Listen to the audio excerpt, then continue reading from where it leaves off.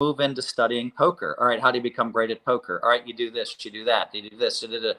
And so, but that warrior in me. And when I would lose, that's where the poker brat was born.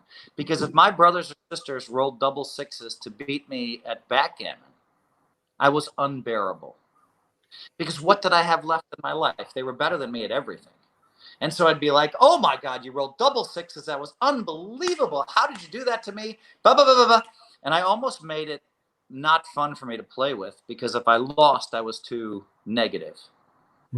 But that's where the competitiveness came from. And it showed itself in the early years in poker, and it still shows itself.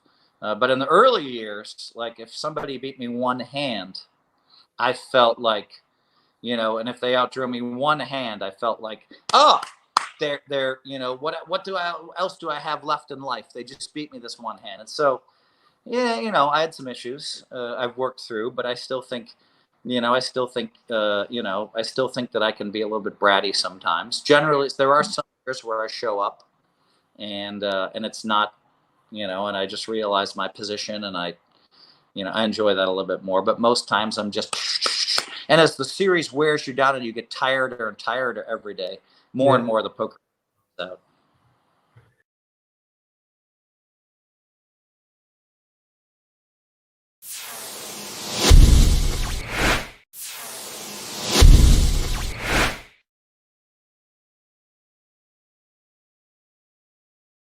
Well, poker brat or not, you've raised over $50 million for charities, which is an absolutely incredible amount, and every credit to you.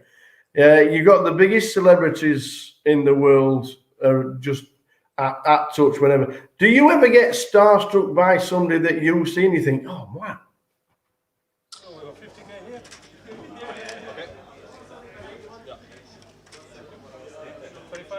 Welcome back, everybody. We are now live again. You will need, I've stuck it in. If you're watching on YouTube, you won't watching this live if you're not refreshed.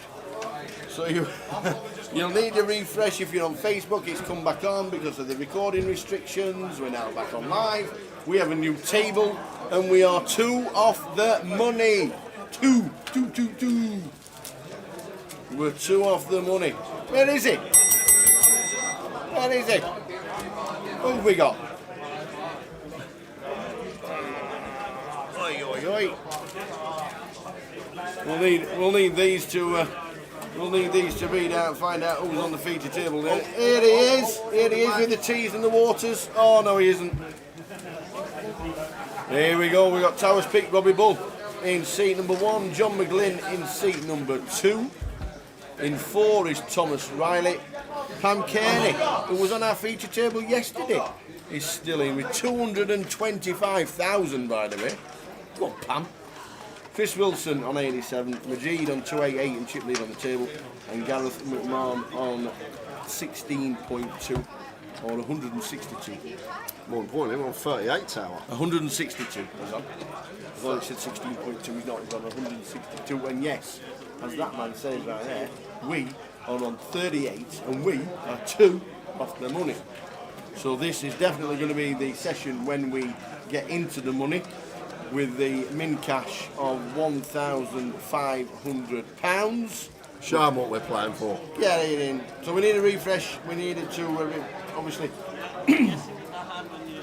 with the limited recording on YouTube, we have to stop and start.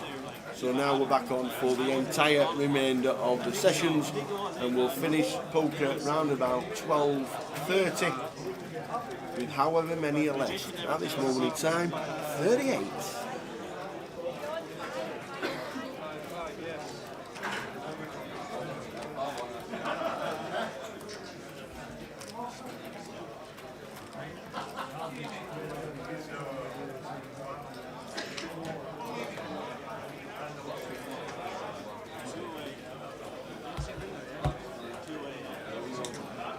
Right, just about to get underway. We will get in the money this session, or we should do. If we don't, I'll buy everyone watching a pint. Simple as that. What are you buying me? What's that for? A pint. If we don't get in the money this session, I'll I think I'm safe on this one. I think I'm safe. Ace 2 suited for Majid near the money bubble. Want to be opening this one with chips. Yeah.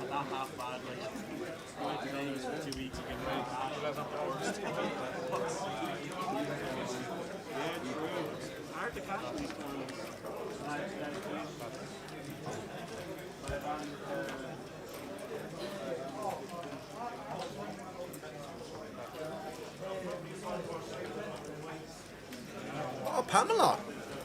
Yeah, $250,000. Saw her run it with the fours yesterday, didn't Yes, indeed we did. $250,000 chips now.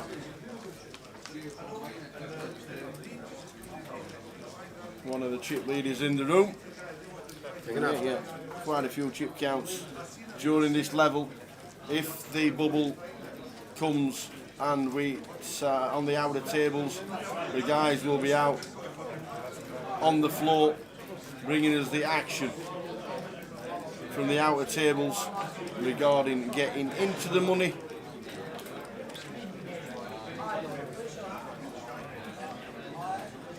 So a bit of action here. Pamela flopping top pair. The ace deuce suited with pair and nut flush draw. 5 on the turn here. I'd like to see Majid check this one behind tower. Pamela's going to have a lot more straights here in this particular situation than us. If we bet and get raised, it's horrible.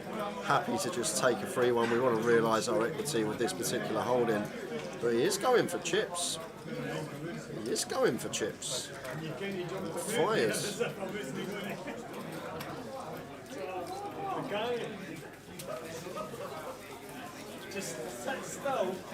Pamela makes a very good call. She does have the best hand here.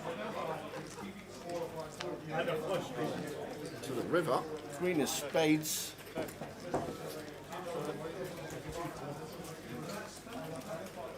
Check, check, and Pamela going to take that one. First hand of the session. Nice pot for her, up to 270k. And don't forget, follow us Facebook, Twitter, YouTube and Twitch. All platforms giving out information Grosvenor Poker related, and you can watch the live stream on platforms and also the Hendon Mob this week on the front page of the Hendon Mob.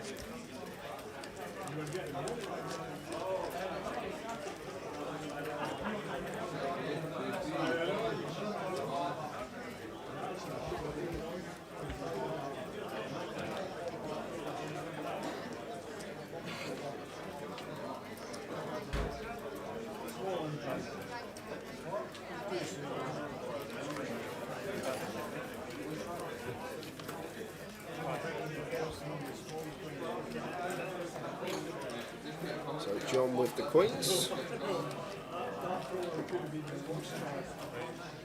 Coming in for an open.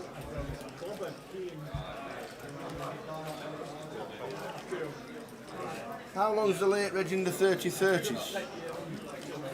Stay same as the main events.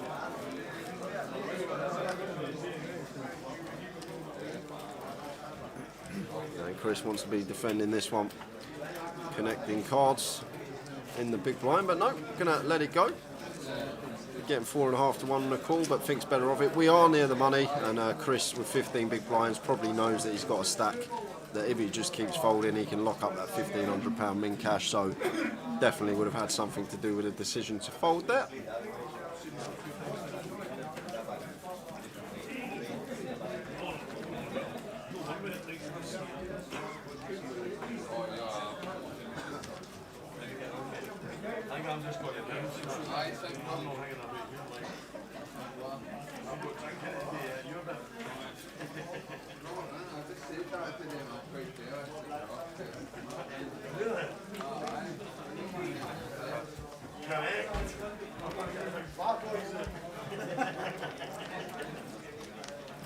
If I'm John with our stack size near the bubble, definitely going to be opening this one. Queen 9 suited.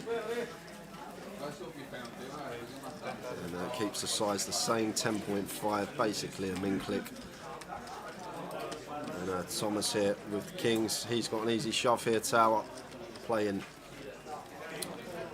14 big blinds. If we were already in the money, definitely argument for a flat. But I think this close to the bubble, no need to get tricky with this hand. Just be moving in here happy to pick up the open blinds and ante if it does get through. The triangle's in. Obviously we're praying for a call, but Thomas just moving in with the kings, and we can see John's not going to call once it comes back round to him, so it's all down to what this man has in the big blind, Majid, and he's not calling with the 10-6, and John just going to quickly fold the Queen 9.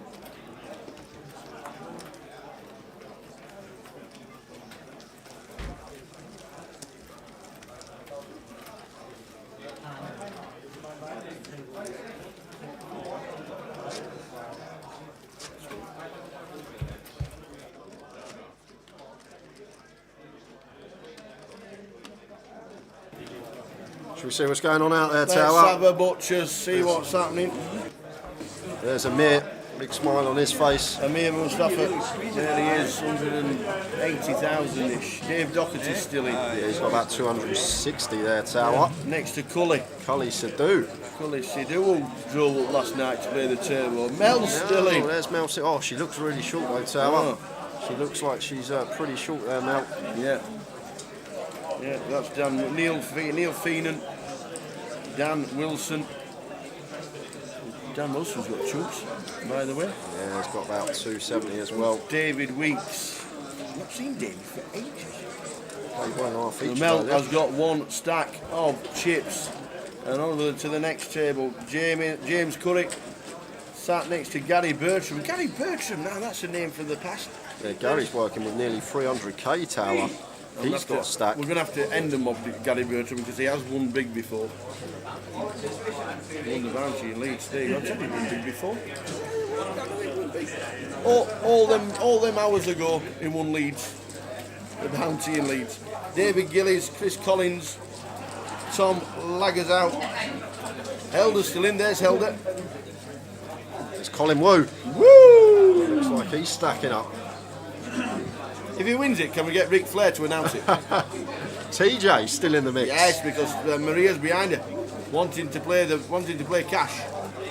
She sat at one of the cash tables with Maria, and she said what she said to me at the break. Will you get Terry on the feature?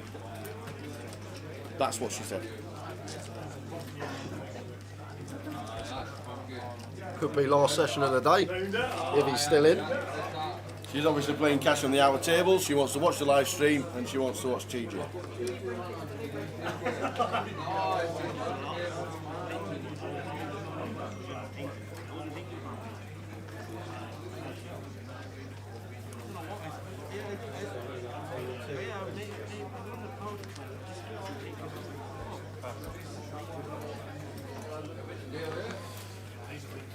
So we've got 5 tables left in the room. Guys, you just saw table 4 and 5. This is the featured table, table 1. I'll tell you what we'll do after this, and we'll have a look at the other 2 tables, table 2 and table 3.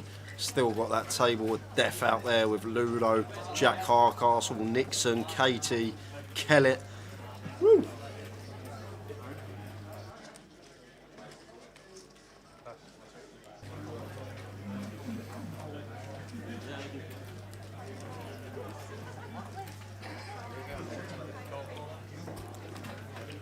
Jaxie, any thoughts about unvaccinated, not being able to go to WSOP? Any thoughts on that? We actually had a conversation about this at Leeds. Is that true? I don't think it is now. I'm not too sure. So I'm I'm not going myself, so I'm not too sure on the regulations and rules at the moment.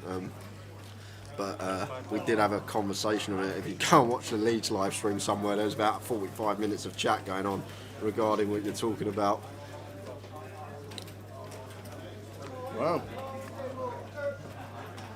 The updated regulations, this is old news, says Scott Alford. There you are. Scott confirming. And Jaxie says it's official. We'll try and get the official news. I know Brandon Shields is over there saying that the queues were absolutely bonkers yesterday for the 1K and they couldn't get in.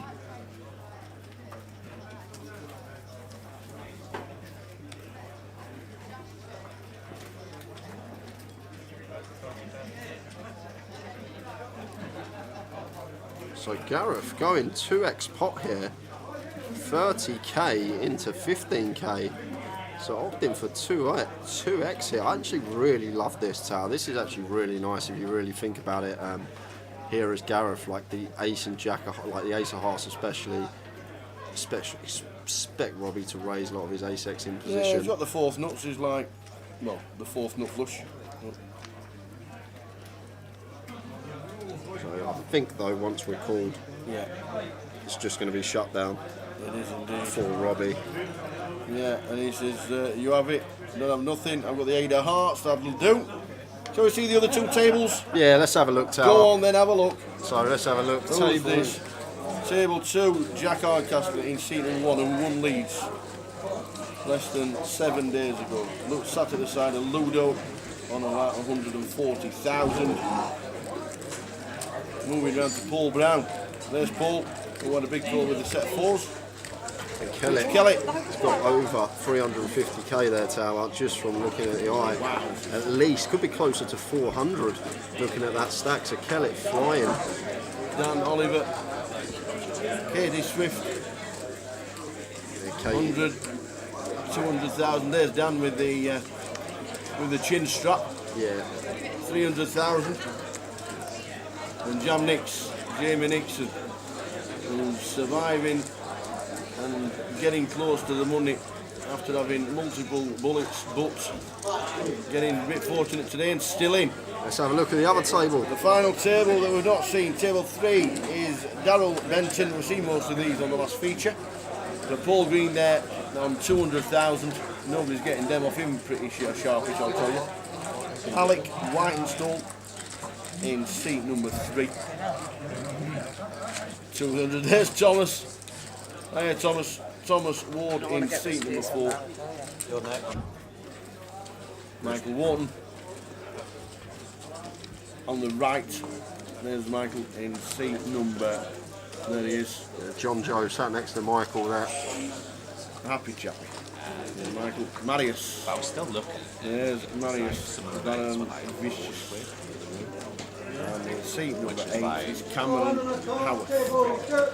They are all the players that remain in this event. We are getting close to the Wonga. Yeah. This is what we're playing for. This is exactly what we're playing for as we get close to the money.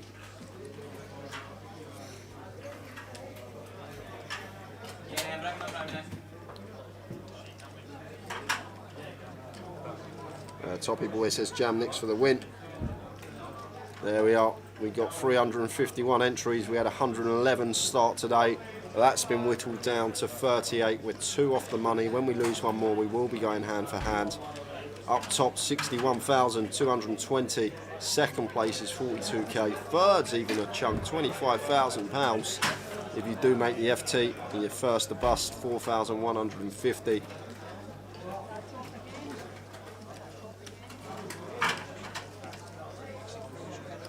Two off the money, Jason. 2 off the money. We're on 38.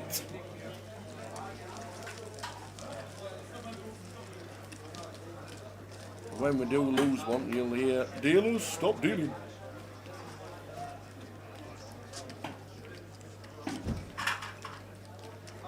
Yeah, Mikey Wharton coming for the lot.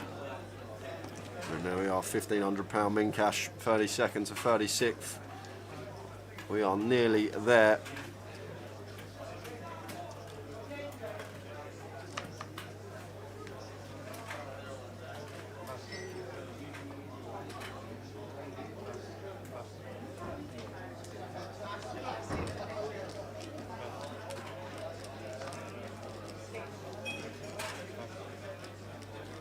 Anybody else that can help Kate 77 with computers and antiviruses? Yeah, Kate says, anyone know why my antivirus keeps blocking me from downloading the Grosvenor app on my laptop? Anyone else had this before? Not a question I can answer, Kate.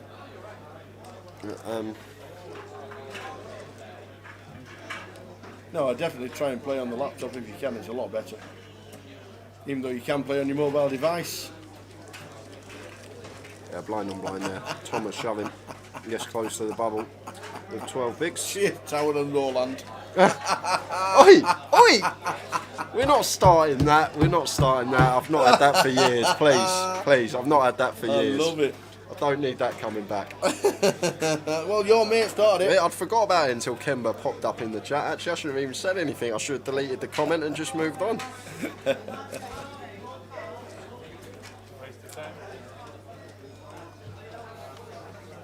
Yeah, well, if you get your laptop sorted out, let us know. Hope we get the Grosvenor app and Grosvenor client downloaded so you can play poker on your laptop. Oh!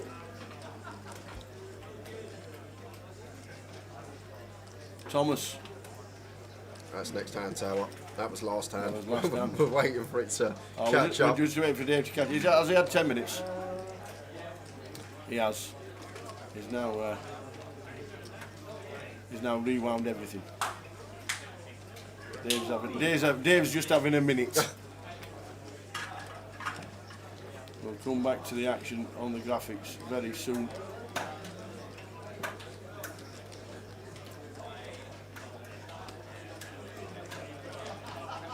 Here they come.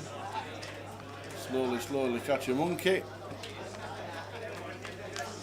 All folding round. Sorry about the graphics on the left hand side. Gareth opening the Queen Jack suited. Pamela just opting to flat the Ace Jack here in the small, and she's going to come in for a donk for 20k after flopping the nut flush draw, and Gareth just going to get out of the way.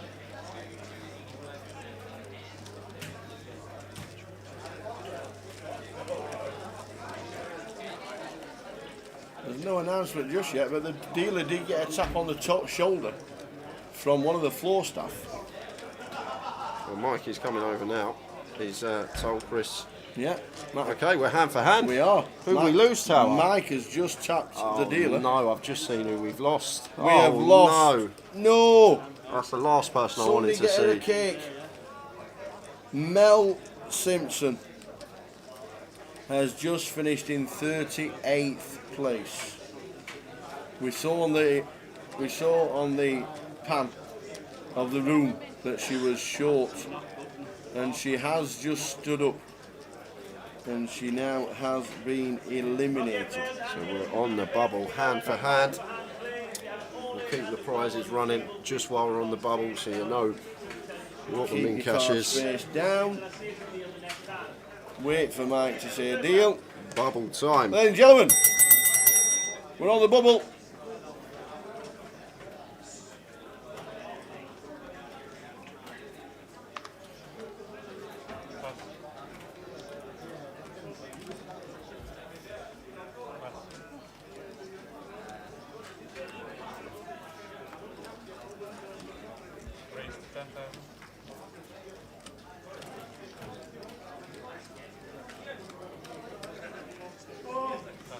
We are on the bubble. Look at Pamela go, 330k. Oh.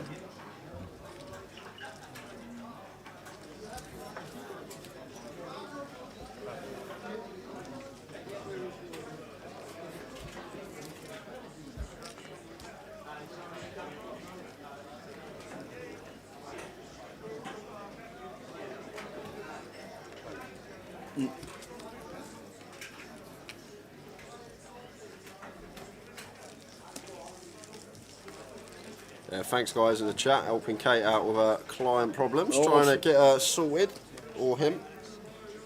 It's spelled with a C.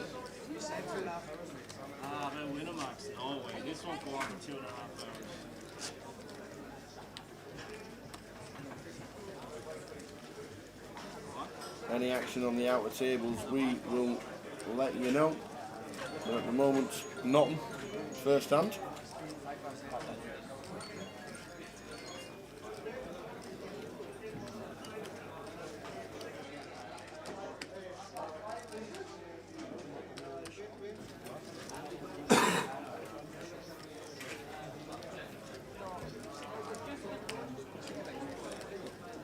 Is Ludo still in, says David F? Yes, he is.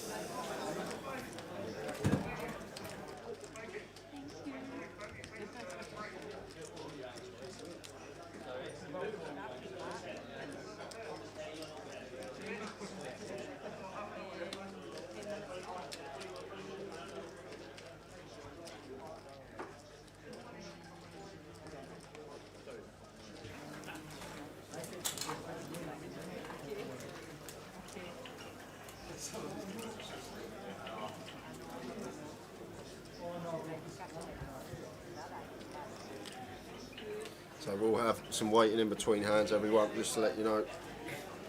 Pamela's got the tinkliest ringtone. She's just answered the phone. Somebody's watching her live on TV, saying good luck. And he went. And David F's asked if Ludo is still in. Yes, he is. Ludo's still in. He's got around 140. It's a roller coaster day today, Ludo. He's been up, he's been down, he's been up, he's been down. Still in the mix is Ludo Geilich.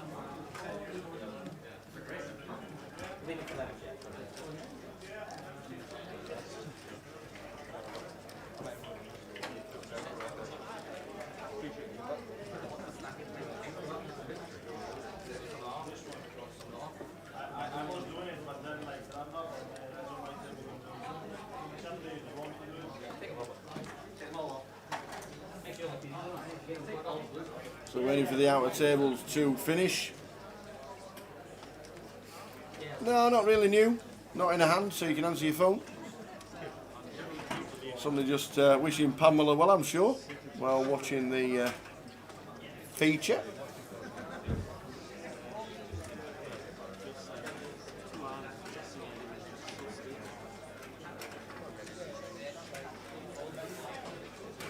I know if you answered the phone in the olden days and you were on the phone, your hand was dead and all that. I don't think that still applies, but it's just common etiquette of poker players.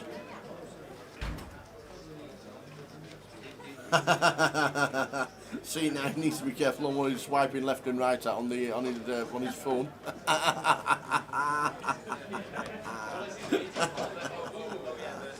Hey, mobile phones are like, well, some are enormous, some are like Nokia 2810s, and then you get something like that that won't fit in any pocket you've got.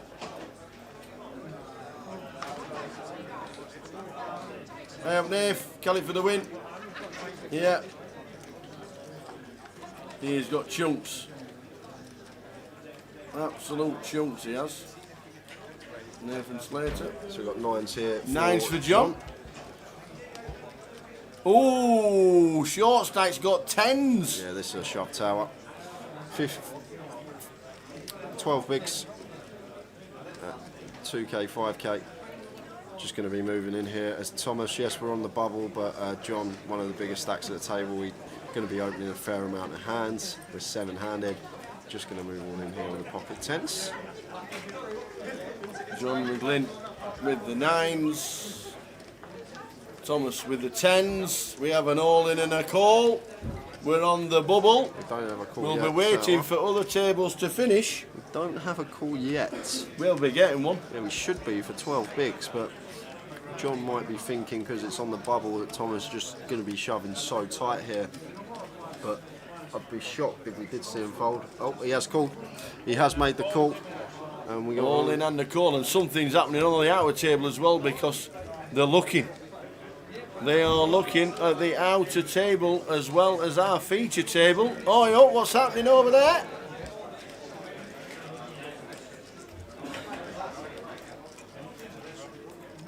Something is happening on table number 2. We've got an all-in and a call on table 1. We've got nines against tens, but the tens are all in and they're in front.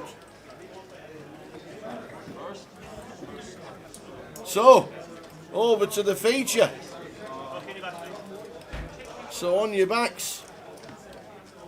On your backs. We have tens to double up and not get eliminated, but will leave John short. That's a good flop for us with the tens. We got It the is. diamond covered as well. We blocked the back door straight. It's just fading a 9, and we're going to double up. And there's the double. There is the double for the tens. Let's go over to the outer. Over, this is what happened on the outer table, and it's John Macaulay. John Macaulay, 10 jack against kings. Oh! Oi, oi. So it looks like there's a 10 on the flop. John Joe fading. Oh, the 2 pair, the kings. Oh, that's it's a brick river. Oh no, John. So John Macaulay stack. is our bubble boy. Kings versus Jack 10 suited. He's out the Oh door. my days. And that means we're all in the money. Whoa! Everyone whoa, has wowzers, locked up wowzers. £1,500. Everyone's got that in their back pocket. We got 36 players remaining. We're gonna double with kings. No, we're not. Oh my days.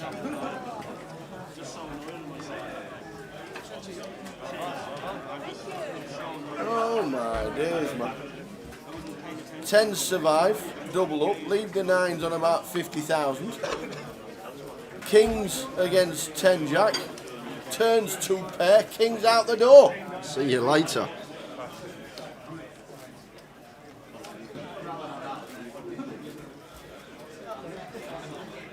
The bubble's gone, just like that.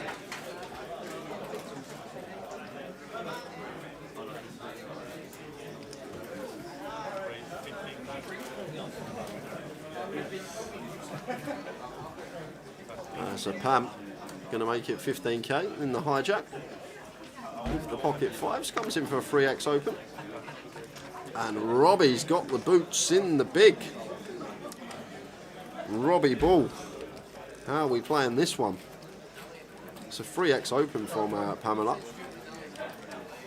So if we are free betting, he may not elect to go the full 4x. He might opt to size down a bit, try and keep Pam in somewhere around like the 50k remit.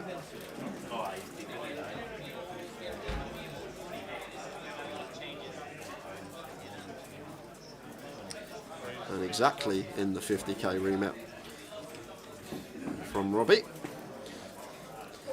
And that action back on Pamela here with the pocket 5s. Robbie's playing a stack of 42 bigs. So if we're Pam here with the 5s, probably not going to want to go set mining off of these stack sizes, and like the fold from her. Good decision just to get out of the way.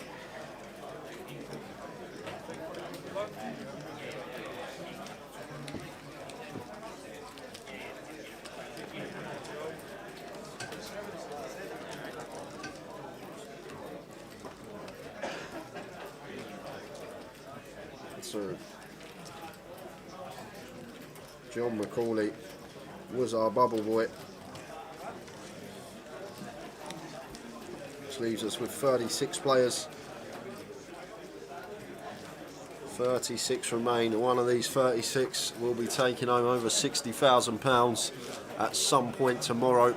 If you have just tuned in this evening, this is a live stream for GUKPT Edinburgh. This is day 2. Tomorrow will be day 3. We'll finish up probably nearer to 1:45 tonight in the morning because we've had a few 20-minute breaks today. But tomorrow is day 3, and that is when we will play down to a winner. And if you want to have a little flutter tomorrow, when the players bag up tonight, the remaining players left in, they will be let on the sports book. You can have a little bet. We'll all be priced up for the remaining players, and give yourself a sweat while you're watching the live stream. If you want a little flutter on Grosvenor Sport, there will be a book run. Thomas with the 7s under the gun raises to 10k. Majid here in the cut-off. Personally be folding this one versus U2G Open, but Majid working with around 47 bigs.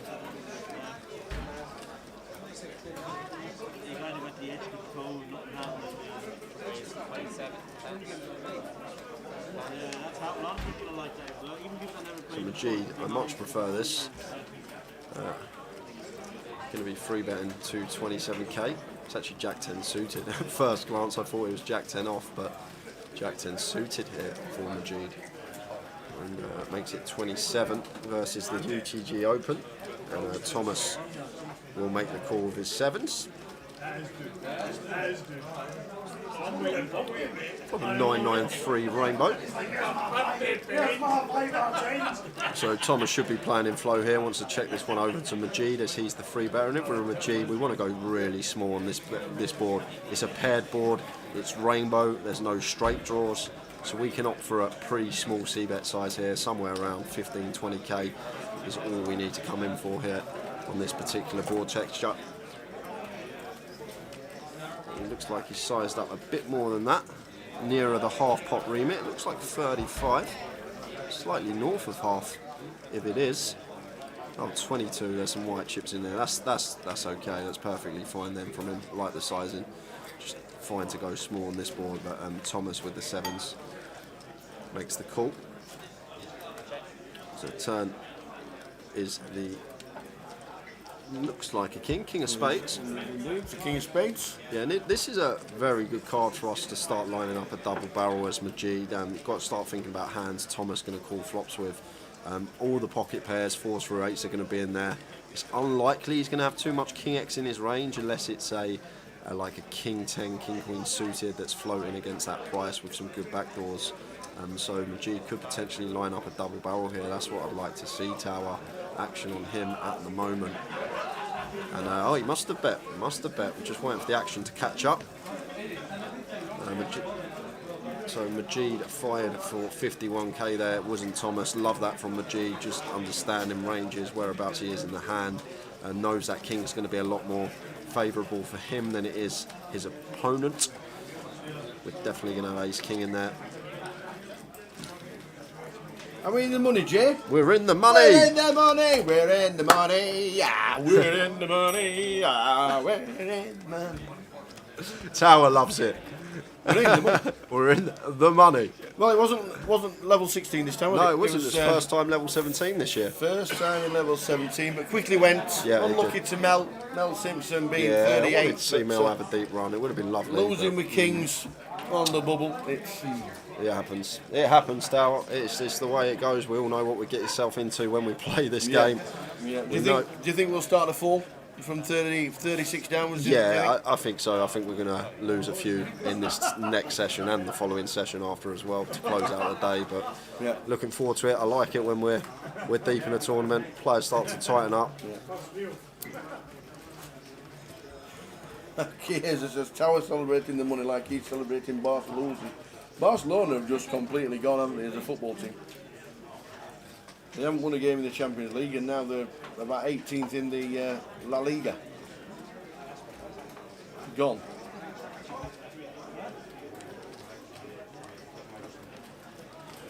So Robbie on the button here. He's got an ace once folded to us. Want to be opening pretty much all ace X on the button.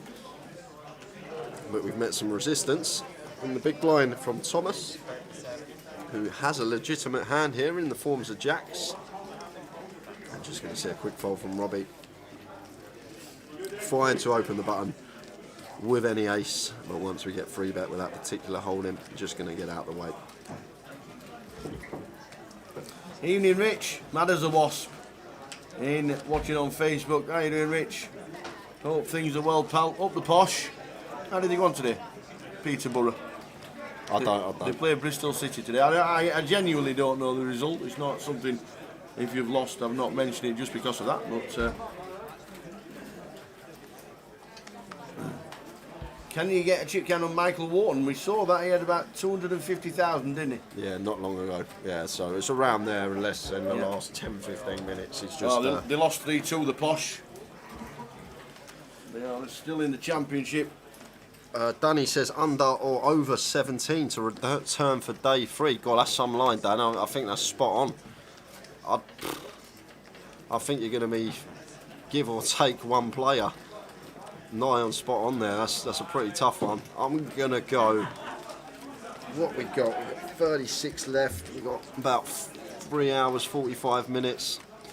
I'll go over the 17. I'm going to go with 18. I'll pip you by one. I reckon we'll have 18 left at the end of the day. You see Ludo there at the bottom of your picture. He's changed table.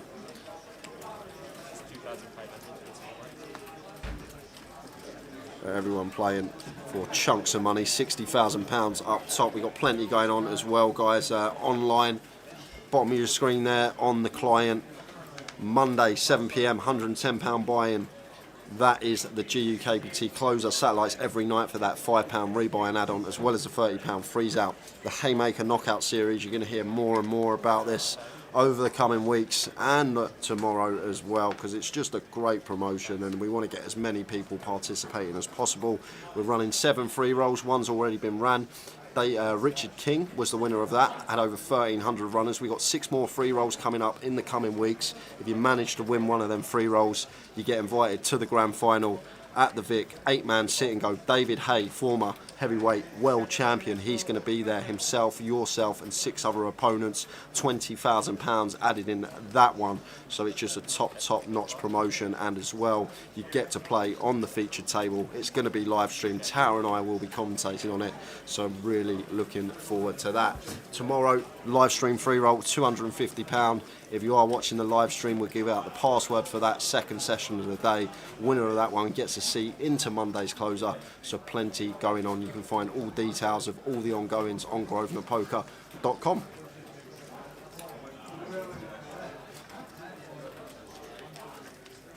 So to the action, because on 10-10 free rainbow, we're going to open on G, comes in for 8k continue. Quarter pot here, and Pamela in the small. Against this size, going to call once. Ace high will be the best hand, especially ace jack some of the time versus under the gun opening range, and we're ahead of like king queens, king jacks, some like 8-9 suited, those type of holdings. But there's 10 on the turn. And it looks like Majid, having a look at his chips, might be thinking about double barreling this one.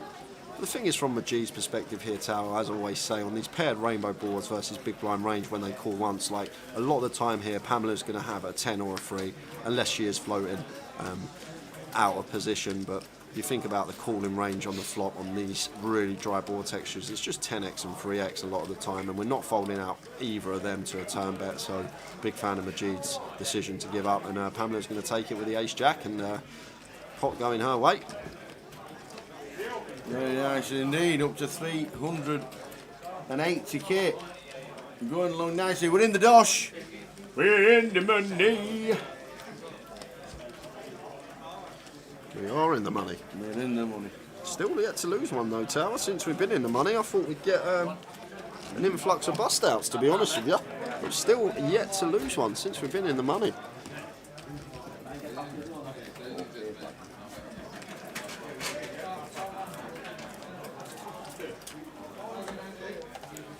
Don't forget tomorrow as well, Sportsbook, day 3 Sportsbook on Grosvenor Poker. Whoever makes it through, they're going to be priced up and you can have a bet on them for tomorrow. And if they do lift the trophy, you'll be making some readies. Great additive to the talk. Gives all you watchers a chance to have a little flutter and sweat who you've backed throughout the day on the stream. Blind on blind here, Chris 10 do suited in the small. Not opt into complete, just going to give Majid a walk. And as I said that, the Grim Reaper's back, Tower. Oh no, bring down the old scythe. Yeah, 36, Helder Casa Casina. Oh, we saw on table number 3. Helder Casa Casina is out the door. We've just lost him. Still 1500. 1500. 1500, well done, Elder. 35 remain. 3 and 5, 35.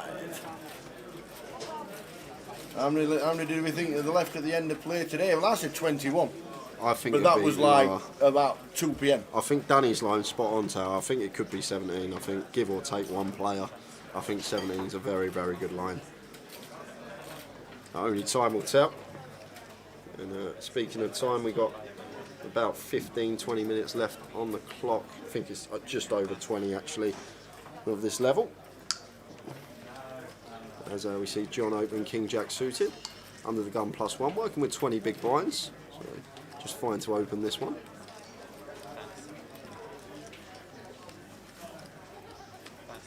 And action going to be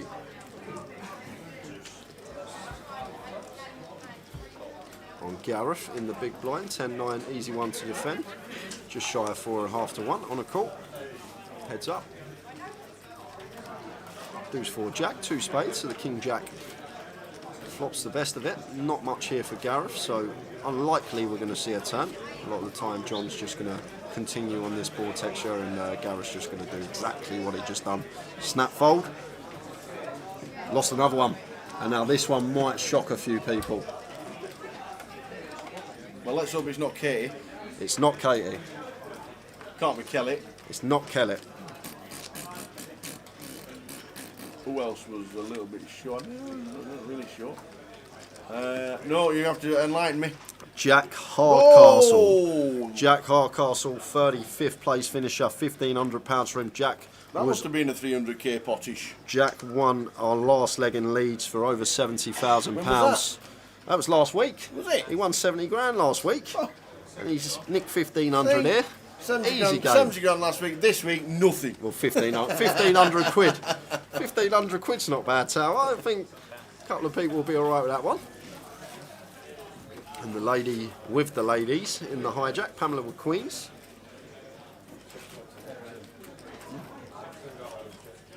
Nixon got all his Has chips. he? Oh, Ooh, just heard that Jamie Nixon was the man to take him out. So Jamie, fighting back on bullet number...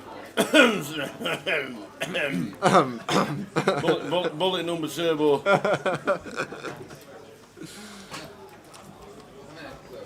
He did win the mini, didn't he? Yeah, of course. In Leeds. he won 27k last week. He did. There you go. All these players just winning money like it's nothing.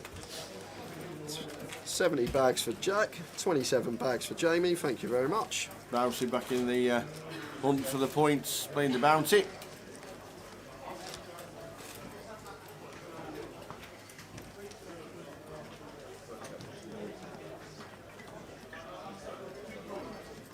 Is Fiorentina and Napoli tonight, Chiesa, or is it next week? The next free roll is the 13th of October, a week on Wednesday, for the David Haymaker Knockout Series.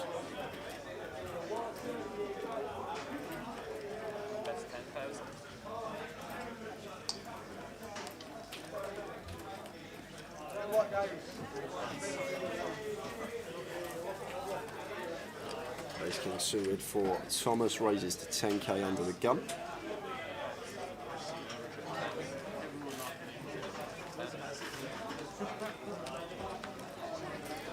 Yeah, I agree, Danny. I need to leave some for us.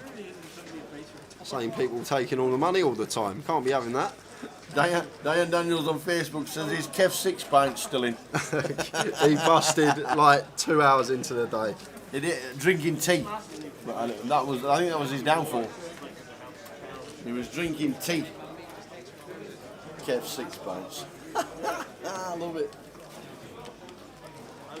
Ah, so you're going to miss our free roll, the £250 free roll that we have on the live stream. I see. You'll be playing Napoli tomorrow. Good luck with that.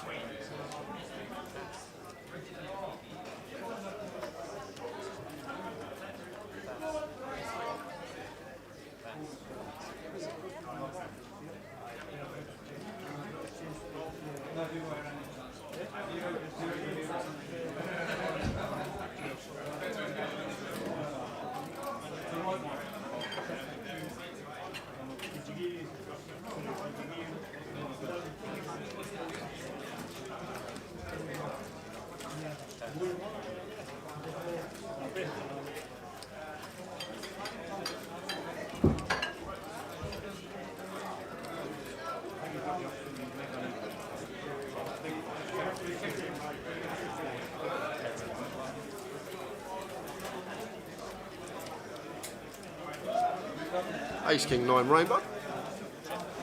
Thomas flopping middle pair, not much here for Gareth, but in terms of range, like to see Gareth continue this board. Going to have lots and lots of bets on this one. Ace King 9 Rainbow. We've got some plausible backdoors here as well with the 9 of clubs on board.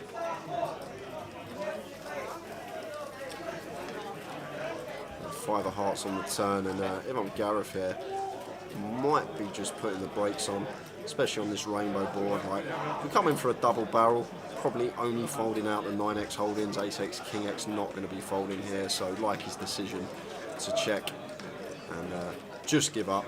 Perfectly fine. Don't need to win every pot. Yes, in terms of range, this is going to be a better board for us, but we've got to think about the hands that Thomas is going to be calling us with on this flop, and not many of those are going to be folding into our double barrel. With the Queen Jack, Queen 10, Jack 10 will be the gut shots, and some 9x, most 9x that isn't 9x of hearts. And it looks like a bit of thin value here. Little block bet from Thomas. I'm seeing a lot more of this lately, Tower. These small little fifth quarter pots on the river with like second, third pair after the aggressor checks back after continuing. And Gareth, quick count of his stack, Tower, and he might be thinking about going beast mode here. he might be thinking about ripping this in. Oh, I love it. Oh, beautiful. I love it, I love it, I love it. Oh, that's great poker from Gareth in seat 9. That's the kind of reason I love doing this job. Just rips it in with jack hot. He's got no blockers to any of his opponent's value, so it's not even a good hand to do it with, but he just attacked the small sizing, attacked the block a bit. He just thought, you know what, you're just pretty capped here at one pair. It's hard for you to have a strong hand. I think you're going to size up with a stronger holding. So he just went for it there with a jack 8 of clubs, and well played that man in seat 9. It's the stuff I live for, kind of stuff like that. Nice. Just running it. Got to have the heart. Put it in. Should be a good game tomorrow, Kaiser. Should be a good game for you tomorrow. Watching the Sol Fiorentina. Gareth's out here playing chess while the others are playing checkers. Lovely. Yeah, so he's going to miss the free roll tomorrow at 6 o'clock because you're watching Fiorentina versus Napoli's Kaiser. Fiorentina won 7 out of 9. Napoli's won 9 out of 10. That'll be a good game tomorrow. That's Chris all in here for his last 12 picks. Not getting a call in any given spot. Pamela not calling the King 4 off. So going to get that one through Chris. Where are we off to next, Tower? Should we have a look? Where are we going? Yes, we're off to Luton. We're off to Luton. 6th to the 19th of October. The whole schedule is You'll be there. there. Yeah, I'll be there. I'll You'll be be playing there. the mini. I'll be playing the 30-30, and then I'll be working the main event, obviously. So you'll see me there. Only thing that needs to be rectified in that is the mini. Day 1A starts at 3 p.m, not 5 p.m, just to let you all know. We have said a lot over the weekend, but just making sure that you're all aware of that. Fantastic schedule, and we're 99% sure that it's the same schedule for Blackpool as well. So just be aware that when Blackpool comes around at the end of October, 2 weeks after Luton, then that is what Blackpool will look like. Assalamu alaikum from Asifo. He's now moved to Marrakesh from Italy. Assalamu alaikum. Majid with ace 10, raising to 10,000. It's going to be raise and take. Chris not defending the jack tray off into the muck. And good evening, Matty Yeller on Twitch, just joining us.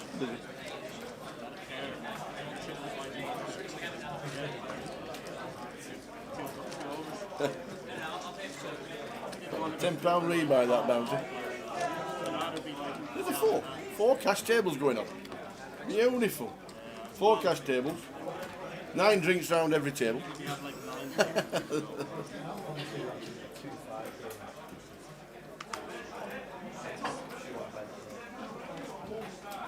Sean Bennett, that'll be juicy.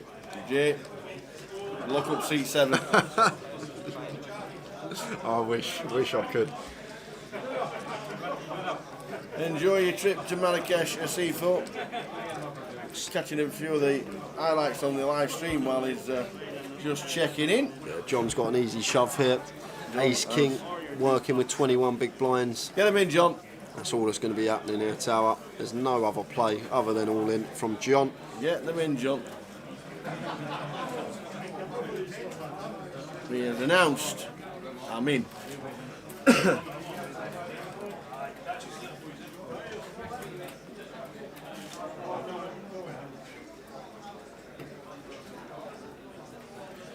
How many left in today, asked Johnny, and what time does day 3 start? We have 34 players left in the field at the moment. Day 3 tomorrow starts at 12 in the club, half 12 on stream.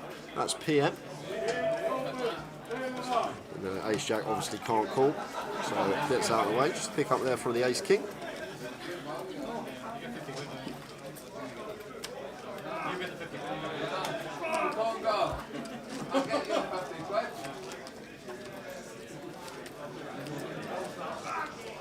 Yeah, Danny, you heard correctly. He is playing the cash. And he'll be 15 vodkas deep at this point. Brilliant.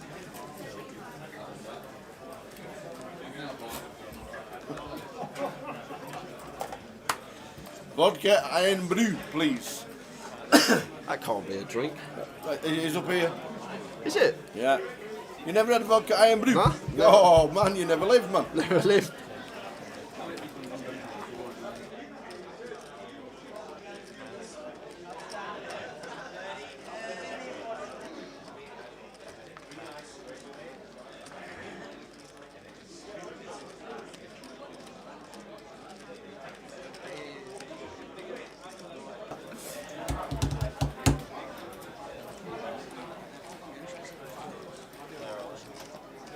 How much first? Yeah, it's strolling along. We'll stroll along the bottom of C4. There's a curfew at 11 PM in Marrakesh.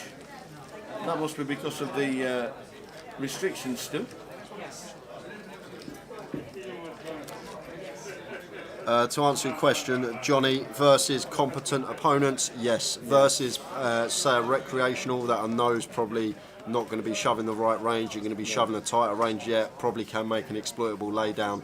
But versus competent, good opponents, answer to that one is yes.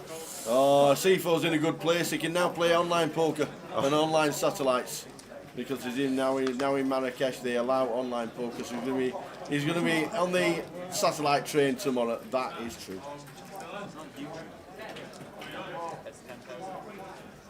I think most drink needs ice. So I think vodka iron brew needs ice. Good luck while you're out there. C4 playing the online stuff and enjoy Marrakesh. Supposed to be amazing. Well, we've got a question from Lee Hull. What is the cash out satellite in Luton? Oof. Yep, so basically it's a new concept that we're trying out first in Luton. Go on, chuck it up tower for this hand. I don't think much is happening. The schedule. If it is, yeah, chuck the schedule up. The schedule's there. So if you go all the way down to Thursday, 14th of October, you'll see main event satellite shootout. So the way this is going to work, you're going to get 15,000 starting stack.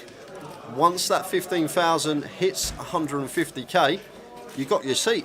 Once you make 10 extra starting set, you're out your door, you got your ticket for the main event. You could go and get a seat in half hour if you run that well and be out the door and back home on the sofa. So that's how it's going to work. I know what you're thinking. What happens to the chips if someone doubles up with like 90k and suddenly they got 180k? The remaining 30k gets split between the players at the table. So if you're nine-handed, so everyone would get 3,750 each. And that's basically how it's going to work. And interesting. We'll be in and out the comms checking it when it comes on because it sounds great, doesn't it? It's the first time running it, so we're going to see how it goes in Luton. And obviously, if it takes off, you'll see it on all the tours. Rather than sitting there with all the chips, laying back, not playing a hand, going to the bar, doing all that, you've already got your seat. You're already at the bar. Yeah, there you are. There you are. That's it. That's it. But that's the satellites, a new concept that we're trying out, and we're going to see how it goes. Looking forward to seeing the turnout we get for that one as well. But really, really looking forward to that. The C4 says you have to wear masks and check the COVID status 4 times in the airport. How big's the airport? What is it, a 2-day walk? 2-day walk.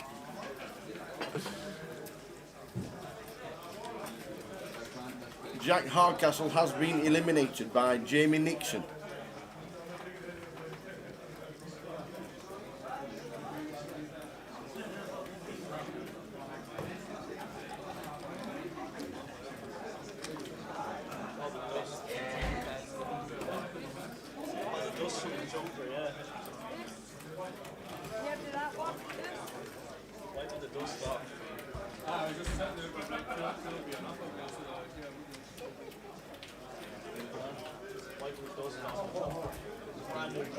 Just picking up the action here on the river. Robbie going for value here with the King 8 out the big blind. The thin value on the end here for Robbie. He's gone for 18 into 41, opted for around 40% pot. And King Jack higher. Thomas just can't do much, but exactly what he just done. Just get out of the way.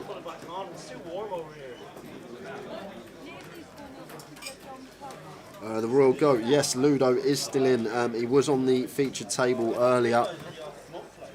If you're lucky, we might get him on the featured last session, but we'll have to see. I think Ludo's actually moved to table 2, which was the table that was on the featured table last session before this. So, assuming he doesn't get another table change, and we're probably not going to see him on the featured table for the remainder of the day. You can see him there. You can see him. You can't see his cards, but at the bottom of your picture, you can see him sitting there. And Chris Welsh asked how many are left. We are playing 34. 34 left in. 34, 3 and 4, 34.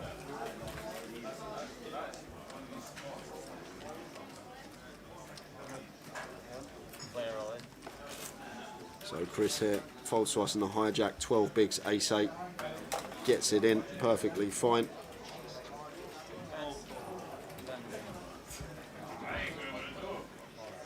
Chris is in.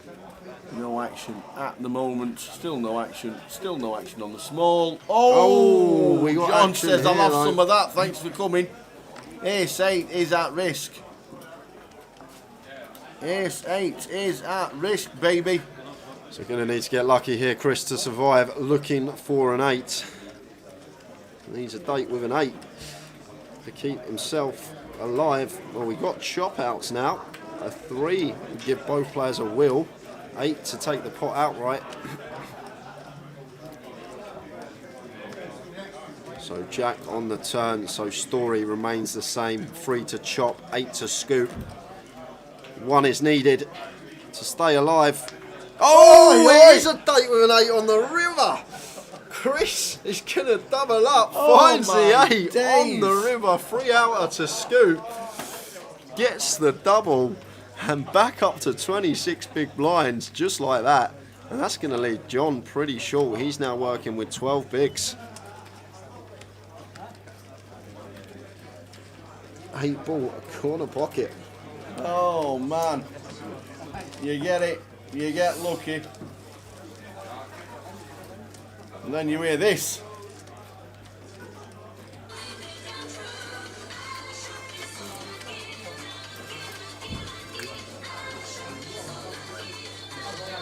Unbelievable. How does he get that? How does he get it? How does he get that 8 there? That's unbelievable. Unbelievable. Bit of Kylie. Bit of Kylie. I should be so lucky. I know that one, Tower. I know that one. You know that one, do you? Yeah, I know that one. He knows the song. He knows the song from the 90s. In fact, that was 1988-ish. When Kylie first came out. Oh, man. Unbelievable, Jeff. Unbelievable.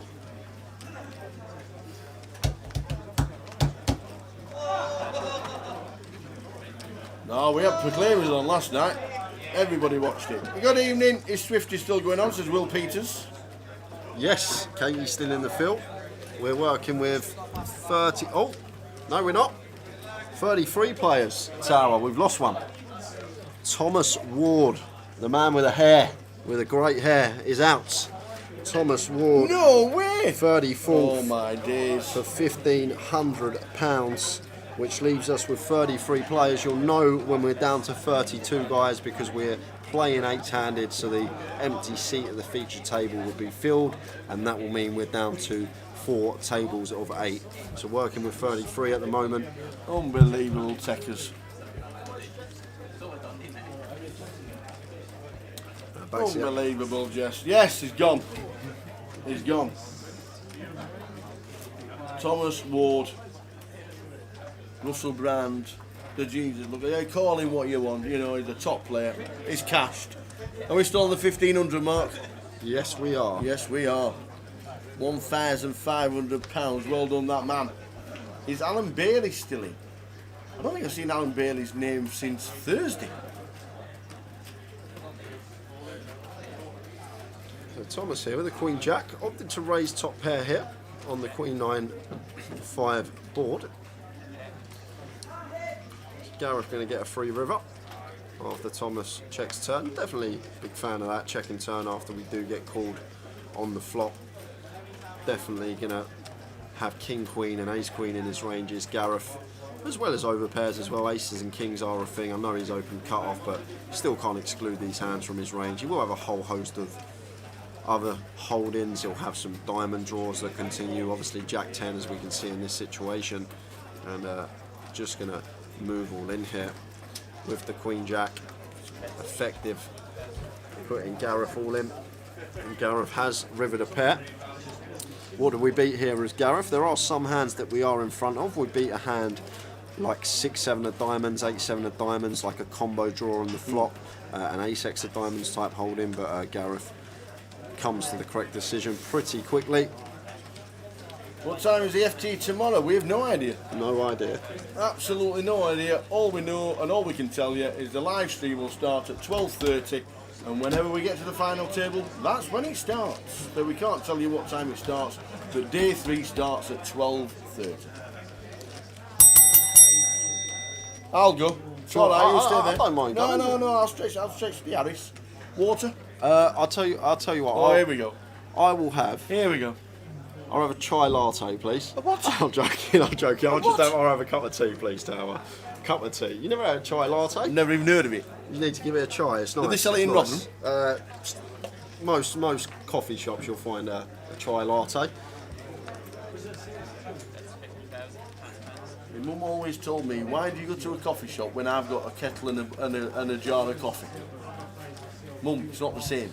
Does she write your name on the cup when you order? That is the question. She used to write my name in my coat at school, so nobody would nick it. Silver Sock just shows you what grind these tourneys are. Like, they're a peak within the money with only 3 starting stacks survival and finding good spots.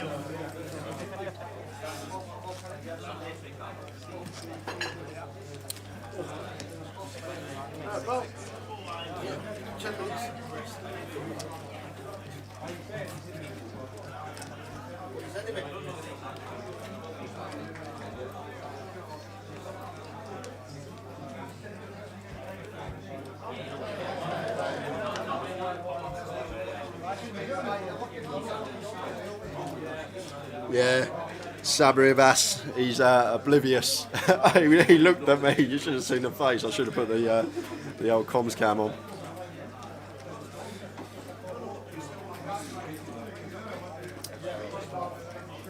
So I got an all in here from Gareth. Gareth working, well, blinds have actually now gone up, so Gareth working with 13 big blinds here. Ace-4 of diamonds, perfectly fine to rip this hand, sub 15 bigs. And going to get this one through, so going to pick up blinds. And ante here is Gareth. Chris not going to call with a 9-7 suited. So into the next level.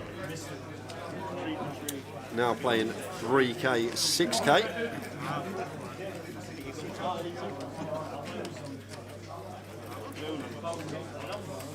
And this is what we're playing for. Coming across the bottom of your screens. We'll keep frying that up every 15-20 minutes or so. Especially as we lose more players, there'll be some little ladders coming.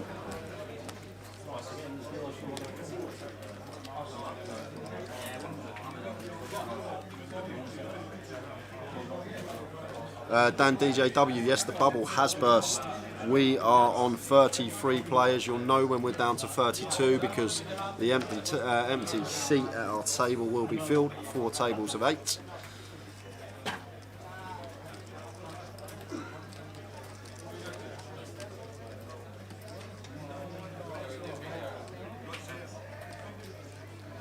So we've got King Jack for John, not opting to open this one in the hijack, going to wait for a better spot. That leaves room for Thomas to open the ace-4 in the cutoff. Thomas playing 26 bigs, just over. And Pamela, 10-8 suited. Haven't seen much from her since the ace-jack hand versus Majid. It looks like she's thinking about getting involved here. And is just going to call this one on the button. Definitely can incorporate this hand in as a free bet, especially against this specific stack size. We're against Thomas playing 26 bigs as mentioned. This is definitely a good stack size to attack. Coming for a free bet bluff. We've got a good hand to do it with, good playability, and it's against a cut-off open as well, so going to be opening a fair amount of hands in the cut-off. But this occasion, Pamela just opting to flat. She's got plenty of chips, wants to keep them. So opts for the passive line. I'm just going to see a flop, and what a flop it is for her. Queen Jack 3, 2 spades. So Pamela flopping gut shot flush draw. Not much here for Thomas other than a backdoor flush draw. And once this is checked to us here as Pamela, we've got a pretty clear bet. We've got 10 high, not going to be good at showdown. We're happy to take the pot down here, and then the times that we are called, we've got heaps of equity. And Jack 10 here of M. Majid, if he had, I think against other opponents or against a smaller sizing, we would have seen him call once there with that particular hand, middle pair, beautiful backdoors, but against Pamela just gives her credit for the hand and gets out of the way.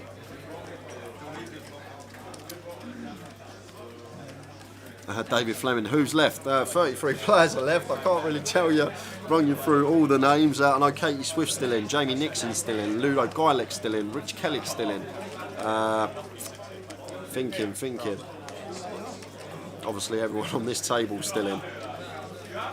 They're the names I know. On the outers.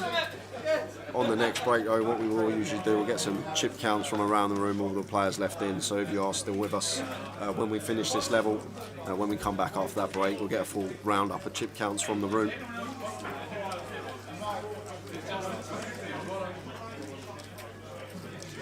Oh! Wow! We've just had a three-way bust out. We've lost 3 players all at the same time. I'm not sure if it's from one of the outer tables, if it was a 4-way all in or not, but it's just come through, all busting at exactly the same time. David Gillies, David Weeks, Neil Feenan, all busting at 21-18.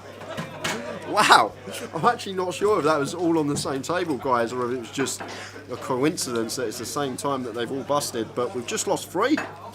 That's why no one's come over to the empty seat. We've just lost 3 players, which means we're down to 30. Just like that, down to 30. And that line of 17 that was set is looking pretty good. Looking pretty good. Luke Oliver, what time does day 2 finish? We're going to finish up on stream probably about 1:45 this morning today for live. If you've got any of the players in the field that you're rooting for, they're going to be finishing around 1:15 midnight.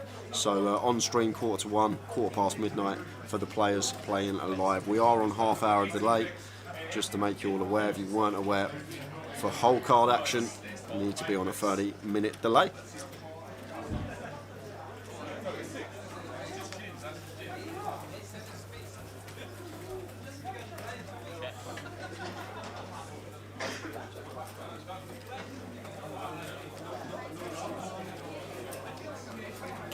Back to the action, because I see Pamela firing with her pair of 7s on the turn. Expect her to check this one back now. We got a straight. Oh, she's turned her 7 into a bluff, I think. Well, she's on 15k here. Against the particular hand we're actually up against here, this is a beautiful size, because Ace Queen in a kind of a weird spot now, getting over 5.5 to 1 on her money. It's hard to be good here. Do have the nut high hand. We are ahead of hands like Jack 9, which is double gutted, Queen Jack, which is up and down.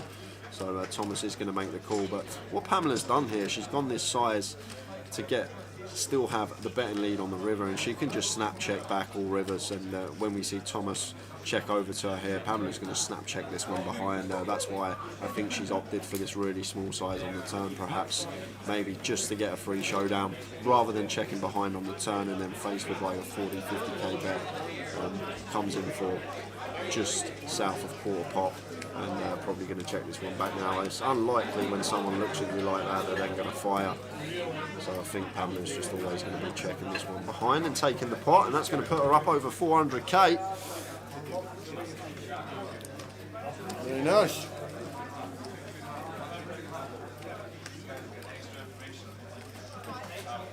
What's that, dude?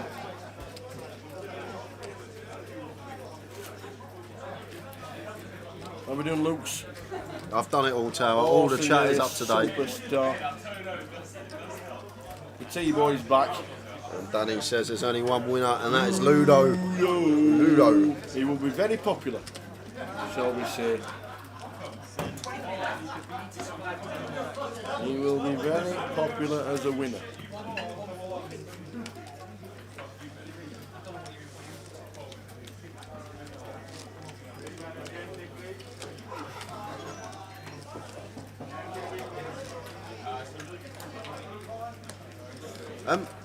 You've seen this. What we've seen now, what's happened? We lost 3 players all at the same time. Really? Yeah, we lost David Weeks, David Giles and Neil Feenan all at the same time. Wow. I don't know if it was just coincidence. I was saying, well, I wonder if it was two at the same table.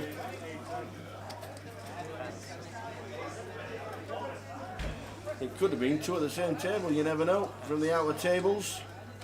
Table change at the next break, which is in about 50 minutes time. yep, make your right, Tower.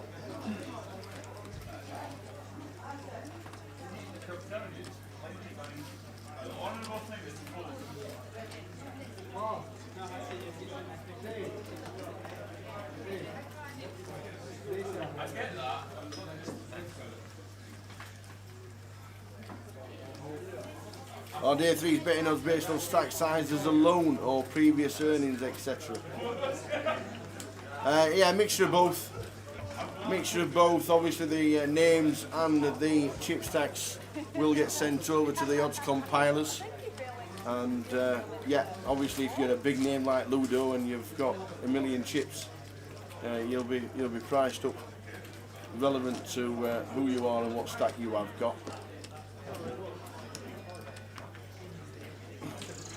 I just think it is a bit of fun, and I just think it's nice that you can have a punt and have a watch the live stream and root for the player. Yeah, It's not a betting structure where you can back them and then lay them off and try and make money on it perfectly, and you think, oh, the overround's even worse than this one. Oh, and by the way, Tower, Yes. we got a ladder. No. What do you mean? Little £110 Oh, extra in everyone's juicy. pocket. Little £110 in everyone's pocket. We're on 26, are we? 30. We're on 30. 30. 26th to 30th. Yes, I see. 26 to 30. You get an extra couple of pints. So Pamela opening the Jack 10 suited, makes it 12k. And Gareth here on the button, not opted to shove the deuces, because most certainly have chose to shove that. But maybe just thinks Pamela's going to be opening a tighter range than most opponents at this table, which is fair enough. She just gets out of the way and raise and take for Pamela. Look at her stack, Tower. She's got to be one of the chip leaders in the room. Absolutely. And what we will do when we finish this session, guys, we'll try and get full chip counts around the room for you, so when we come back, the remaining players, if you've got anyone you're rooting for still in, you'll see a full chip count of everyone left in.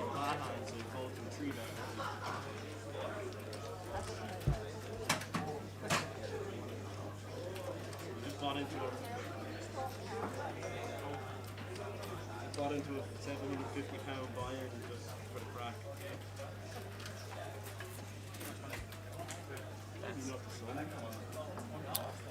Any other ladies left as well as Pamela and Katie? That's a good question. I know Swifty, obviously. I think there is. I think there could be. I'll have to find out. It's Amanda busted, didn't she? Amanda did. busted. Yeah, Amanda bust. Maybe not, actually. I'll tell you what, I'll go find out. Okay. I'll go find out.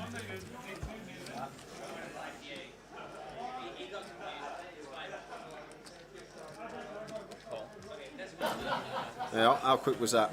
Yeah. Only them two left in. Terry Jordan's still in. Terry is still in. Cully's still in. Dave Doherty's still in. Ollie White's still in. Colin Woo still in. Mikey Wharton. Former champ Paul Green. So I've got Majid opening the pocket threes. Just a flat from the eights in position on Majid on the button. And Thomas defends the big, well, he 8-4 of diamonds. And over to Robbie here. Might come in for a bet. We are up and down with a pair. But opts to just check this one behind. Either's fine in this particular scenario on this board, personally. Obviously, got to worry about hands, a whole host of hands Thomas can have defending the big blind. It's not nice for us when we bet as Robbie and we get ripped on by Thomas. So just opted to check this one back. King of diamonds on the turn here, though. This is a lovely card for the 8-4 of diamonds of Thomas. Might be thinking about a potential check raise with this hand, check raise ship. And I think if Robbie does bet here, we're going to see the check raise ship from Thomas, but Robbie just checks once more. It looks like it could be the Jack of Diamonds. I think it is the Jack of Diamonds. A little bit action because we give Thomas a flush and Robbie a straight, although it is the dummy end because a queen would make a straight as well. We're just waiting for action to catch up.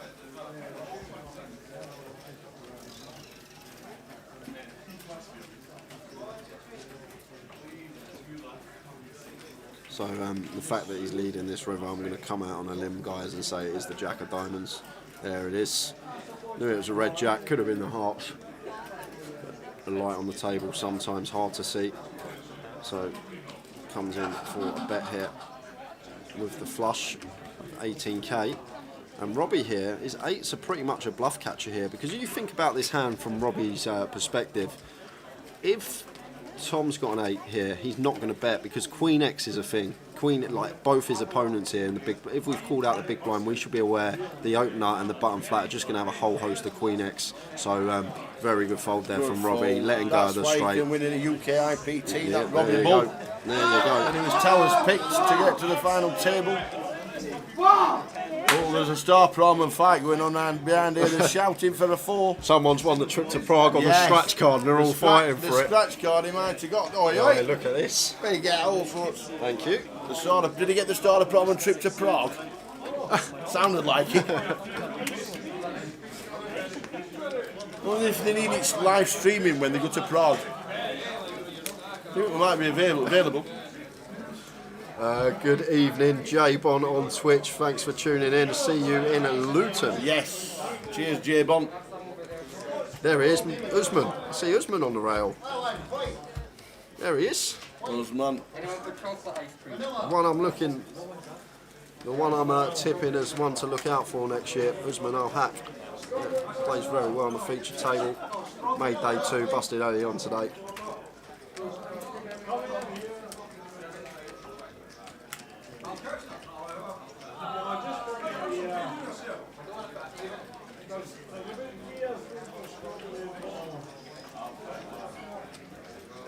Kellett's up, he's stretching his legs, must have chunks. Must have chunks, yeah.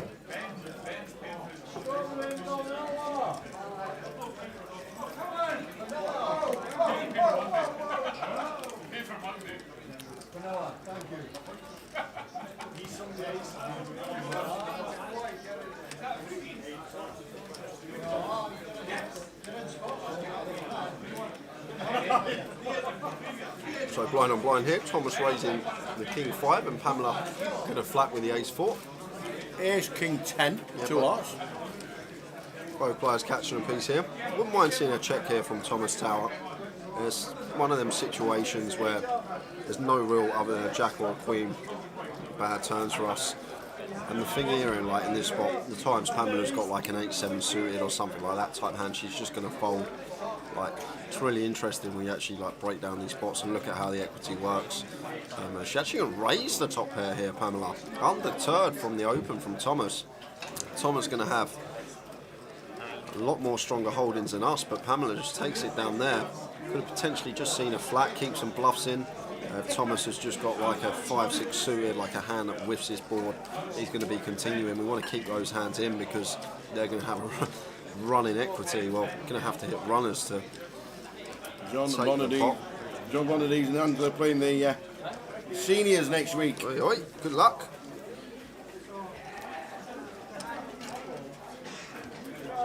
And Pamela is storming it, Tower. She's up to 450k. And we think chip leader. Yep.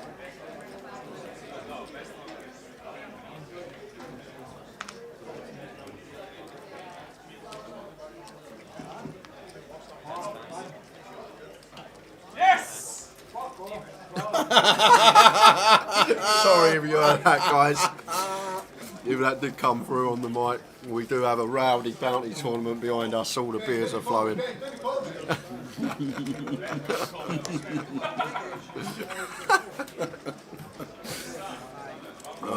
It's fun here tonight in The Star Scotland, I'll tell you Brahman's that. coming through.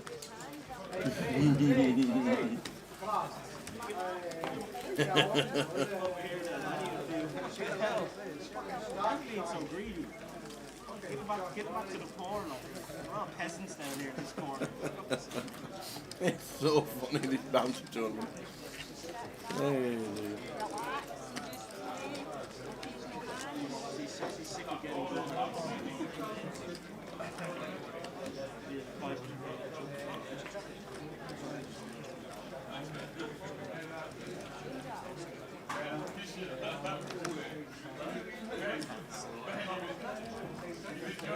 Stevie K. Hopefully see you in Blackpool.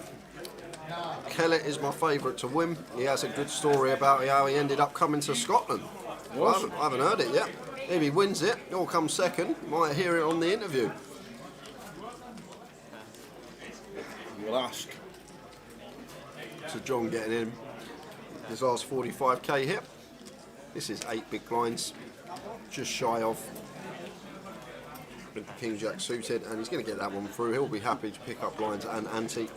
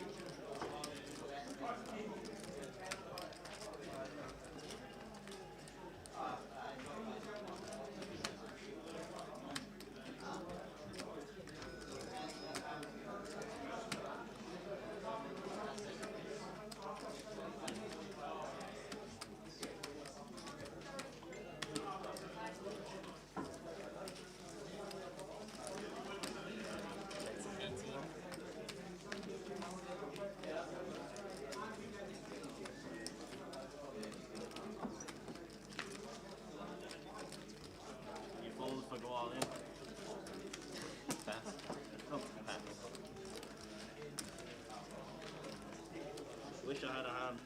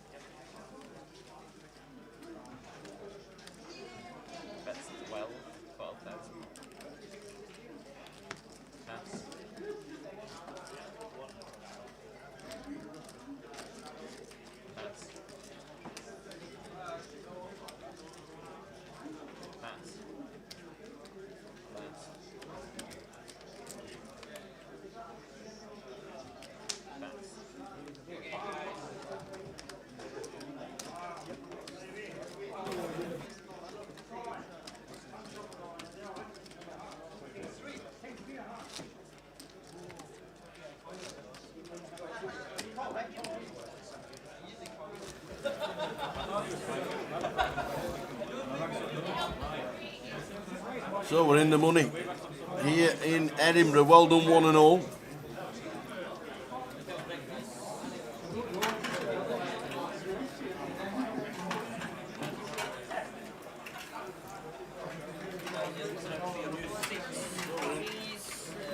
Lines 3, 6 with a 6. Oops, there's a pint. Just got all over the floor behind us. They're all in. Gareth is all in. Yeah, 10 big blinds for Gareth. standard shove. Yeah, easy now, shove. Do we want to defend with the ace? It's all his chips. Well, Gareth shuffled at 10 big blinds here, and we're working with 8 big blinds. I could just see this go in tower with the ace-5 off here. I'm probably going to flick it in. It's a button shove, that's the thing we've got to take into account. He might make the fold versus UTG shove in this situation with stack sizes, but against a button shove, definitely agree with the call here from John. And basically, this is for both players' tournaments. This is how close they are in stacks, 2k difference. John is actually the player at risk. Is it the king? Got a chance of doubling up.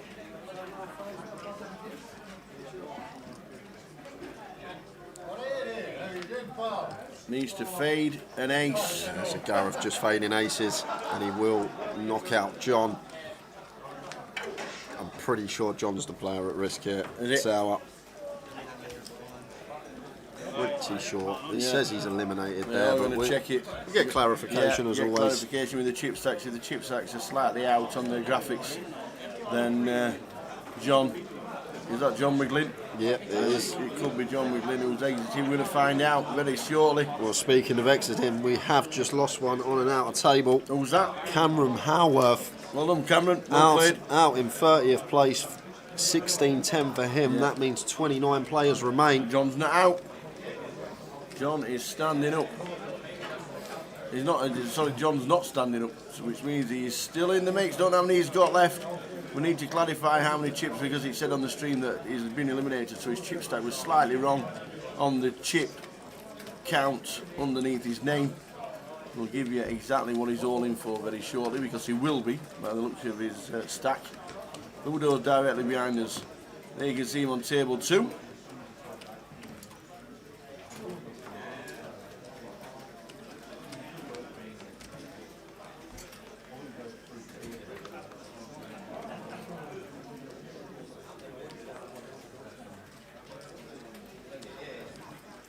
Pam's coming in for a bet. Ace King under the gun. Interesting. So let's see if she goes 2x now. 440,000. She is opening Not a 3x. bad stack. She is coming in for 3x with the ace king. 18. Yeah. It's weird because she had like a jack 10 suited. I think she had a king queen or king jack off, and she opened to a min click. She opened to 2x, and then every time she's had a pocket pair, she's opened to 3x. But now she's got ace king. Oh, she has made it. Is it 12? 18 she made it. Oh, she made it 18. I don't know why it's come up as 12. No. Then. But, No, the dealer said 18. It's very, very interesting. Maybe ace king, obviously, it's a lot stronger than jack 10 and king jack or whatever it was, but definitely did see a min click a couple of times, but opted to go back to the 3x here, and Gareth's got an easy shove here, tower. He's all in. So He's all in for his last 20 bigs with the ace king off this action. Easy shot we for have us. 2 all-ins now with a short stack. And I think Pam is going to be calling. Yeah, Pam's calling. Never in a million years can we fold this one as Pam. Gareth's going to have an ace queen here, obviously. Top of the table. No, she's getting rid of the ace king. Oh my days. She's got rid of the ace king.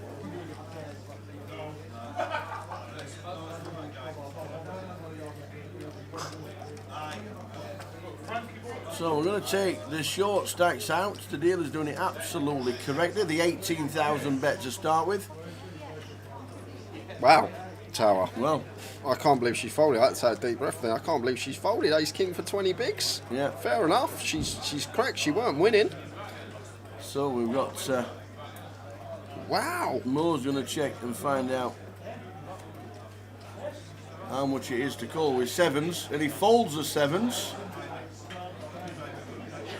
So the short stack is all in for 8, and he could quadruple up. Fair play to Pam. Pam's got rid of the ace king. She wants to keep her chips. That's fair enough. Yeah, Pam's got rid of the ace king, so we might not lose one.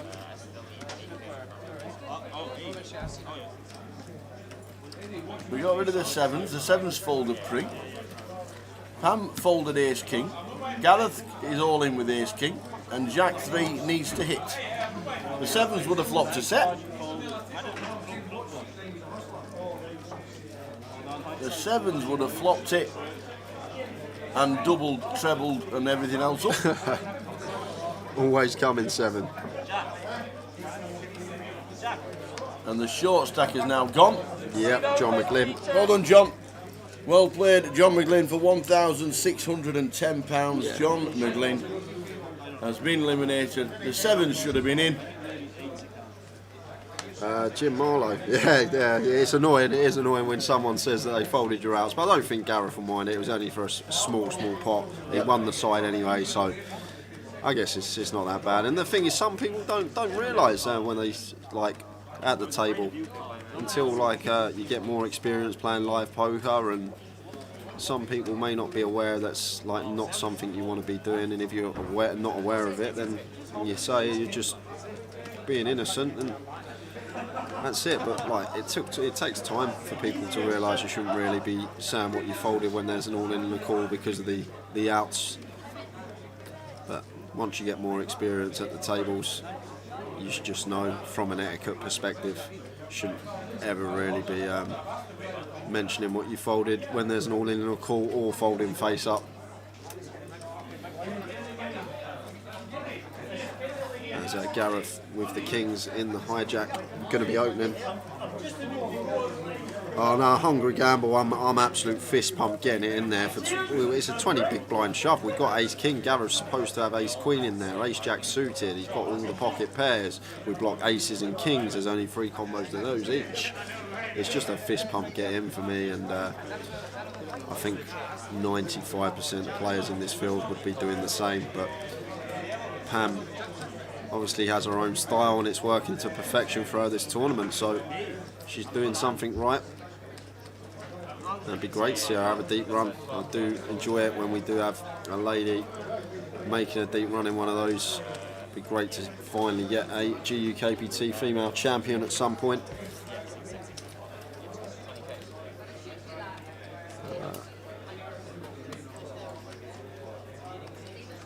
Gareth just limping here with his kings. I think he did tower. I think Gareth just limped his kings here. Limpy. Evening, Rakesh. I just told my girlfriend she drew her eyebrows too high. She seemed surprised. Like it. Jay, nah, I'm not calling with sevens. A couple of reasons I'm not calling with sevens. The first one is the player that opened under the gun. So Pam's been playing so solid this table. She hasn't got out of line every time. Like she's opened, she had a legitimate holding. And Gareth seems like he's a very competent player. So once Gareth then shoves 20 bigs over Pam's under the gun opening range, I think Gareth's probably not going to have sixes, fives, 4s, 3s and deuces in there. We actually saw Gareth fold for less big blinds earlier with deuces over, I think it was Pam's open then. So for those reasons, I'm most certainly not going to be calling it off with pocket sevens, under the gun open, a flat, and then a chip for 20 big blinds. Like, yeah, probably not going to be calling it off with sevens there in that particular scenario. Dylan says, is Elliot Biersex still around? I think she's in Malta now. I'm pretty sure she lives in Malta.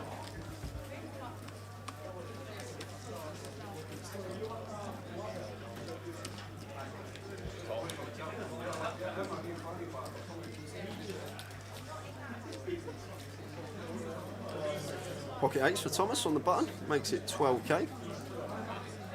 Pamela going to peel the suited connector in the small blind.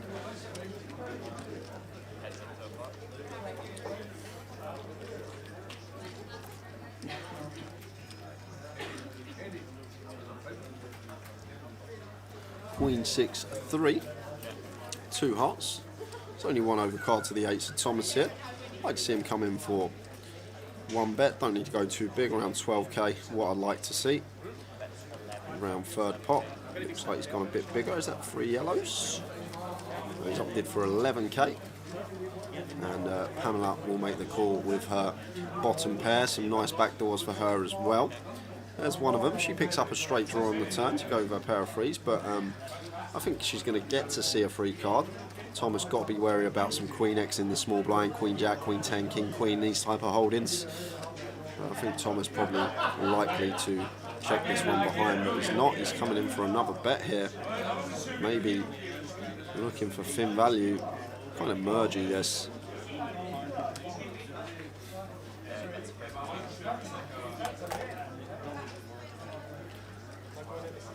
Bet 32k. And Pam has been pretty disciplined when it's coming to folding. Just from what I've seen from her, I know she's picked up a straight draw, but I think she's just going to get out of the way here, Tara, as she does. Yeah, the other thing to take into account about that, Jay, is like you can plug all these spots into solvers nowadays, what you're meant to call off with X amount of big blinds and what hands you're meant to reshove. But in a live poker setting, like, you can use it as a fundamental basis, but some of it like becomes irrelevant when you're up against certain opponents, and that's why it's so important to pay attention at the table when you're up against certain opponents, like the ranges that you should be shoving or that you should be calling.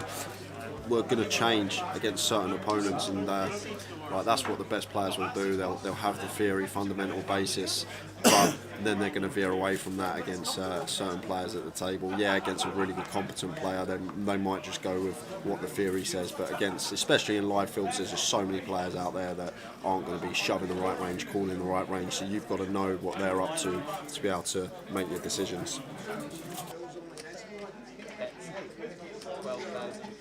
What did I do wrong? I don't think I did anything wrong.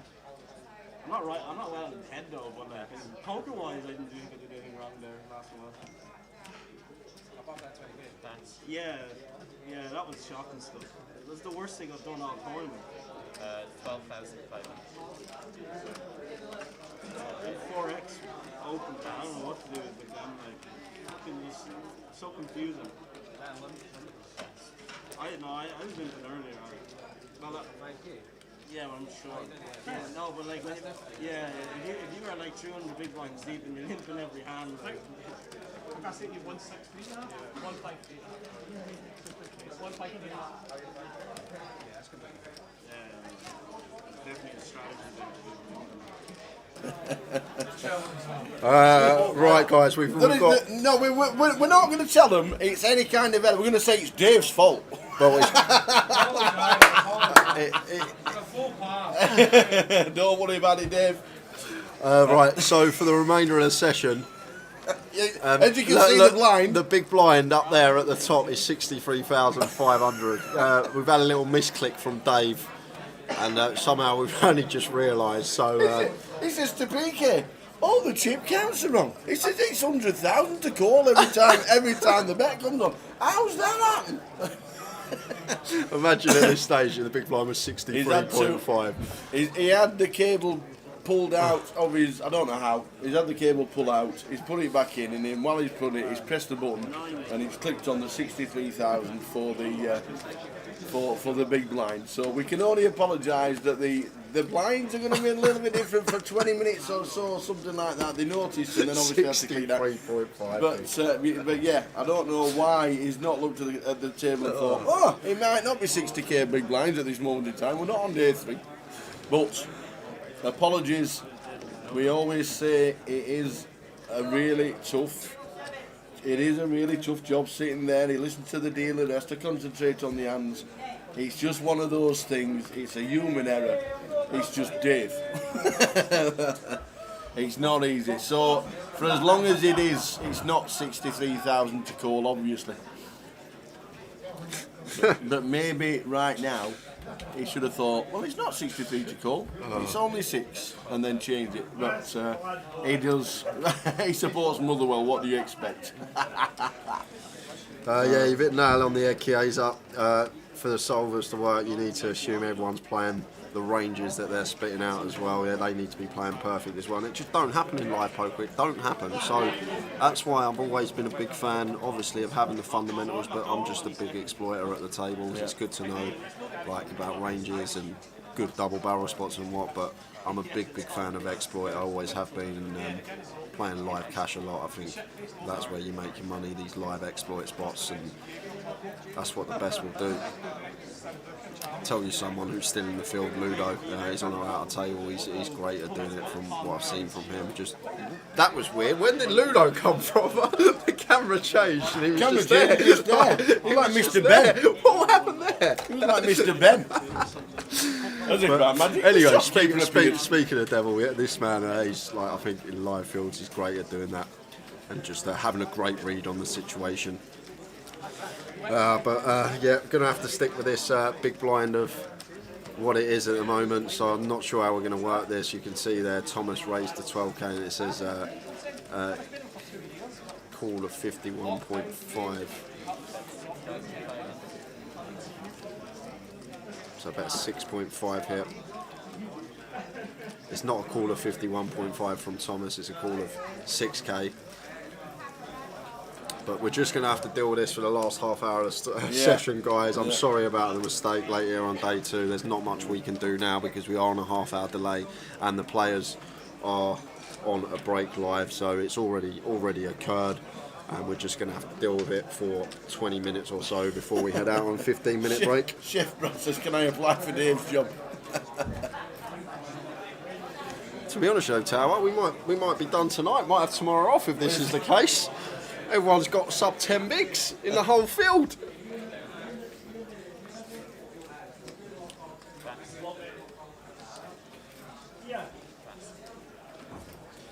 Good evening, Paul Fletcher. Good evening, gents. Just got back to the hotel bar. The Wi-Fi can cope with the stream, so all set. Yeah, it's a tough tournament when the chip leader's got 5 bigs.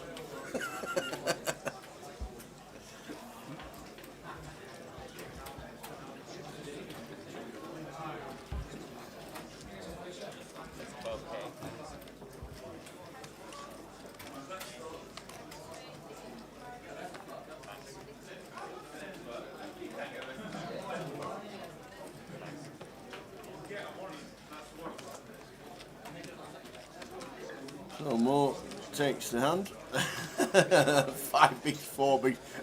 4 people at the table have only got 1 big.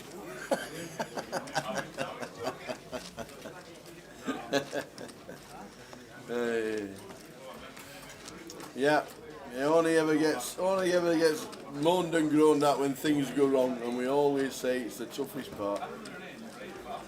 It ain't easy sat there listening to every single hand. All the graphics that we see on the TV are inputted by Dave.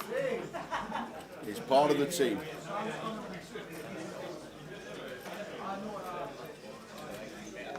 How many players left, says Peter Mock? How many are we down to, Jay? We are down to 28. 28, yeah. John McGlim was our last bust out. 28. 28 to 28. You can see the clock there in the background, 17 minutes. We're going to be going on break about 10:15. It'll be a 15-minute break this time. So when we return after break, it will be 10:30, meaning finish time probably going to be between midnight and 1:45 today for us. Evening, Jay, the tower, Ed from One Push. Oi, oi, Can you give a shout out to Amelia, Tommy and Danny? They're listening to the top commentary. And our young poker pros in the making. They'll be taking all your money soon. Nice one, Eddie. Good evening, Amelia, Tommy and Danny. Thanks for tuning in, Ed. Always great to see you in the chat. Young poker pros in the making. I hope so, mate. I hope so. Yeah. Hungry Gamble. Tomorrow morning we'll find out if it's Mates Day 3. We don't have odds at the minute. You can have private odds if you want to ask your friends. But tomorrow morning on Grosvenor Sport from 8 until 12, whoever makes Day 3, there will be a market on Grosvenor Sport for a bit of fun. Put a couple of quid on, watch the live stream, and you never know, you just might end up taking home the money. Tommy Wilson, who's chip leader? Can you show leaderboard, please? What we'll do, Tommy, when we go on the break, we'll get some full chip counts for you when we come back. And all remaining players left in the field, there'll be stacks for those, and you'll be able to see them. That will be about 10:30, so in half hour's time when we return from break we will get full chip counts from the field. And Matt Moore, yes, Jamie Nixon is still in. Has he made his buy-ins back yet? It'd be great. I think he might nearly be there. Getting there for sure. He's all right though. He's on a bit of a heater himself. Had a nice score online. Nicked 27k last week in Leeds in the mini.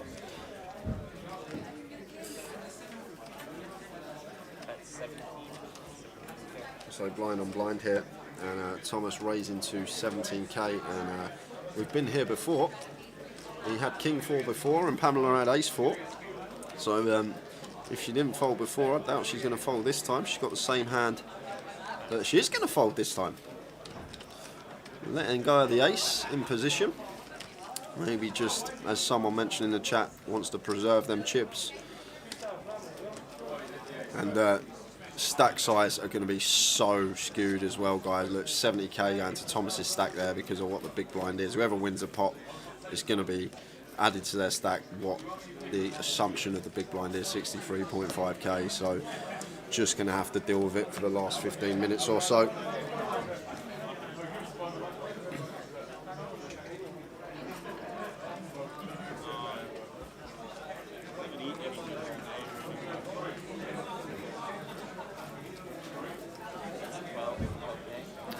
Ace Jack suited for Majid, makes it 12k.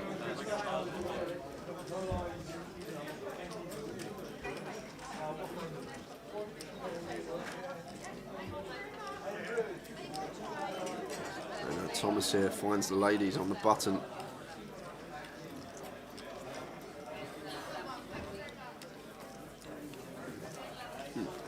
Coming in for 3-bet, somewhere around 3x, what we like to see when we have position on the opener. It looks like he has opted for just shy. It's gone even smaller, 26k. I thought that was, that's, could be 26k. Doesn't look like it.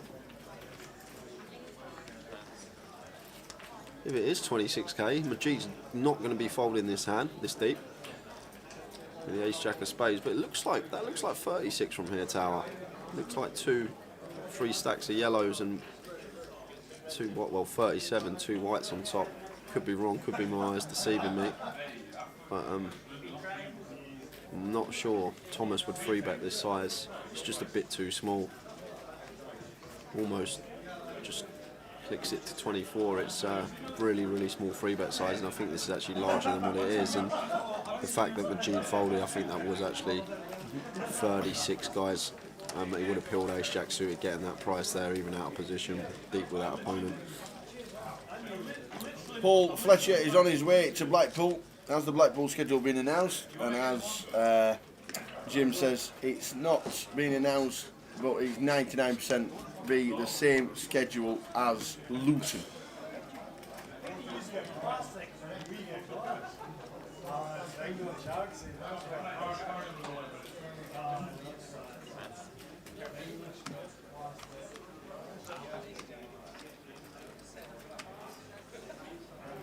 Gio says, what's the first prize? Scrolling along the bottom.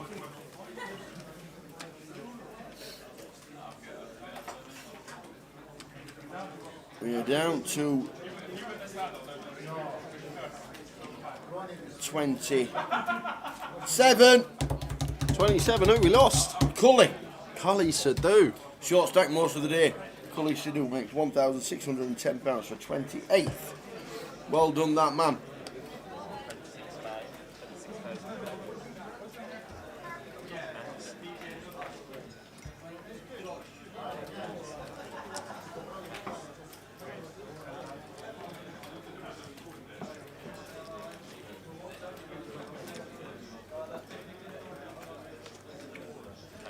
Big shout out to Jude Linder, please. All right, Jude.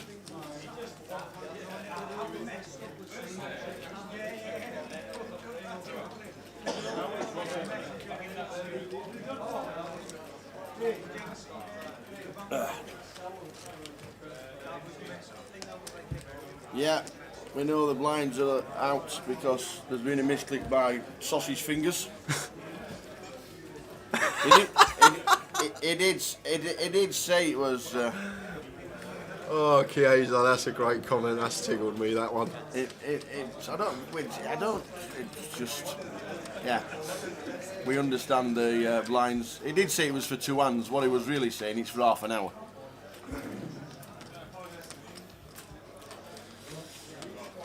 Nice one, Eddie. Nice one, Eddie. For someone who lives in Italy, Chiesa, you sure know a lot about this country, I must say. I must say. Thomas opening 10-9 in the hijack, makes it 12k. And it's going to be folded round to the big blind, and Gareth not opting to defend. We've got just shy of 10 minutes left on the clock, and then we will head out on the final 15-minute break of the day. When we return, it's the final session. We are all in the money now.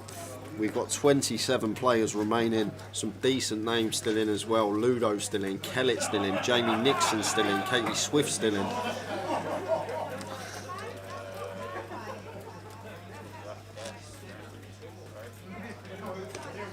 David Doherty still in, Terry Jordan still in. Terry Jordan is still in, isn't he? I think he's on table number 4, I don't believe. Colin Wu still in. Yes.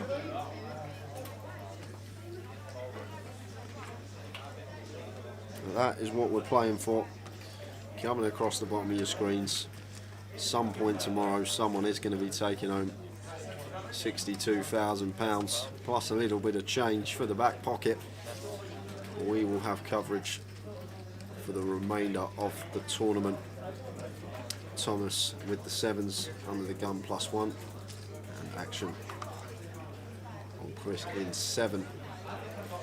It looks like he has a decision. BLRM, there are 27 players remaining. And our Cully Sidhu last man out for £1,610. We're not sure at the moment, Karen, if we got TJ on the featured table last session in the day. But we'll find out who the names are coming on. As soon as we get the nod, we will let you know. Be good if we did.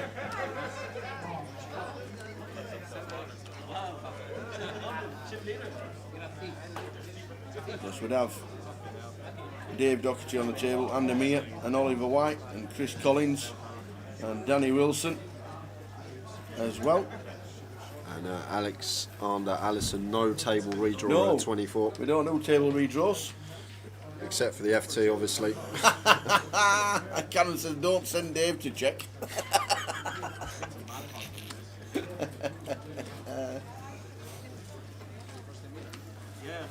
Thomas here, after checking this one, even though he has an overpair and an up and down, he's checking this one in terms of range. 6-4-5, going to be a lot better for the big blind than it is us.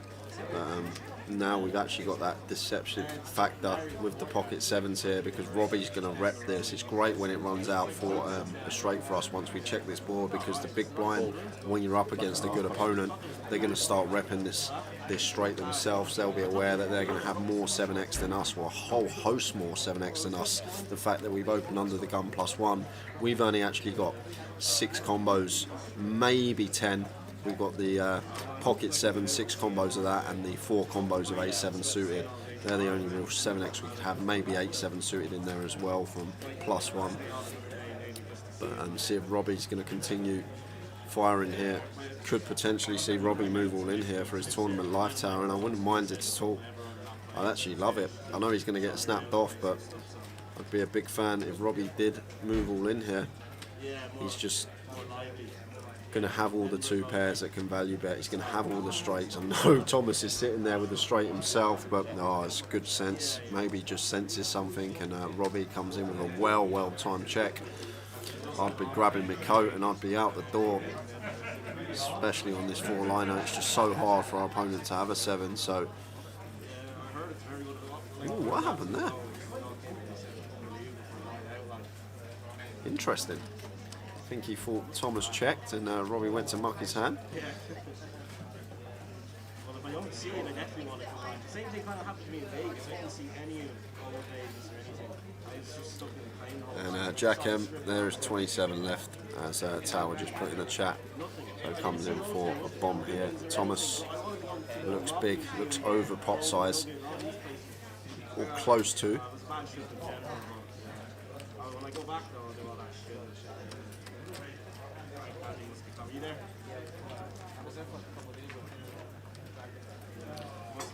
These three just going to have to get out of the way, and we've got 5 minutes left remaining on the session. Probably get 2-3 more hands in. I'm not afraid of flying or anything. It's helicopters. Just give me like something. I know what it is. 5 minutes to go until the end of this session. 15-minute break and then 2 levels to go. So the live stream will finish around 12:30, maybe just a few minutes after, as a certain number of hands will be dealt at the end of the session. And that normally goes on forever.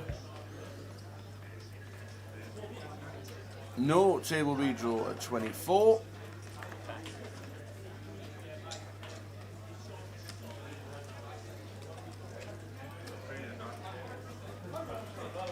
Barry Neville, well lads, he's at the top there even watching after watching the rubbish at Hillsborough. The daughter's revealed and we're having a baby granddaughter. Oi oi! Only 16 years apart, by heck. 16 years apart. Well. We've just got it passed to us, Tower. What's the news? The table coming after the break. TJ is in the building. He's going to be on the featured. He is pretty short, but you won't want to miss it. It's always fireworks on this featured table when Terry's involved. We got David Doherty, 520,000. Where have they come from? He's meant to be doing commentary this weekend. What's happened? Can I do commentary with Jay at Edinburgh, my home leg? Yes, of course you can. Come in whenever you fancy. Chip leader. There you go. Well, no, he's not, because Chris Collins is coming to the table as well. He's got nearly 600,000 table. We could see a million chip pot on day 2. Oosh! We could see a million chip pot on day 2 between them. The blinds have been changed. As you can see, 3-6 with a 6.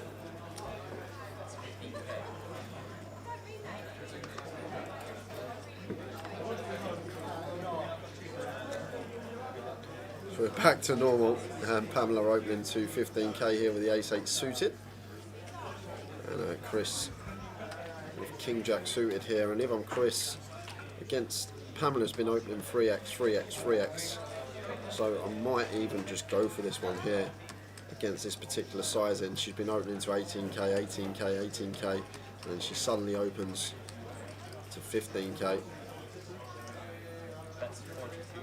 It just comes in for free bet. Oh, it's Majid. That's why Chris is already folded. Majid's got boots. Boots, baby, boots, baby.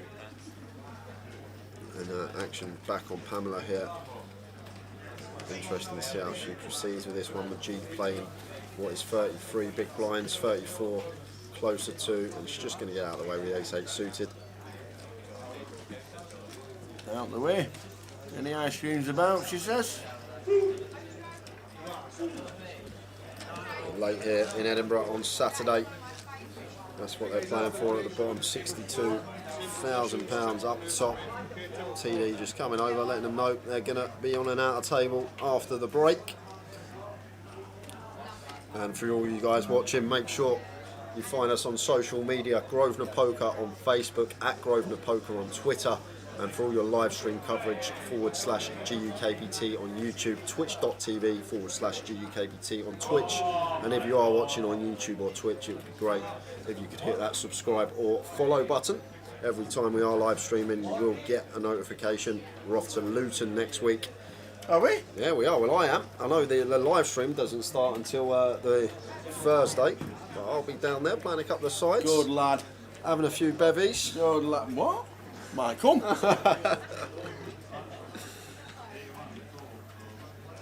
The stacks are slightly out, Chiesa, simply because of the 63.5k big blind. So let's say, for example, she was in the big blind, it would take 63.5 off her stack and add it to someone else's. So the stacks are slightly out. It's all right because we're going on break in less than a minute. You see it up the top there, 50 seconds. Ludo involved in the last hand of the session.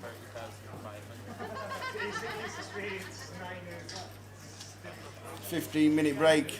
Back at 10:30 for more of the same. Final 2 levels.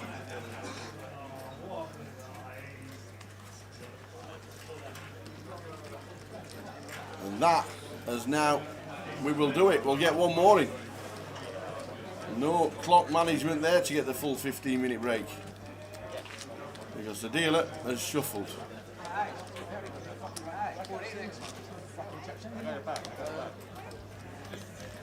Let's get one in. Blinds and antes are in. The cards are out. Last hand of the Last session. hand of the session. We've had blinds at 60k. It's been a mad We've one. had It's been a mad one. 500k pots when we didn't even. It's been a good one, Tower. It's been a good one. We're in the money basically. More than that, we are in the money. Well done one and all for getting in the dosh. We'll give you the eliminated players from the last few. Who was the last one out? Cully. Cully Sadu. Cully was 28th. We're down to John 27. McGlynn, Cameron Howarth, Neil Feenan and Dave Weeks were the latest eliminated players. We will be back with Terry Jordan, Phil Table, Oliver White, Terry Jordan, Chris Collins. Can't wait. There we are. That's it. Raise and take. We will be back at 10:30. You do not want to miss this next session, guys. Terry's on the table. It's going to be a lot of fun. Last session of the day. We are looking forward to it. We will see you at 10:30. See you then. See you then. I think, you know, the first time I met President Clinton, I was definitely a little starstruck.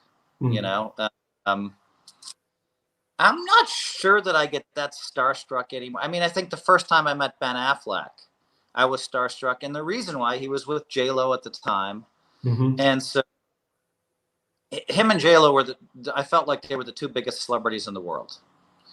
And I remember it was, I think 2002 or 2000, I think it was 2002 at the Bicycle Club, where 01 had 30 players in the main event. And now the World Poker Tour had launched, and there were 700 players. We went from 30 players to 700. I walked in the room, you know, being one of the biggest stars in poker, and they said, Sports Illustrated wants to talk with you. There were 3 news trucks from the 3 local stations in the parking lot. There was press buzzing. The room was just buzzing with people. And there was Ben Affleck playing in the tournament. And I just went by and I said, hey, Ben, you know, welcome to poker. And he said, what am I, Phil? He quoted me from my own book.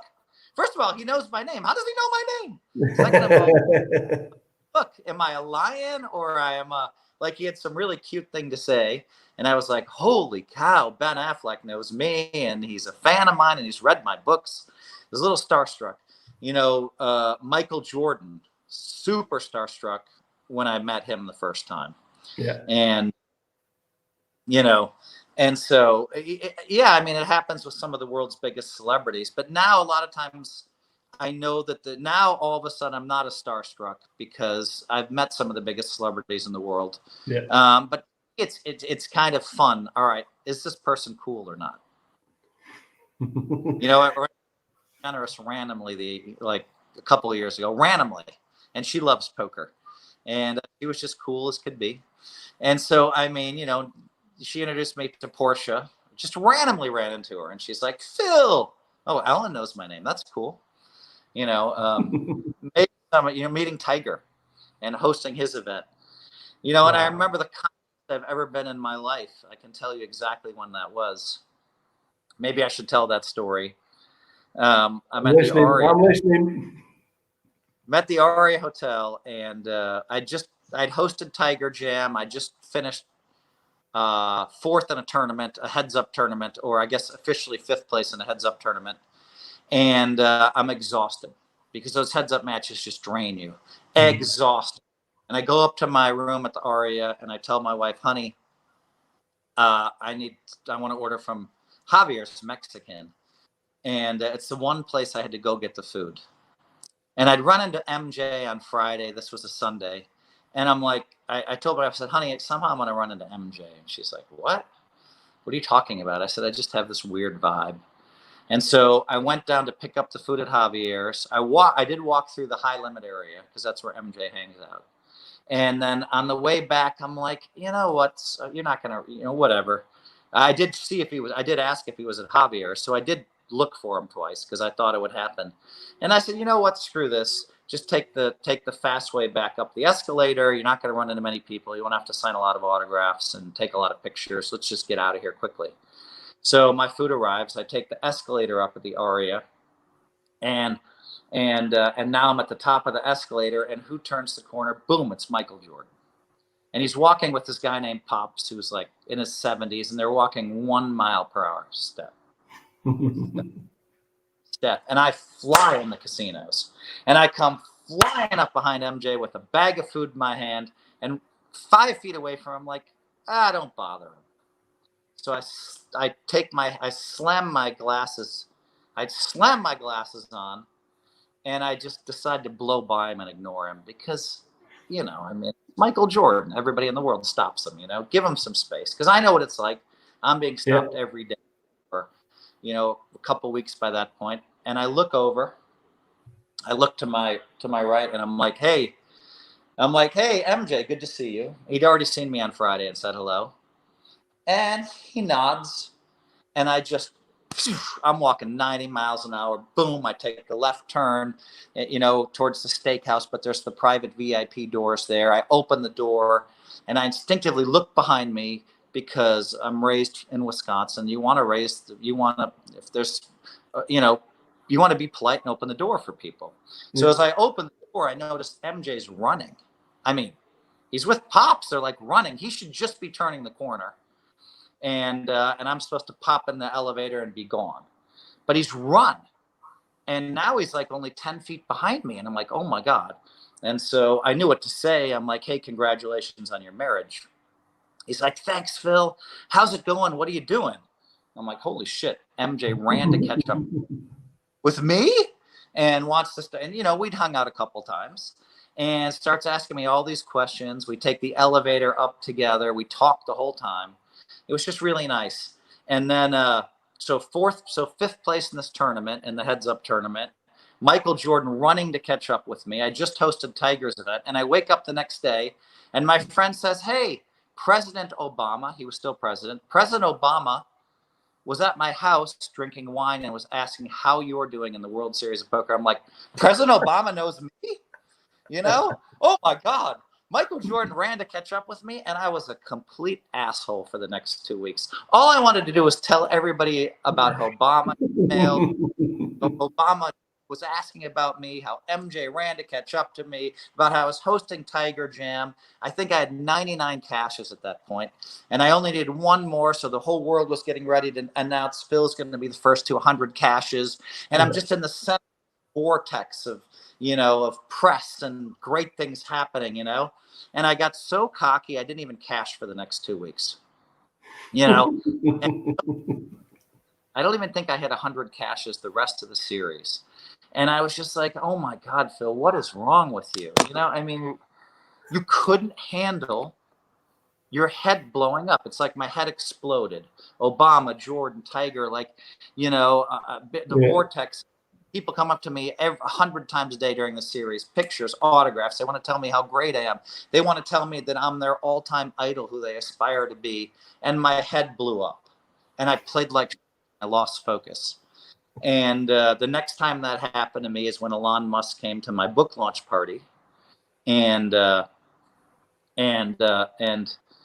at least I started work. I had to work 5 hours a day the next 4 or 5 days. And my didn't blow up. You know what I'm saying?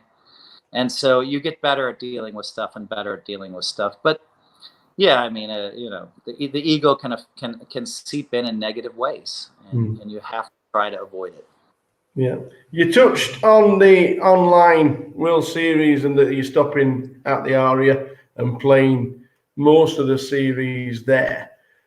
Are these going to be real bracelets? If Phil Hellmuth wins an online tournament, he's number 16 and then maybe 17. What do you think about the online series? For sure, it's real bracelet, for 100%. You know, and you're going to see Negreanu playing in every tournament. You're going to see me playing in every tournament. You're going to see all the guys that want to win bracelets, that really care about winning bracelets, are going to be playing in these tournaments. Now, the sacrifice is that we have to go, you know, to Nevada, you know, in the summertime. But that's not my first act. I'll be staying at the Aria Hotel, baby.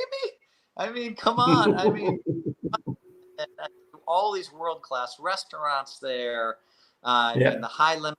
I'm sure I'll go down there for some socially distanced drinks and cigars. And, you know, and so for me, this month of chasing bracelets, plus I like the fact there's only one a day. You play your event at 3, maybe hop in an hour or two late.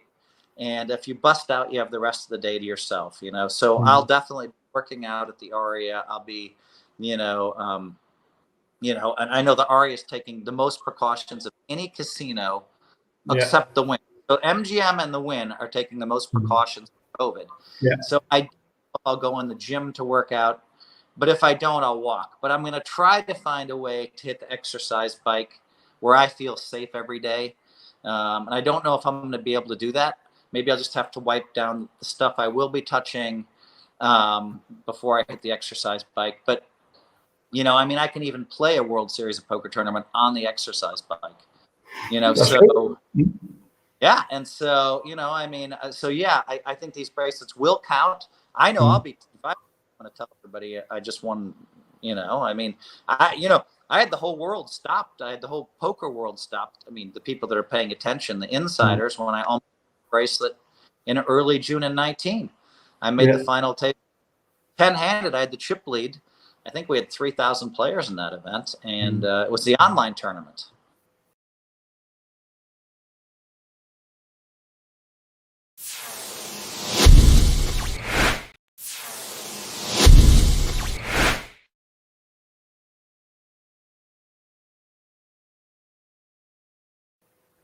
One thing we will miss, because it's a World Series online festival, is we'll miss a Phil Hellmuth entrance. There's been plenty. I've been there myself. Well, the 4 years it was in London, I was there myself. You had the Lady Gaga's one year. You had the Caesar. What's been your favourite? Caesar. I mean, I just got asked this question, so I know the answer. They just asked me. Caesar, man. I thought, listen, first of all, for Caesar, I was in the best shape of my life. So, you know, you can see the muscle definition. I mean, I'm not some bodybuilder or anything, but you can see that. I mean, Norman Chad commented on ESPN that I looked really good in the Caesar thing, and commented on my muscles. And that guy, Norman, who I actually love, and he loves me, but is the most critical of me of anybody in the poker world, complimenting me on my outfit. And it was really fun. 4 guys carrying me in to the sidewalk. And in London, we had an actual you know, chariot with a horse bring me in. But go back to the Vegas one, and I know that they paid. I know that just renting the costume cost $20,000 that I had on. I had a costume that had been used in the movies, and so you know, and I just saw pictures of the other day, and then they had all of the, you know, the women, you know, who then greeted me at the curb dressed in those white, beautiful, like, you know, dresses and walking. I mean, that was cool. And, you know, the first 2 or 3 entrances, I was really embarrassed. And then I just embraced it, because I think it's great for poker. I think it brings eyeballs to poker. It's undeniably great for poker, because we bring eyeballs. We're doing fun stuff.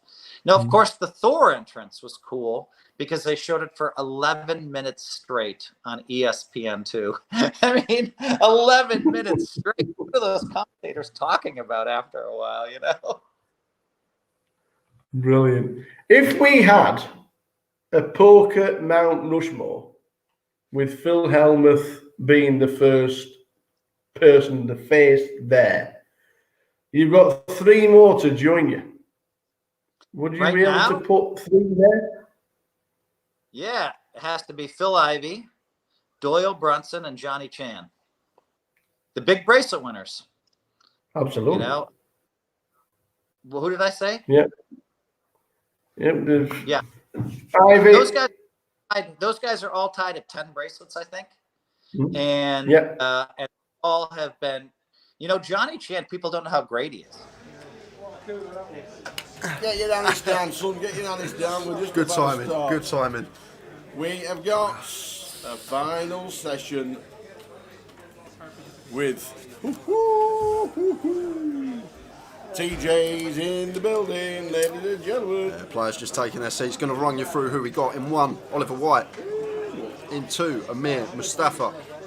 In 3, $500,000, David Doherty. In 5, Terry Jordan. In 7, Dan Wilson.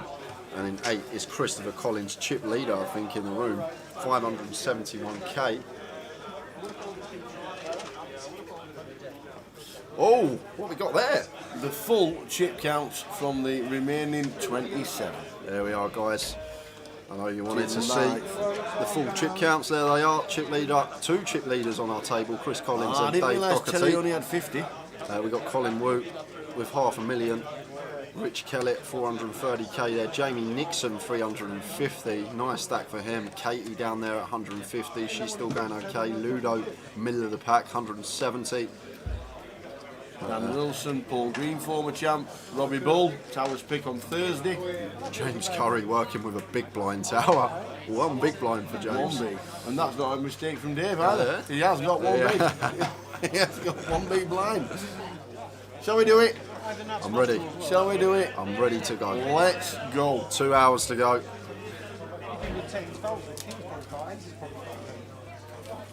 How good is that?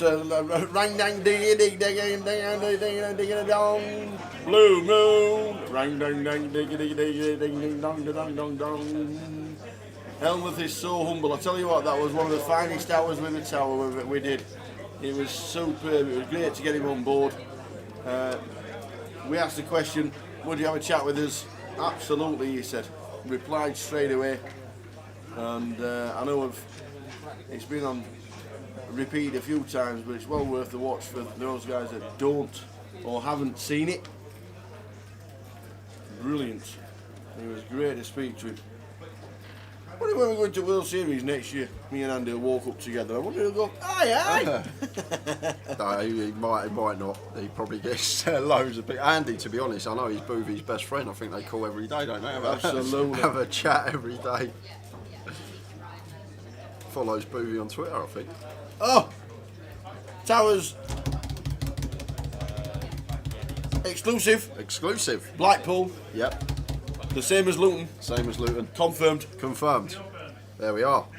Obviously the dates. Yep. Yeah. Yeah, the schedule for Blackpool is exactly the same as the schedule for Luton. So we've got blind on blind here. Daniel working with 16 bigs. Chris just going to shove this tower, I think. We're blind on blind. We've got King Queen. Raised from Daniel here. I'd love to see a shove here from Chris. Yeah, this is good from Chris. Very good. Just understanding stack size and blind on blind ranges, and just moves in with the King Queen. Takes it down uncontested. Nice from him. Chip leader in the room, Christopher Collins.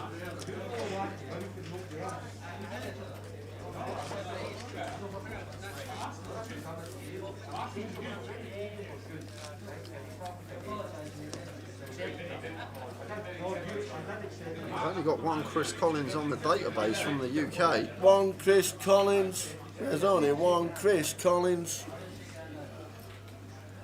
Kashtinkov. Yeah, Kashtinkov in the 30-30.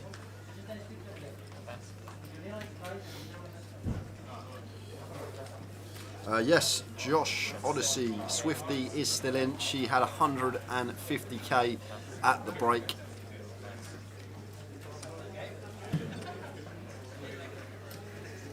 So we've got David opening to 17, and Oliver is all in for his last 5 bigs. And, David going to make the call, as he should do against this stack size with the King 10. Yeah.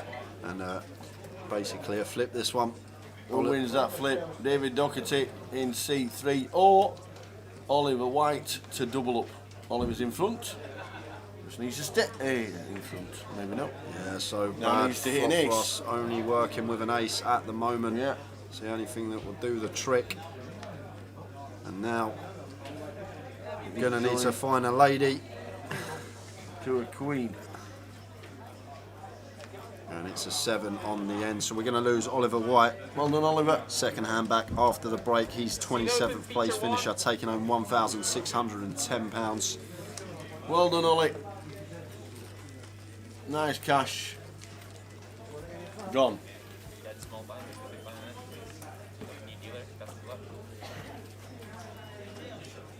That's not a bad shift, is it? One hand.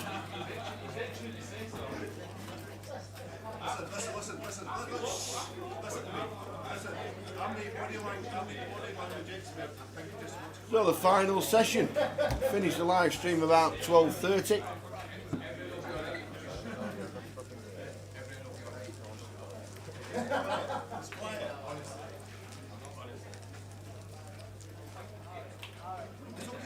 I'm just playing 5-handed now. We'll get some seats filled. Does the final table play tomorrow? Yes, it does. We finished today with however many are left at 12:30. At the moment, there's 26. So, literally, if we lost nobody now between now and 12:30, 26 will come back tomorrow and we play to a winner.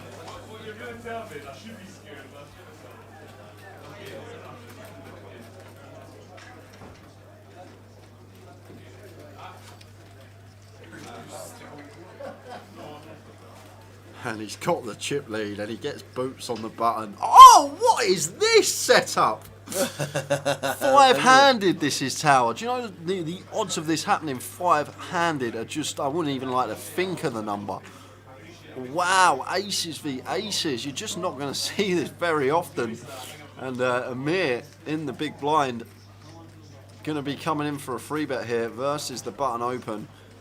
And Amir playing a stack of 30 big, so this is just going to get him pre, you expect, and they'll chop it up unless there's some sickness coming from the dealer, which I hope's not the case. No one likes to lose in this situation, aces versus aces, and Chris, once he gets free bet here, he's going to be loving this. All I will say from Amir, going to need to want to be sizing up.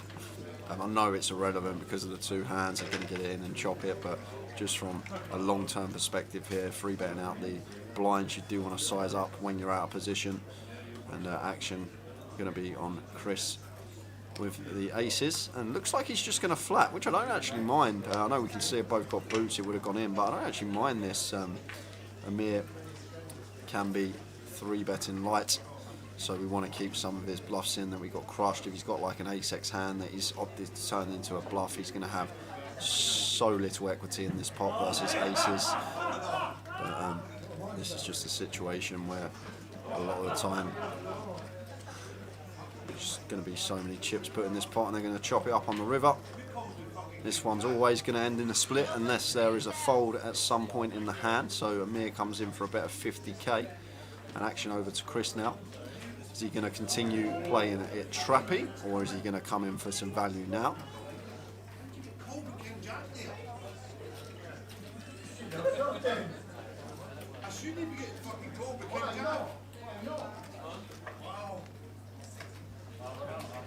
Aces v aces.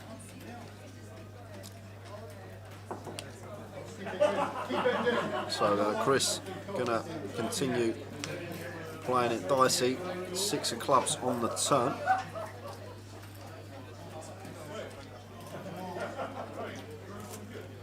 And Amir is 194k in the middle. Amir working with 212k, so just over a pot size bet behind.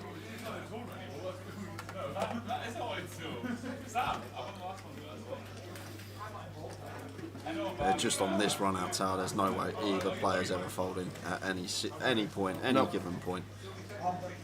No, look, we're down again. Yeah, I've still got 2 pointy ones. Says Amir.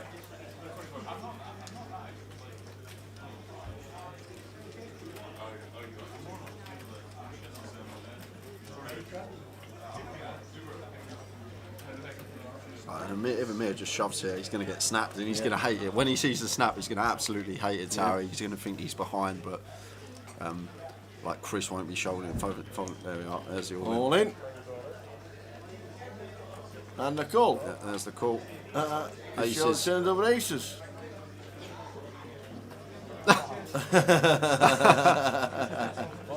Much ado about nothing. Take your money back.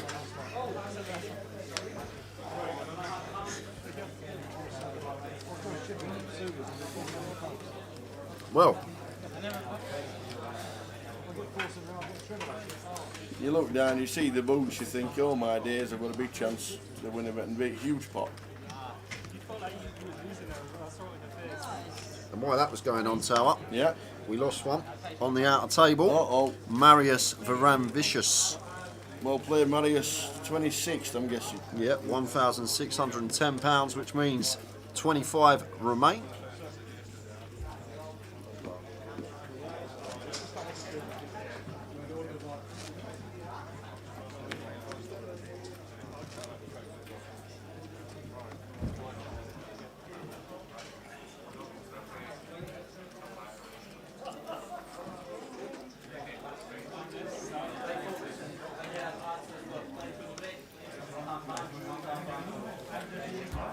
We have news.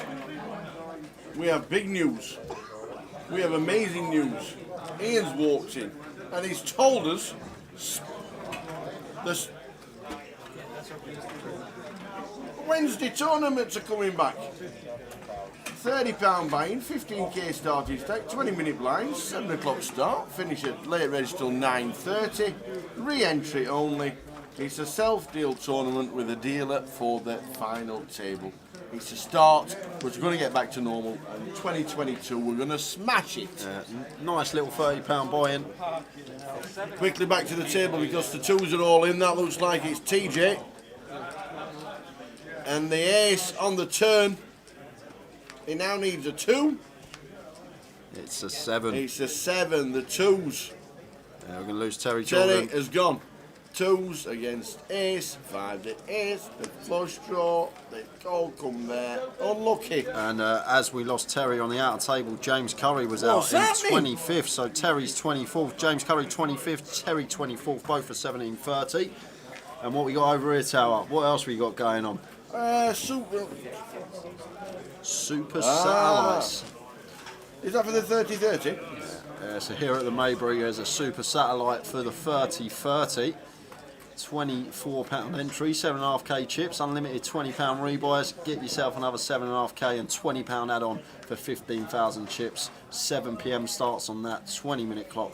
9:30 is when late reg closes on that. Is that every night, Ian, or is it every Saturday? Oh, I didn't see the Saturday. There we are. Super Satellite Saturday. Okay, Big red letters. Yeah, I see it now. Look It's at on them. Saturday. Look at the size Yeah, of them I letters. can see it now, You see Tower. see them letters? Long day, long day.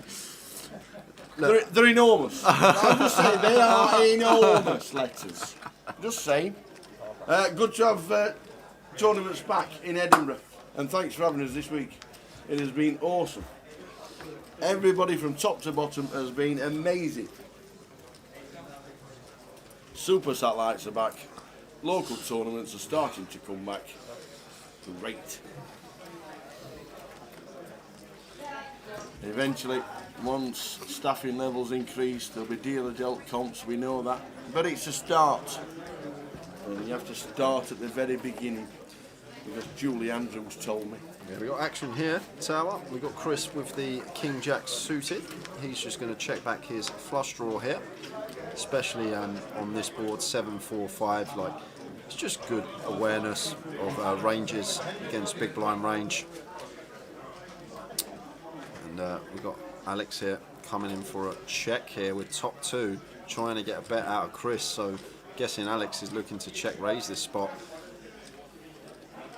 And if we're Chris here now, might be coming in for delay continue, but going to check once more. If a diamond comes from a river tower, that's ill, because you don't expect Chris to check a flush draw twice a lot of the time. So if it is a diamond, especially a diamond that doesn't put a 4-liner to a straight out there, well, it's just a 5 on the end. So going to come in for value now as Alex with the Queen 7, and Chris just not going to be able to call.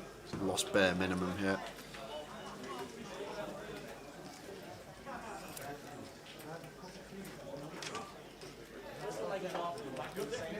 Sorry, Brad, I'll try wake up. I can't sleep at the moment, struggling to sleep.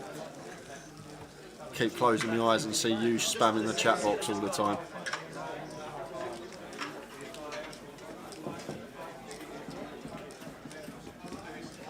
No, there's no Sunday night tournament tomorrow. It's just the main event of this GUKPT tomorrow. No side events.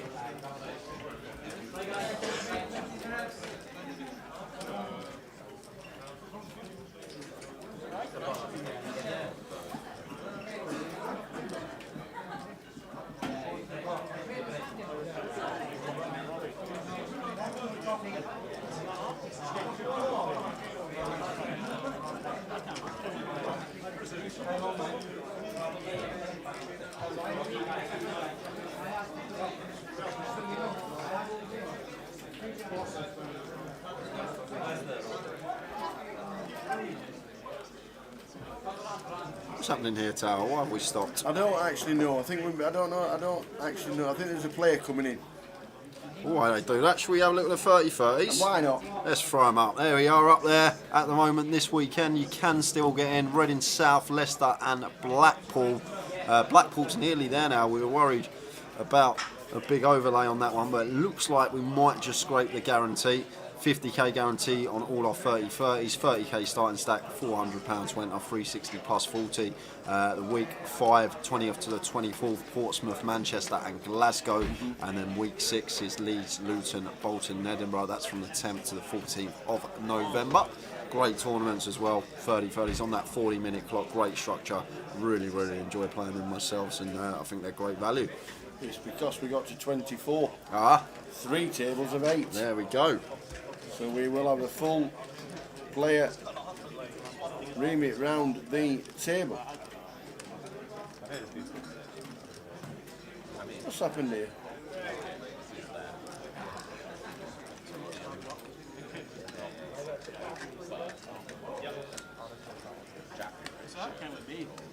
Ludo's in 9.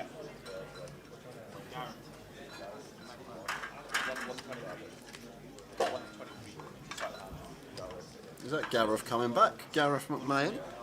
It is. And Robbie Ball's back as well. Robbie.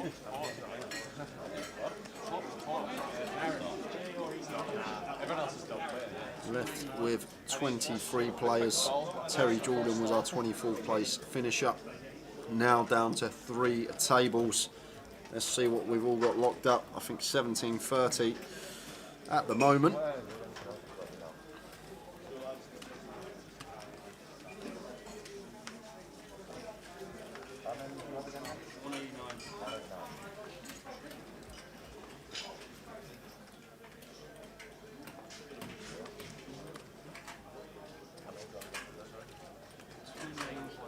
Just an amazing turnout. 351 entries. Fabulous. Yeah, it's crazy, Tower.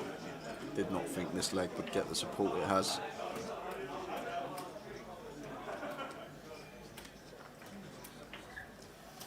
It has been fabulous.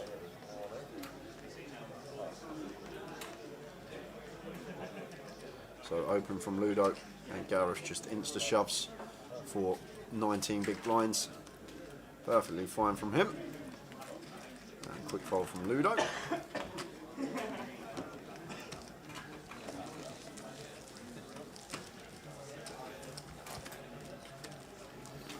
We play to the end of 10 levels. The Tusha. We play to the end of 10 levels, so however many left at the end of level number 10 will come back tomorrow for the final day here in Edinburgh. Jan Tower, how many do you think for the main in Blackpool? 428. Oh, there you go. There you are, that's my line, 428. First number that come to my head.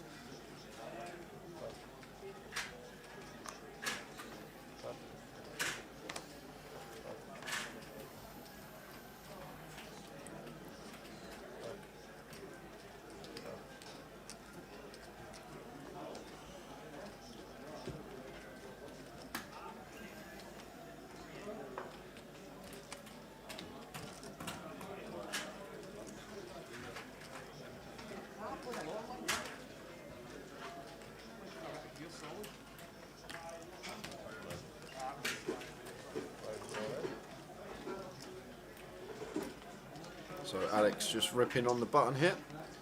And Robbie's going to be in here, tower 10 bigs with the ace 10 versus this button shoved from Alex. Alex not shoving for 30 bigs here, guys. Effective stack was just shy of 13 bigs, so this is perfectly fine from him once we wake up with an ace on the button. Big chance of doubling up, but we do have opportunities as well. But Robbie near 80% to double and get back to there where he does now. He does now get over 200k. Yeah, well, there's only one deuce left in the deck. That'll do. Fades the deuce, and we don't chop it. And the 3 on the river as well, just in case we miss the 10. So Robbie ball going to double up. That's going to leave Alex sub 20 bigs. 620 for David Doherty in C3. Yeah, the salad, to answer your question about Twitch, yeah, you get a notification when we go live if you are following our Twitch channel. Unless you've got the turn notifications off, just below the screen there's a little bell there. If there's a line through the bell, it means notifications are off. If there's not, it means the notifications are on, and then when we are live you'll get a notification.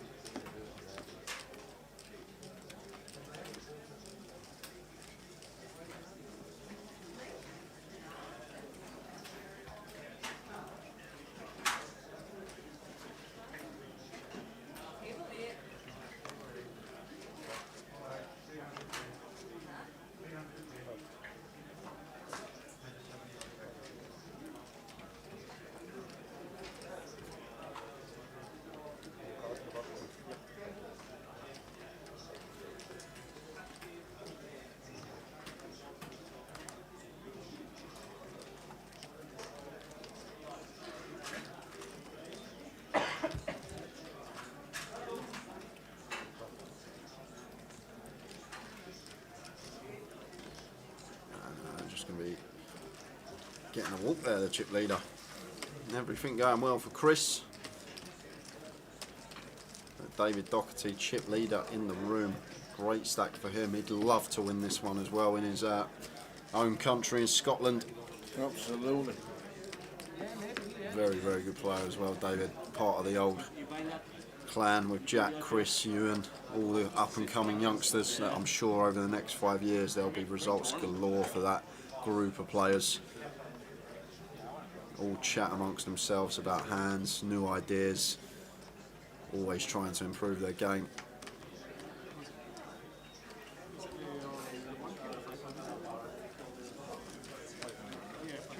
So Amir looks like he's got a decision. No, he gets 50k up top. He gets 50k up top every year. I was in the Irish Open, 1k line. Amir is going to open. That's 1 million guarantee. Didn't Prado drink every single day he played that? Did you as well? Ace King.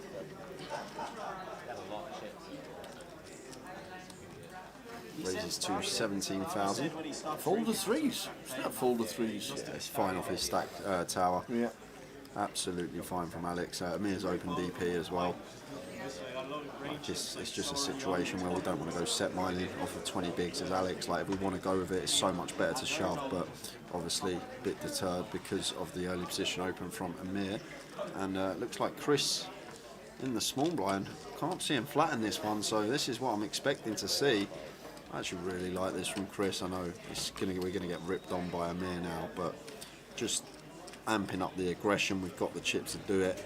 People are probably going to be playing tighter, over folding in certain spots. Like, we might even get Amir to fold ace queen here in this situation once we free bet his early position open out the small. Good selection of hands to do it with, suited ace, but unfortunately we just run into the top end of Amir's range. So Amir gonna only do one thing here with 30 bigs effective, just shy of 29. I can just only see this one going all in from Amir.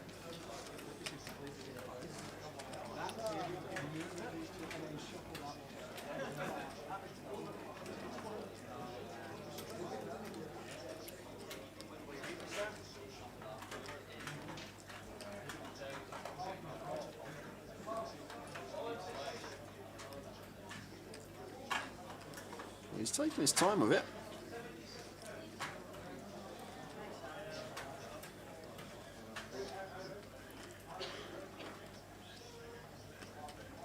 all-in again. Yeah, there is the all-in. That is what we were waiting for. And Chris just going to have a quick fold. Indeedy. And Chris hasn't got much on the database, Terry. He's only best live cash. Only £780, but what I've seen from him seems very competent and plays very well. I'm not sure if he's a cash game player or if he's got some online results, but definitely someone that can play.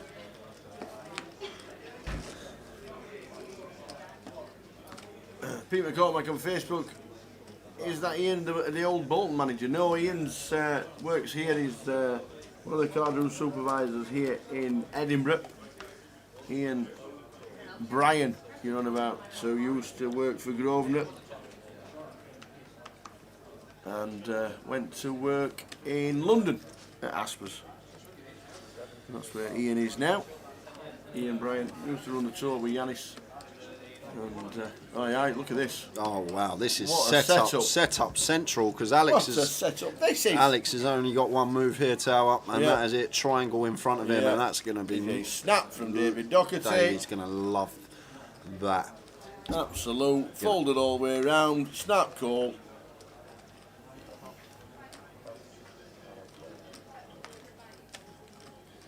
And David in great shape to have 800k here, Tower. Indeed. Average at this point is about 320 around there, so he'll have around nearly 3x average if he can hold here. But Alex is the player that needs help. He's at risk, needs to find an ace. Late stages here on day 2 in Edinburgh.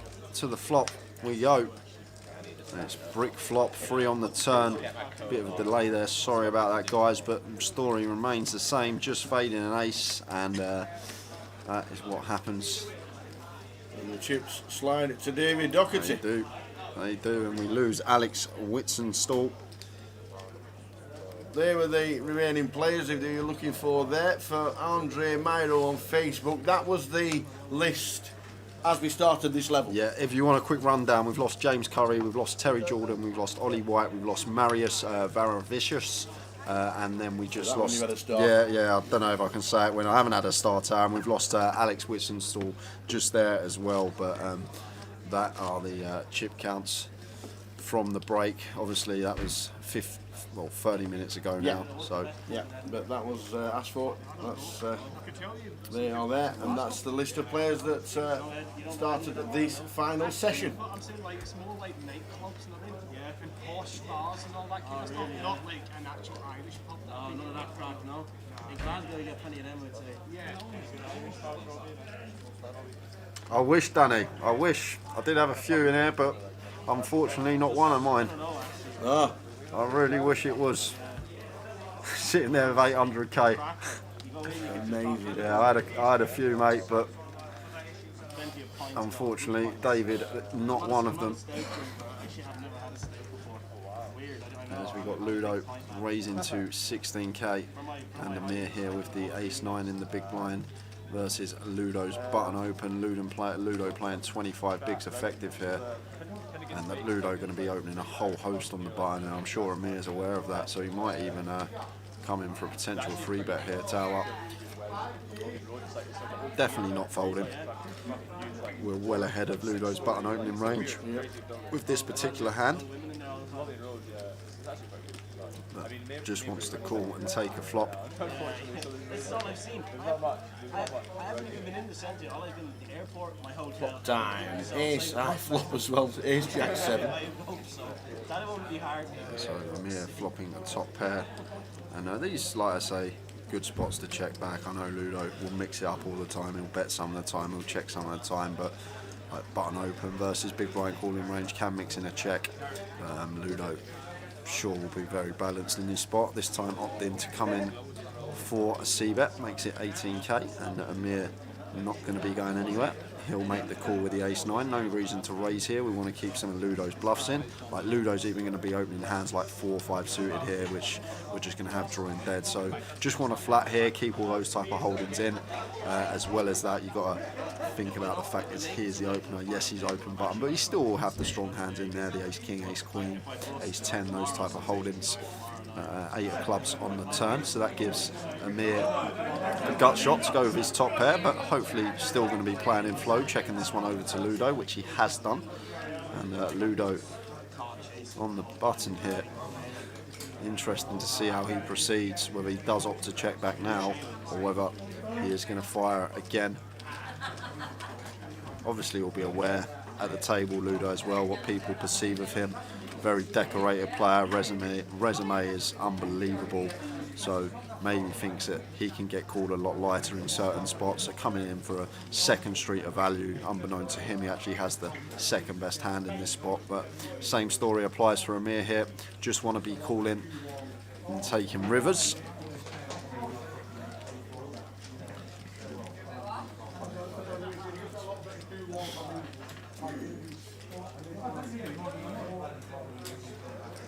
And there is the call from Amir. So I think Ludo's always going to check back river unless it's a 4 tower. Well, they're going to chop it up now, so 7x of clubs a thing as well. That's one of the worries as Ludo. Hand like 7x suited. The club combos would be calling twice. What are we trying to get paid by here, Ludo? If we do come in for a bet as Ludo here, we're basically only targeting a jack to get called by. Obviously 7x of clubs may be a little worry. But it's actually a good river for him, and they're going to chop this one up. Chop it up. Chickity chick. Chop it up. So halfway through level 19. Big chip leader on our table, David Doherty. First met Dave about 14 years ago. Yeah? He satellited into the World Series Poker Europe. Is he not like my age? No, How old's he? he's at least 82. No, honestly, I thought he was like mid-20s. Dave Doherty satellited into the World Series Poker Europe on Betfair Poker. And we spoke to him. Well, I'd like to take back what I said then about 10 minutes ago when I said he's part of the up-and-coming youngsters group. No, he can't be. You're having me on, Tower. Telling you, I don't believe you. telling you. And I'm sure he cashed as well. I'm sure Danny Gormley will know. Danny, let us know how old David is. There you go, explaining Aussie Millions in 2009. 2009. World Series 2009. I told you, my memory's up here, son. 12 years ago, so he's at least 30. 2009, he satellited in on Betfair Poker and he cashed, and I remember. It's not that bad then. But if he's 30, Danny said he's around 30. That's not. I thought you were talking he's in like his late 30s or something. No, I think he was like 18, 19 at the time. He was really young, really, you could tell like, Bayek, are you old enough kind of thing, you know what I mean? And he finished 36th in the main event, and he satellited in, and it was amazing because we were filming it at the time for AWOP and the Nuts TV back in the day, 2009. And who won it in 2009? The one outer. Barry Shulman beat Daniel Negreanu, heads up. Oh my God, what a final table that is.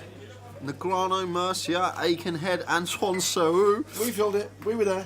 Wow. That was the year James and Antoine did both final tables. Price Banzi in there as well. That's a throwback from the past. Little story about that. I think he got something like three outward for the chip lead with 3 left, and he got eliminated. And he was obviously steaming, you could tell. Yeah. And obviously we were doing the GUKPT for a couple of years. And we knew Praz because Praz won the first ever UKPT, and we got to know him and Carl and all the hit squad, and we were having a good time. So we were down there, me and PK, and we were filming, and we got down there, and he didn't storm off, but was obviously really upset because he'd just been eliminated out of the biggest bracelet event in Britain. And Poker News come up to him and said, "No interview, thank you very much. Don't want to talk to you. Don't want any interviews. ESPN, no interviews. Don't want to." Okay. So as he's walking out down the stairs, obviously we walked round, me and PK walked round the other side of the table, and he's coming down the stairs, and I says, "Praz," I said, "have you got a minute?" I said, "Oh, we just not feel how you finished this tower." You're the only person I talked to. Oh, No word of lie. And we had 2 or 3 minutes about the hand and a bit, run through the table and what have you. And then we were the only people he talked to. oh, that's nice of him, to be fair. Going back to the action here, because Amir's got his loose shoes on. I'm not sure why we're peeling this one on the button against Ludo's open, but I'm sure he'll have his reasons. 9-8 off, and a lot of the time you just want to be mucking to an open, even though we are on the button, especially against Ludo. And Ludo check the flop and then come in for the bet with the top 2 on the pair. Evening, Poker Mel. Very unlucky today. Thanks for the goodies. You're a superstar. Thank you very much indeed for the goodies. You are an absolute angel. Very unlucky. 2 off the money. Didn't see the exits, but nice one. Yeah, unlucky Mel. Thanks for the treats that you brought us in. It was all lovely. Everyone's been eating them. Yeah, yes. We've still got a couple left for tomorrow. Yeah, in 2009 when Dave Doherty played that, Antoine Sout and James Aikenhead final table World Series of Europe and the World Series of Poker. Crazy. Which is stuff incredible. like that happens, yeah. It's like just incredible. odds of that happening astronomical no matter how good you are at the game. It's crazy. And then Phil's, what's going on today? We had Tens aces and v tens, we had aces. aces v aces. We've got 10s v 10s here. Robbie's got a shove. I'm surprised Gareth hasn't shoved actually here. It's an under the gun open, and Gareth working with 20 bigs just doesn't want to rip in the 10s, which is kind of strange to me. Gareth seemed to be playing very well, and it's a pretty clear shove spot with the 10s. Maybe he thought with some reshove stacks behind him that we can get someone else to do it for us, and Robbie shoving for 214k, 21 big shove from Robbie, and I'm not sure how Gareth's ever going to fold this spot tower. I'd be so surprised if he let this one go. Be very surprised if he let this one go. 9s and 8s are going to be in there, and there's the call. 10s and 10s. 10s and 10s, chop it up. Yeah, Alex Whitenstall was the last eliminated player in 23rd for 1,730. Oh, Robbie's got the free roll. 4% free roll. Can he turn it into a 20% free roll? No, he can't. We're down to 22. There's some big stacks on the table. All of them 25 bigs and then down to 13. Thanks, Warren.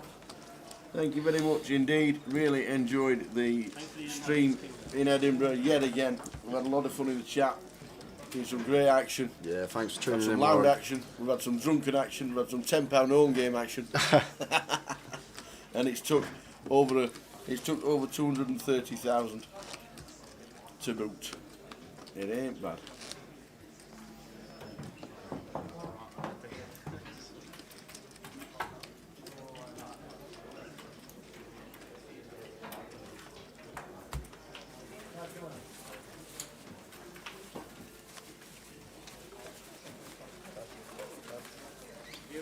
I'm going to get paid. We're all in the money.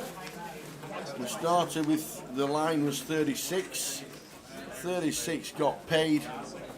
And we are now down to 22.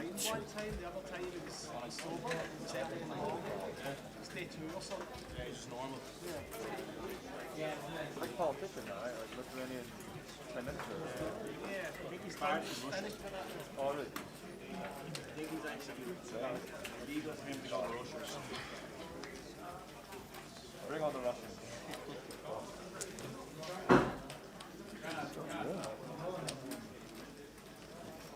We were like 2 high rollers recently for like a million or so.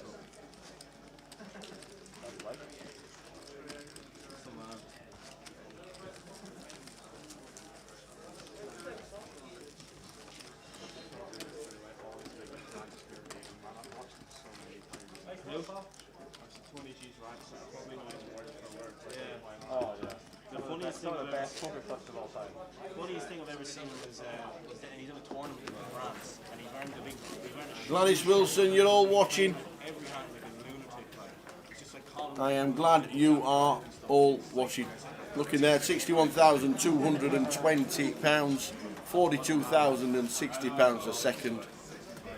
third 25.3, all the way down to 36th, but we're now on 22.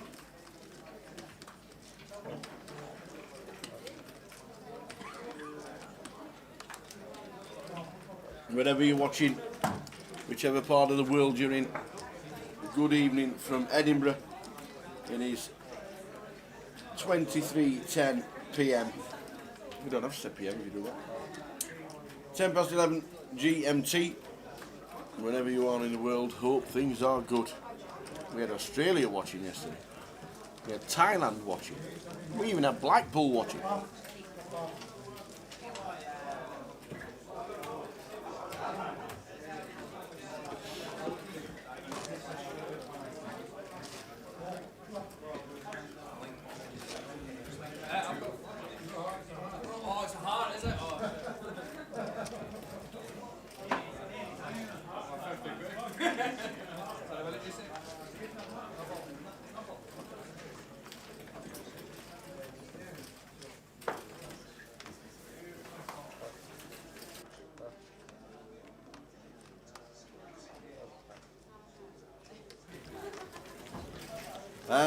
If that's the Street Soul Lover, is he talking about the Tony G. Surinder Sunar final table from about 15 years ago? No, we were just talking about Dave Doherty, who sat in seat number 3, who played the World Series Poker Europe in 2009 with Antoine Sout and James Aikenhead, both making the World Series of Poker Europe final table and the World Series of Poker table final table main events in the same year. That was the first time we met Dave at the poker tables. And it was Barry Shulman that eventually beat Daniel Negreanu heads up for the title. And Daniel Negreanu had Barry all in 3 times and lost each time.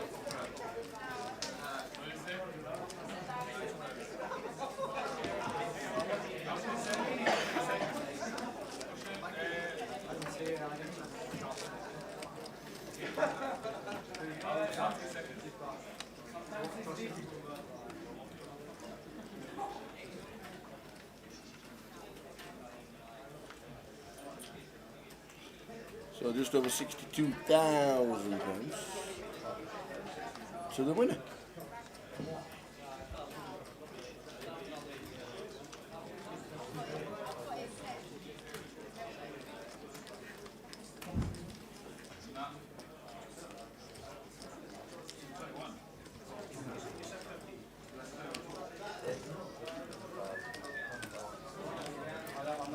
Ludo raising up to 16 with Jack 10. Amir will come in for a raise.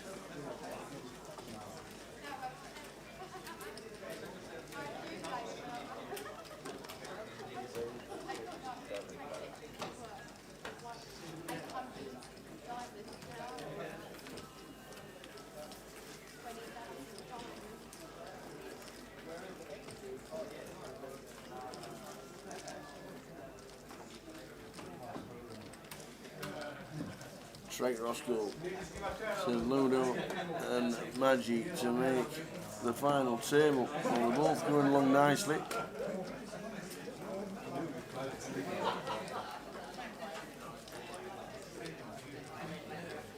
We all know Ludo's pedigree.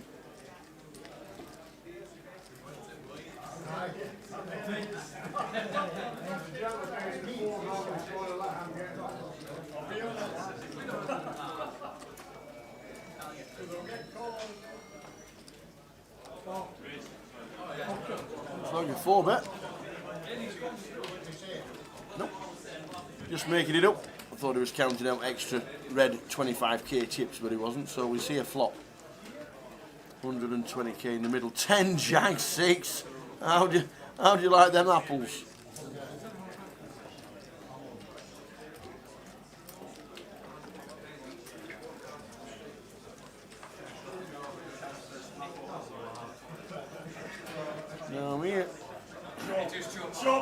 He does normally think about his action, and he thinks about it, and it looks like a bet of 50,000, which it is.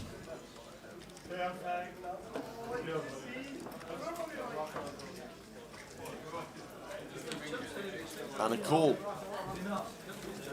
from Ludo.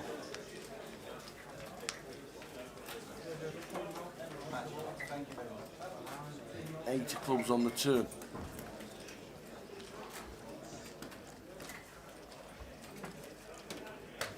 And here's option. Need that more outs for him here. With a double belly buster.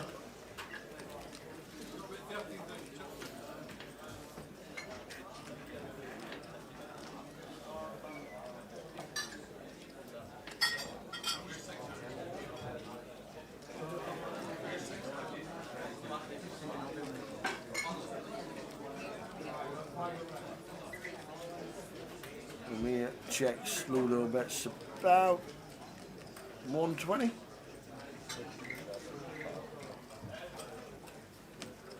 Oh, it's not a red chip, it's two white chips, 67.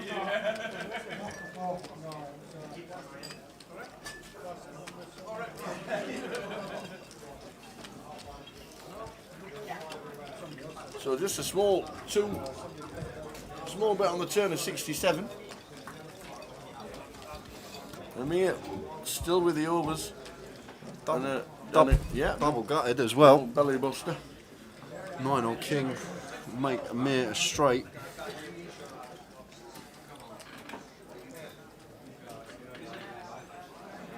Does he make you that call? The thing is, He makes the call of 67. Gets the change, he's dropped his stack down to 160. There's 360 in the middle. oh, it's an ace on the river. This could be curtains. Well, it depends if he calls it off. Still want to be checking over to Ludo here, Tower. This could be curtains for Amir.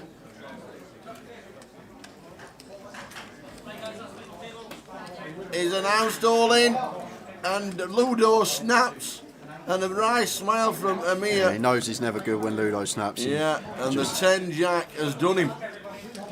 And Amir's going to be left on fumes. And Ludo has got over $500,000. That is not the man you want to see with chips at your table. It's not good news for everybody else.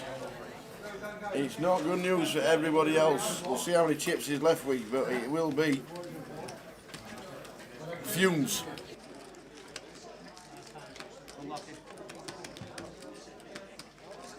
Andres, this is a list of the standing players. We'll put it up twice from the only time we've got there, but so what we're going to do right now is see what Amir does. He's left on fumes, and we'll go to the outer tables within 2 minutes. Yeah, Silver Sock, I agree. If I'm sitting there as Chris Collins with lots of chips, and then suddenly Ludo's got $500,000 as well on our direct left, I'm not going to be happy. I'm really not going to be happy. You know that Ludo can just punish us a lot with position, so might change Chris's opening range slightly, might start opening a bit tighter range, but yeah, that is a huge hand for Ludo to take it down with, and see what happens with Amir now. Amir is short.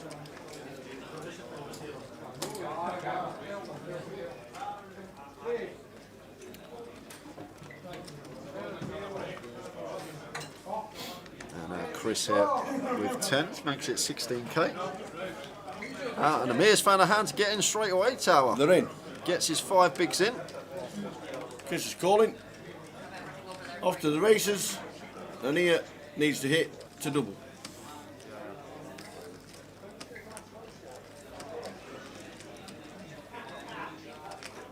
Does he get that double?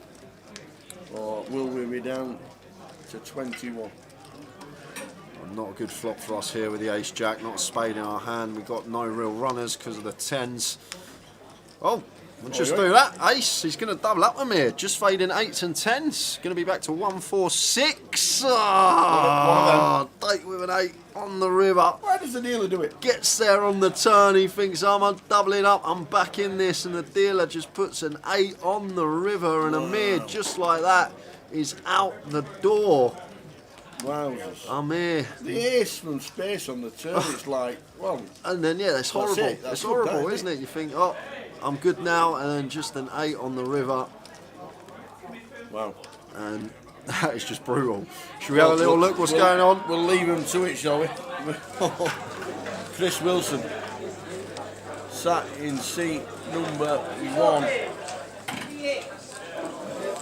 Paul Brown. Paul, And there's Kelly. Oh, Kelly There's the looks like Rich. he's taken a couple of hits. Still got around 300k, Yeah, which is loads. plenty. he's got loads. I'm pulling in some more space. Swifty. Two ladies sat together. Oh, Katie looks really short tower. Uh-oh. Really short. Nursing a short stack there. Oh man. Sub 10 bigs for Swifty. Gonna need a double up. There's Pamela. Nearly 500,000. She is flying.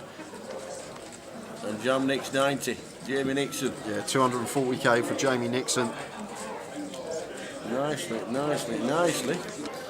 And then straight over to the third and final table, still in the main. Daryl Benton in at 1. He's been one of the chip leaders throughout the day. Oh, we could have a two-time champion. Yeah, Paul Green still in the mix, and looks like he's going along all right there from the chips in front of him. Thomas Riley still in the mix. Look at the chips. Wow, look at this. Probably Look at the chips. chip leader, 900k, just shy of there. Tom Lagzal. Colin Wu has lost some. He's down to 200k, and there's Mike. Mickey Wharton with 110, so just Yeah. over 10 bigs for him. They are there, Hungry Gamble. You saw all the chips, you saw all the stacks right there. All 3 tables have just been shown of the remaining 21 players. Amir Mustafa out the door. So David, Jack 10 suited, makes it 17 here, and Robbie with the ladies. I'm playing 4k, 8k.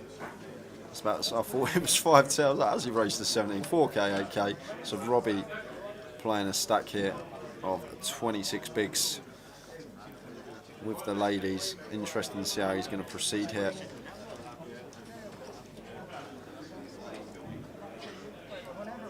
Looks like he's just going to free bet, try and induce something from David Doherty perhaps. Like, interested to see what sizing he's elected to go. 58k, so opted for 3.5x here. Don't mind this at all with the ladies. And action back on David here. If David was deep with Robbie, he'd definitely be peeling this hand tower, I think. The Jack 10 suited. But I think against this particular stack size, we might just see David let this one go. But the problem is, as well, we've got to think about David knows that Robbie knows he's opening the button with a whole host of hands off this chip stack. And David might think that Robbie could be doing this light. Because off of his stack as well, stack that he's working with, 26 big blinds, if he's got ace king or ace queen, he's probably just going to rip tower. So that's probably what's going through David's head here. Like, if you've got ace queen or ace king, why are you not ripping in this spot? Why have you just free bet? And he's right at the top here with queens. But the problem we got as David is the stack size we're up against of Robbie. Make the call here, just over a pot size bet left. I don't think we'll see the call, but definitely a tough spot with the Jack 10 suited. It's just because it's button versus small blind dynamic. That's what makes this tough. And that's a great fold there from David Doherty. He's got all the chips, but he's not letting them go easily.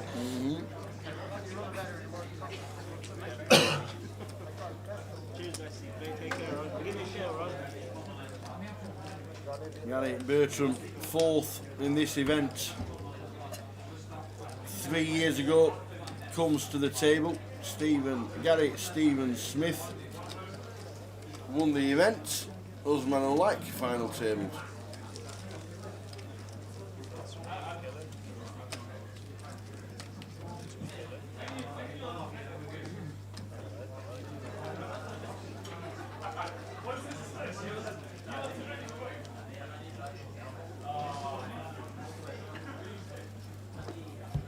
Yeah, Ludo definitely be one of the favourites if he keeps his stack. Absolutely.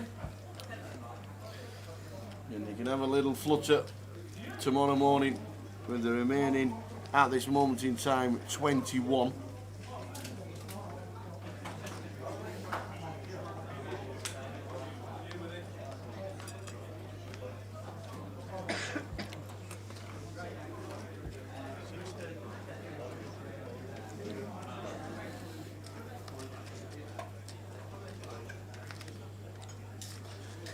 So Gareth raising to 16k.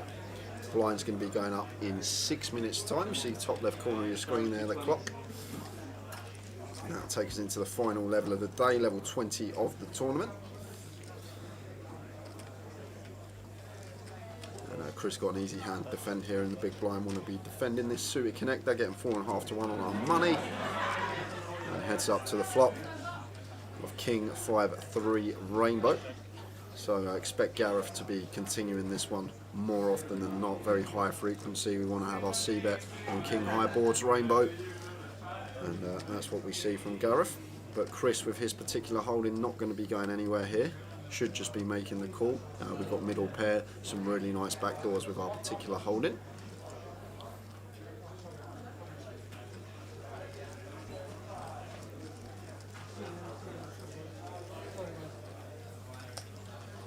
There is the call from Chris.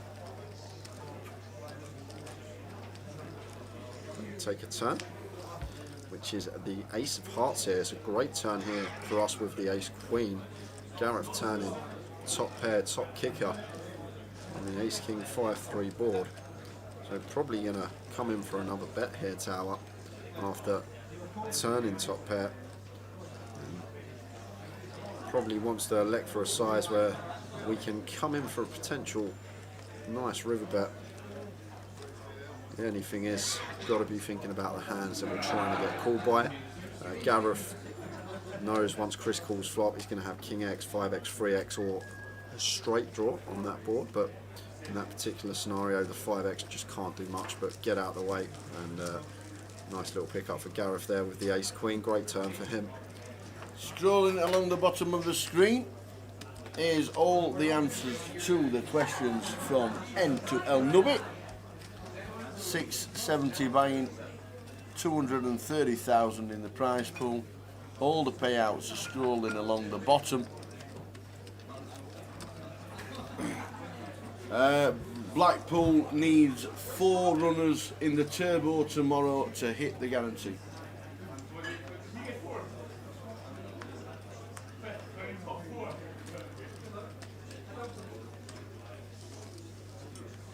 So it'll just scrape over the 50,000 guarantee.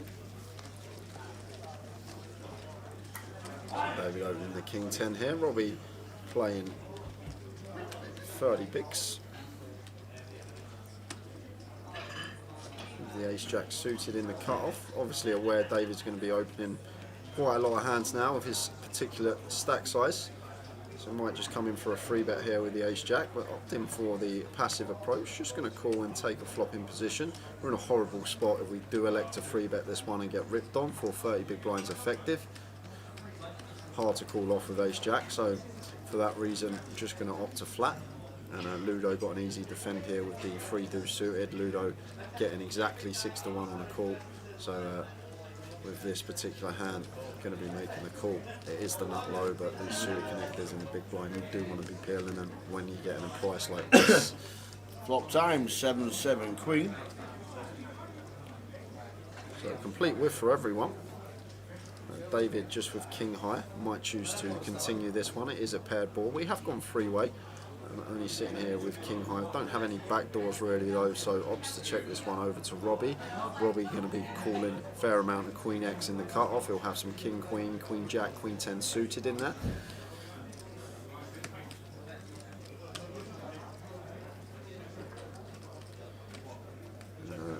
Robbie not opting to take a stab at it, and at 4 of clubs on the turn.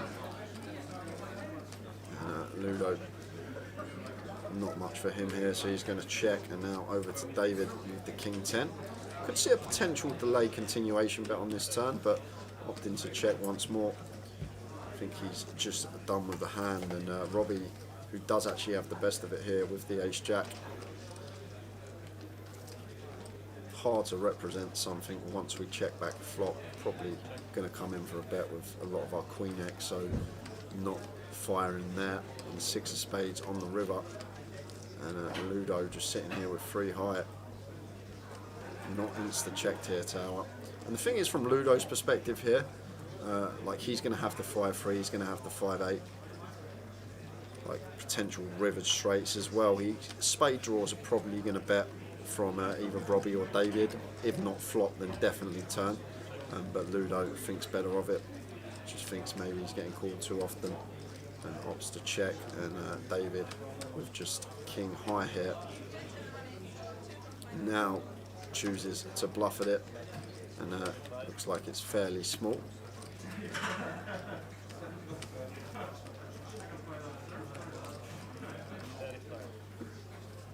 Tops for 35k, a bit bigger than first expected, over half pot here, and just going to see 2 fairly quick folds, and David Doherty takes it down with the worst of it. 888 is the chip stack for him. Now then, Nubby, from Nova Scotia in Canada. Don't know much about Edinburgh.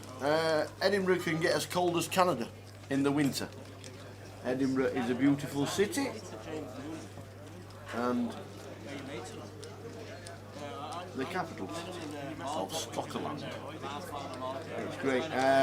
When is the next GUKPT at 25-25 in Scotland, says Andre? Well, I'll tell you what, we'll pop this one up. You know the 33rd is right there. Glasgow. Glasgow in 2 weeks' time. Week 5, 20th to the 24th, Portsmouth, Manchester and Glasgow. And then there is another one for you. Edinburgh is week 6. We're back here at the Maybury for the 30-30, 10th to the 14th. So there are the 30-30 for you, Andre, that are running in Scotland for the rest of the year. Oh. And what's the capital of Nova Scotia in Canada? Capital of what? Nova Scotia in Canada. What's Nova Scotia? Nova Scotia is the state of it. Ah. Halifax. And Halifax is in West Yorkshire in England. There you go. This time last night we were dodging pints under the feature table and get the ordering before the 3-bet. That is true. A little bit more serious now. Yeah, it's been great this year. Green Grinder, a lot more for us. Says props to the GUKPT team, production team. Great value has gone up a few notches this year. It's yeah, we've got some new graphics, some new transitions, everything working a lot more smoothly. It's just looks so much nicer, so much easier for me and Tower actually as well, sitting here. We figured out what the buttons do now. It only took us 3 legs, but we're here. We think we're all right. We're all right now. We know what button does what. That's the main thing. That's the main thing. Yeah, thanks for that, Green Grinder. Much appreciated. It's not to do with me and Tower. It's to do with the guys behind the scenes. It just makes us look good. Always props to them, PK. And I tell you what, even that camera can't make me look good. They can't even make me look good, that camera. So no, thanks for everybody, wherever you are in the world, for joining us for the final 60 minutes. For the final 60 minutes here in Edinburgh, and then we bag and tag, and however many are left, then we will be coming back tomorrow. Yeah, the Elmeth interview was awesome. He was so good with us. And literally, me and Andy, when Andy sent out the tweet regarding that, we're going to get on an hour with the Tower, Andy just says, why don't we just aim for the top and go for Elmeth? Because he can only say no, or he can only not reply. Within a day he'd replied. We set up the date. We turned on the camera. Me and Andy got the cameras ready. We got turned on. He turned it on. He looked at me and he just said, "He's not turning up. There's no way he's turning up." And we arranged a time, and within 5 minutes he was there, and it was just so good. It's great. It's great. It's great. It was interview. great. I've watched it. Met him a few times. Interviewed him quite a few times over the years as well. But that was just a great storytelling hour from Phil Helmuth.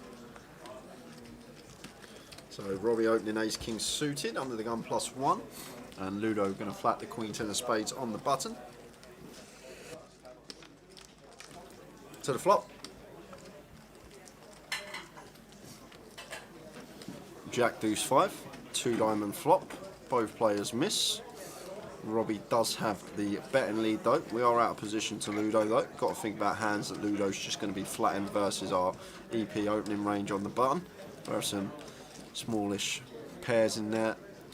Obviously a hand like he has in this scenario, some Queen Jack suited, Jack 10 suited, King Jack suited, that he's not electing to free bet versus Robbie's stack size. Just happy to see a flop with these holdings, and Robbie going to come in for continuation bet here with the Ace King.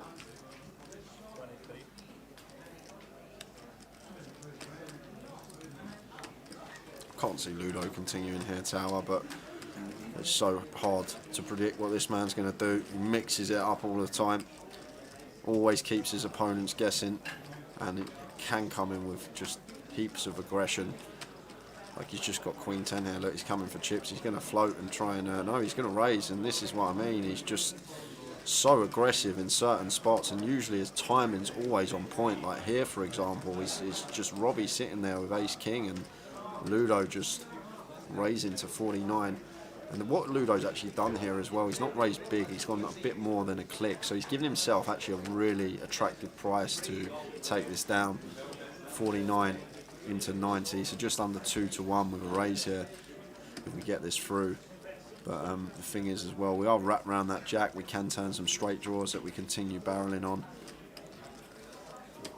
Robbie's just pretty handcuffed here, Tower. We're out of position. We're just going to have to let this go. I know we can see Ludo's got the best of it, but we're working with 22 big blinds as Robbie and want to sort of preserve them chips this stage of the tournament. Be very surprised if he did continue. It's just sometimes you just got to take your hat off and say, if you bluffed me, you bluffed me.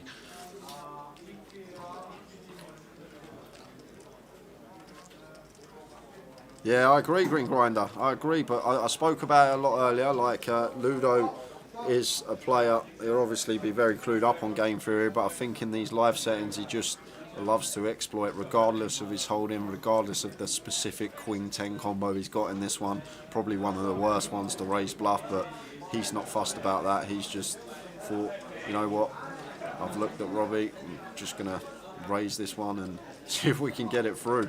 But it's probably a lot deeper than that. I don't know what's going on in his head. There's probably a whole lot of layers to a hand for Ludo. It's just pure aggression. Seen it so much over the years, and look, getting the best hand to fold there with just Queen high and very difficult opponent to play against. Always mixing it up. Like, doesn't want to have like certain hands in certain spots. Like you speak about the game theory bluffs there that he's supposed to have. Queen 10 of spades probably not going to be in there, but Ludo just going for it, especially this stage of the tournament. He's probably aware players are going to be tightening up, overfolding in certain spots, and just amping the aggression down now simply because of his stack size. He's chipped up well above average stack and going really well, and nice play from him. I love to see it.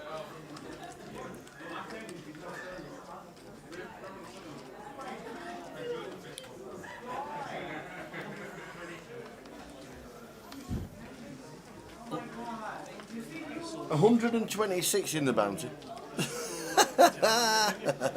126 in the bounty. Just amazing. Yeah, assuming what the random video guy said, assuming that Robbie should only be opening the suited Queen 10, the suited Queen Jack, and Jack 10 from EP. We do have the Queen 10 of spades, so obviously Queen Jack of spades, 10 Jack of spades, not a thing. Do discount 2 combos. But when I've seen Ludo on this feature table over the years, it seems like his timing's just always on point. I don't know, he's just got that white magic, that sense in situations where he's at. Couldn't call the flop. Is either fold or 49. Dave Doherty, nearly 900k. Ludo, nearly 600. Great table, great chips. Great players left. We are on 21. Yeah, last bust out was Amir Mustafa. Lost the big pot to Ludo. And then got it in short, lost the flip.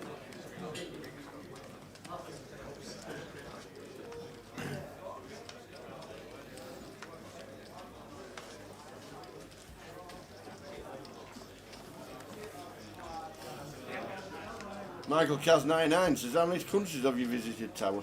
I don't know. I don't know. Actually, I've been to Canada. I have been to Canada. I've been to Toronto and Kitchener. In Canada, went for a wedding years ago, 10 years ago plus. Had the pleasure of standing at the top of Niagara Falls looking down and thinking, wow. Yes, Kaiser. Kaiser asks, is the bounty going to finish tonight? Yes, it will. There's no 2-day in the bounty. 1-day event, they'll play down to a winner, whatever time that'll be, 3 o'clock in the morning maybe. But it is fast and furious, the bounty, when there's £50 in for every person you bust out, and only £60 goes into the middle. So it's it has been fast and furious.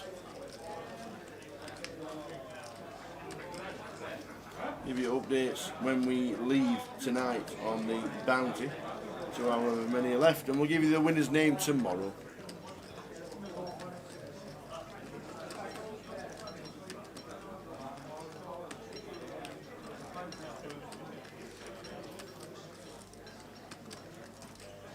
In fact, it might be finished before we're done. There's 7 left. 7 left, so I'm going to have a quick scout. It's out there. I'm going to see who's on the FT. 126 played it. There's 7 left. Remember yesterday you said it'd finish at midnight. Not bad. Yeah, that's true. I did, you're right. Hey, I tell you what, it started at 4, finished at midnight. I said exactly that. Katie's still in. Awesome. Not Katie Swift, other Katie. Katie. She's on the FT. Who's Katie? One of our freelance dealers. Oh, wasn't really? Yeah, wasn't working this event, and she thought she'd come down and flick for it the in the bounty. Delicious. Food's here, says Nubby. What you ordered, Nubby? What you ordered? I'm guessing it's tea time where you are.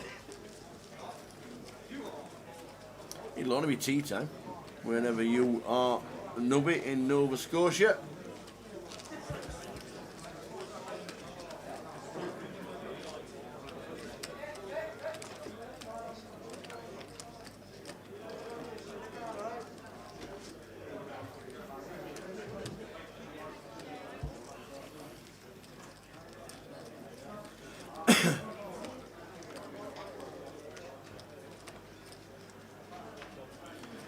The Grim Reaper's got some news. Oh my days. Now who?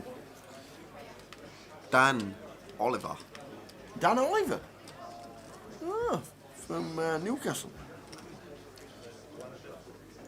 Ah, he meant the waiter in the background.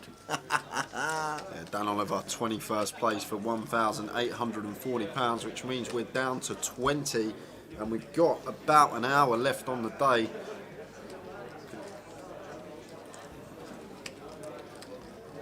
As Gary opens the cut-off, 20k, blinds are now up, playing 5k, 10k.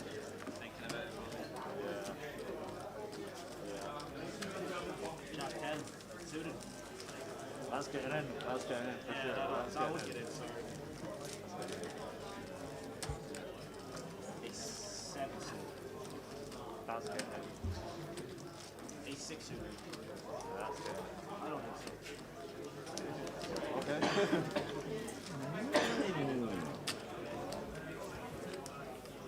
Actually in PEI now.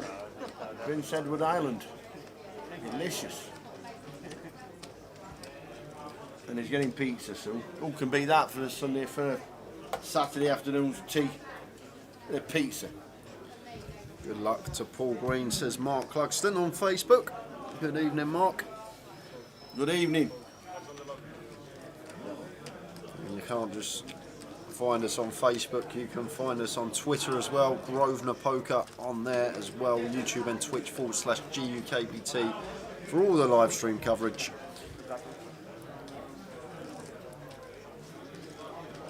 As Robbie on the button with the 10-9 of hearts. Going to be opening this one. Perfectly fine, we've got 20 big blinds, but just fine to open this one. If we were sub 15 bigs, I think we'd see him rip it. And Daniel here in seat 7, just going to get out of the way with the King 9. And action going to be on Chris in the big with Jack 10 off, and he's not going to be folding this one here. Tower getting 4.5 to 1 on his money.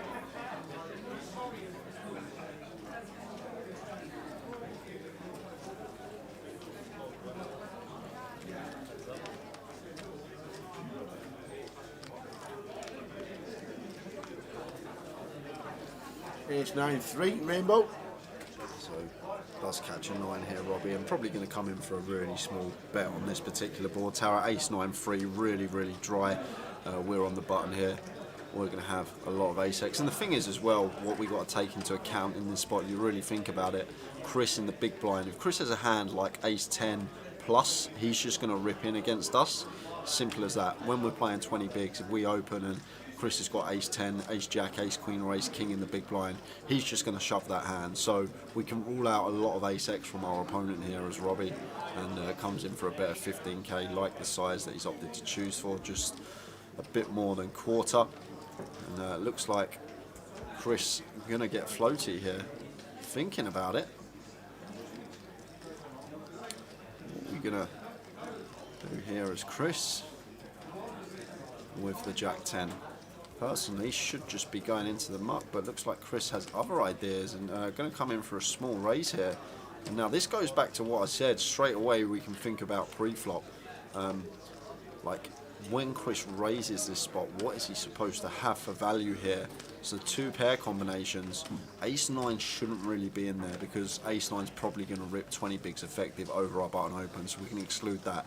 Ace 3 suited probably going to do the same, so it's like ace 3 off, and that's about it for value because sets are just going to flat, and sets aren't a thing either actually, Tower. Pocket 3s, pocket 9s, they're going to rip for 20 bigs effective, so we're just repping such a thin value range here as Chris.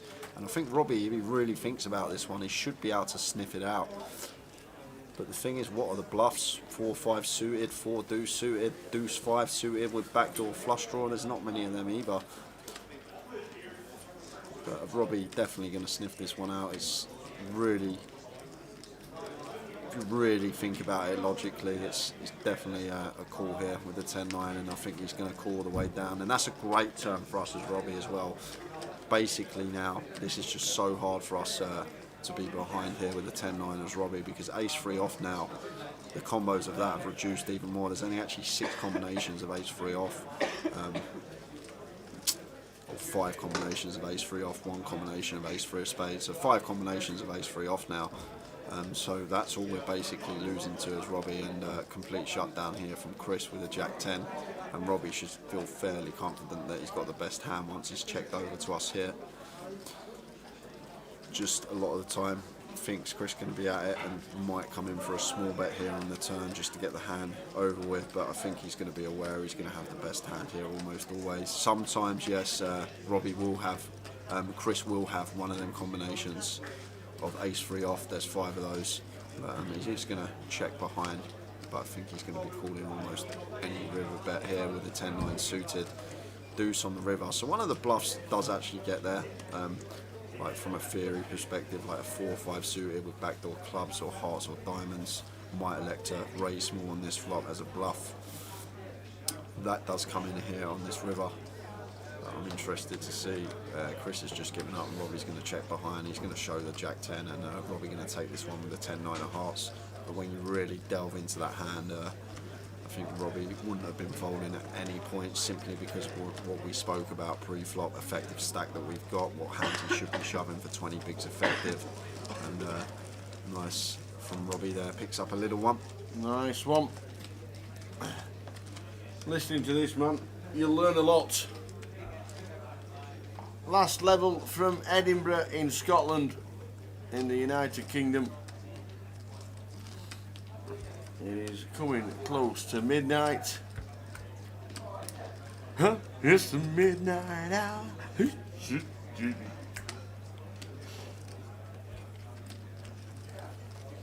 Wherever in the world people are watching, good afternoon, good evening. Well, at the moment, we are on 21. Dan Oliver, the last man out.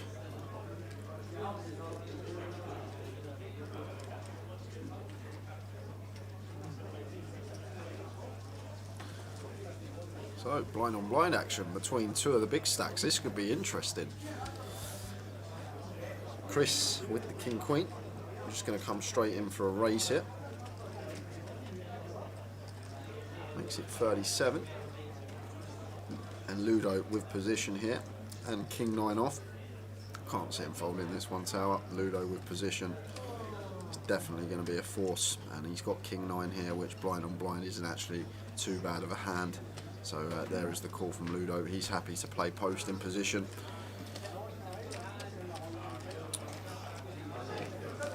Interesting to see how this one unfolds. Well, or just flop Just trip like lies. that, just I like wanted the, him to make some fancy play, not flop trips.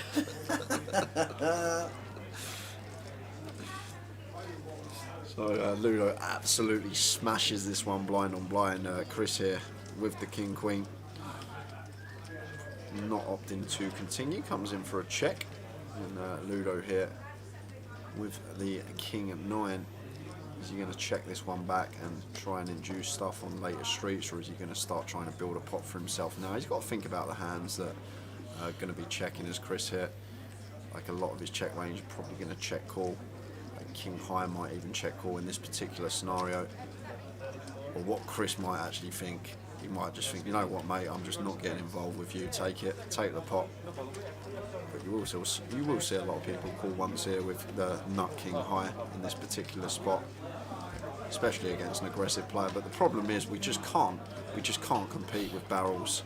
As soon as we start facing a second barrel, we just got to fold our hands. So Chris might just be done with this here tower and think better of it. Against this particular opponent, we're out of position, but no, he is going to call. I don't mind the call. No, here. he's got the overs. Just winning for the call. Just what we always speak about, blind on blind ranges are going to be very wide. We're up against an aggressive opponent. Our king queen can be the best hand. Got 2 overcards to the board as well. But there's the check mark for Ludo on the turn. 2 of spades.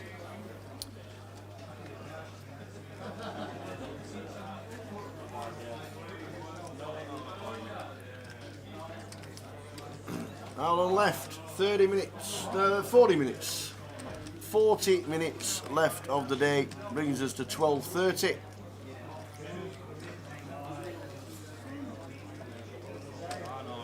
So not just meaninglessly betting trips here, taking his time with his decision, Ludo. Obviously running a lot of things through his mind, like what hands Chris going to raise and then check call on the flop, and out of those hands, how many are calling this turn bet as well, and Ludo coming in for a second barrel. And this is the problem with the call with the king queen. I like it. I think it's fine against certain opponents, but I just think Ludo's going to be applying maximum pressure at this stage of the day, and like sometimes just got to be thinking streets ahead. And we know our hand can't compete with double or triple barrels, so maybe we can just let it go on the flop. The fold from Chris, and Ludo, after flopping trips, get it done. He does sometimes have it.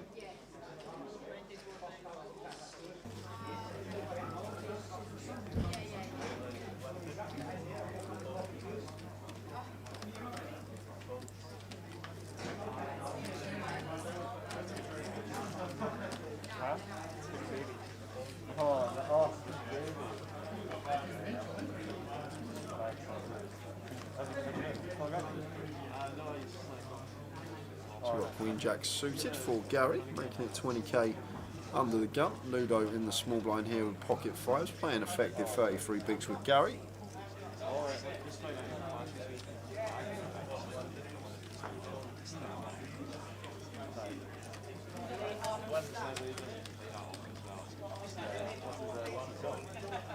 And Ludo makes the call, Gareth gets out of the way, so heads up between Gary in 2 and Ludo. Queen Jack deuce, absolute smashes the flop here, does Gary. Definitely want to see it continue here from Gary. Ludo will have some Broadway holdings here. in the small blind. At the small blind calling range, there'll be like some middling suiting connectors, a lot of Broadway holdings and pocket pairs. But facing this continue here, I just can't see Ludo continuing with the fives. But he surprised me many a time before. I wouldn't be surprised if he surprised me again. But in this situation, I just think he's going to get out of the way. Got one right, yes. Never small Pepsi Max, no ice. Small Pepsi Max? Yeah, no ice. They're already fucking tiny. See, I can't handle my brother, can't handle a height. Anyone else no joy?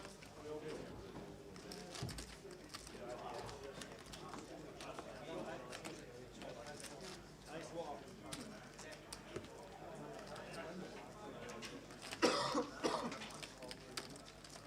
Cheers, mate.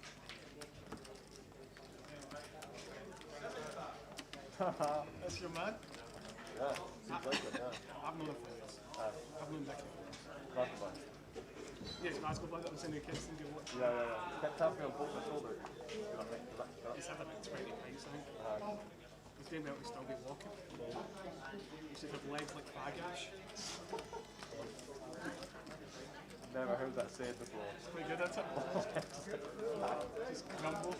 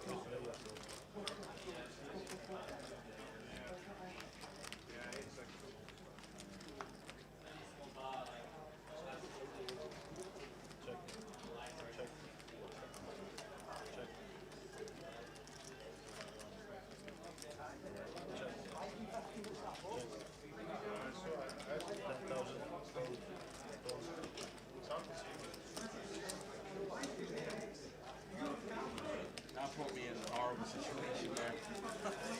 You were going to jam and I made it 20, hadn't you? If you made it 20, I rip it in. Yeah, You limp it just confused me. I was like, what is this? I was like, what do I do now? You still jam, probably. Well, there's not enough in the middle. We made it. I made it 20, I was jamming. I made my mind up then, but the limp put me off. No. Did you have ace four also? Suited, jeez, how'd you get that? Suited? Swear, yeah, diamonds. Good read. How much is up top in the bounty? I don't actually know. Oh, no, that went a bit high. I'll try and find. Do we know if we can get the payout structure for the bounty? I don't think we can. I'd like to say yes, but I can't at this moment in time. And there are only 5 players left. So they've got 3 minutes to finish it, and I'll be bob on.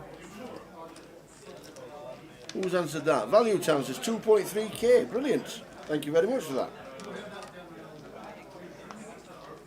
Loving that.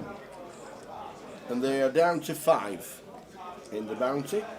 We're down to 21 in the main. Dan Oliver, last man out. In fact, we're down to 20. Who do we lose? In 20th place. In 20th place. Down to 19. We're down to 19 because in 20th, Chris Wilson has gone. So we've got On the 19. outer tables, £1,840. 19 left with half hour to go. 19. And you shouted 18, didn't you, for the end of the day? Boom, boom, boom. So David here with a pair here, blind on blind, and comes in for a check raise with Garrett's button open, pure aggression there.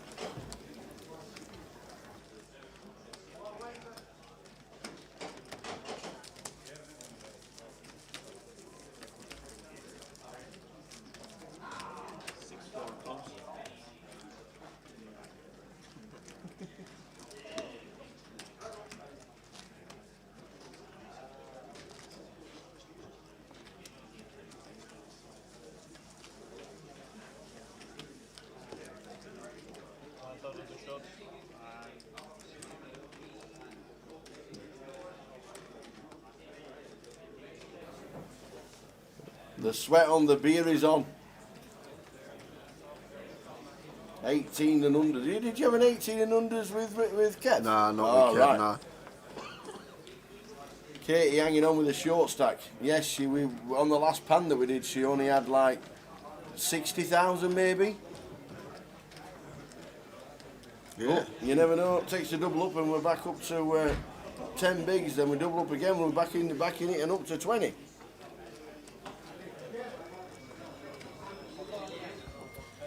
And would you stick a pound on her if she makes day 3?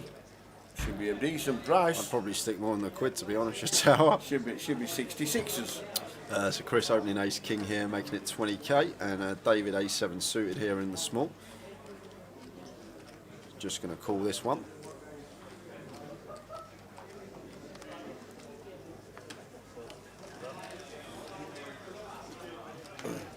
I don't know how many entries Ludo had in total. That's something we don't really find out unless we ask the actual table and the buying table.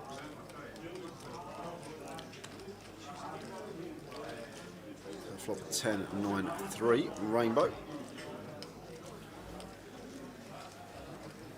So Chris here, 10 high, rainbow.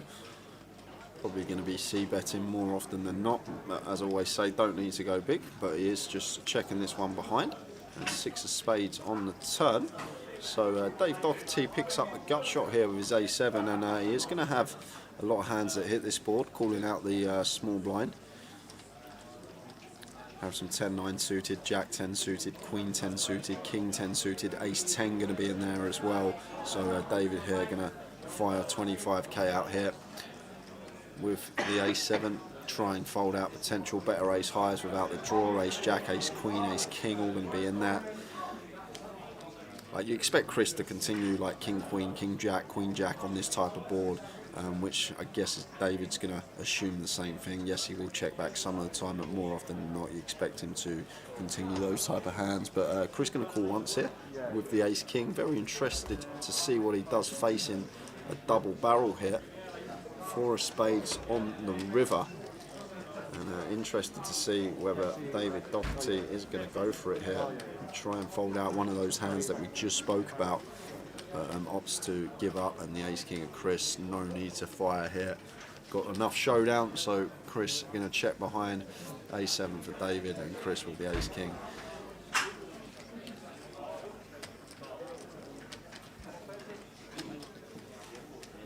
Donna says, isn't it capped at 3 per day? Yes, it is, but obviously there's day 1A, day 1B, the turbo, and buying to day 2. So if you're either unlucky or, shall we say, loose, you could in effect do 10. But to do 10 would be highly, highly, highly unlikely. Hiya, Steve. Steve Overton watching on Facebook. Good evening. Needs a bit more sunshine, is that what you're saying? Oh, you well, Steve. Hope to see you in Luton or Blackpool.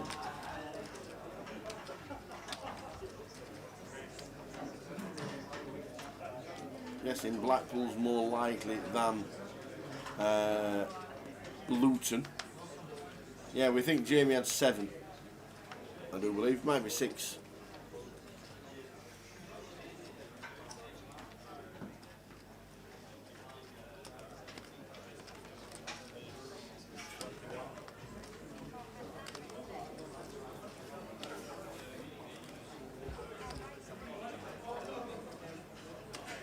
Dave Doherty in quiet for an orbit, raises the 21 on the button. Robbie could just shove this. 25 bigs now, maybe a little bit too deep, 25 bigs. No, I like it, Tower. I like your thinking. I love it. I love it.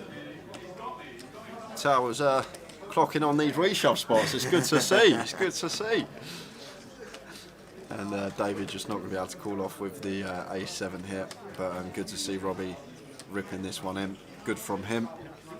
Kenzie says, nice comms guys, thank you very much. Dave, Doc and Paul Brown from the same town, Coatbridge. Hope anyone of them takes it down. Yeah, Dave's had a fantastic day. Yeah, thanks, Kenzie. Thanks for tuning in. Yeah, I'd like to see Dave run deep. Obviously, if I had to pick, I don't like being biased, but a lot of the time I am. Probably be Katie, obviously Dave, Jamie. Would like to see Kellett make a run as well. I love Lulo to bits, but he's got too much money already, so he won't mind me saying that. know? Oh, well, have you seen his results, Tower? He has won chunks. Alex Burton, good evening, young man. He's Evening, been down Alex. to Luton to play the event there. Be good to see you, pal. And evening, Kevin, watching on Facebook as well. Have a good time in Luton, Alex, and we'll see when we go for the main event in 10 days' time.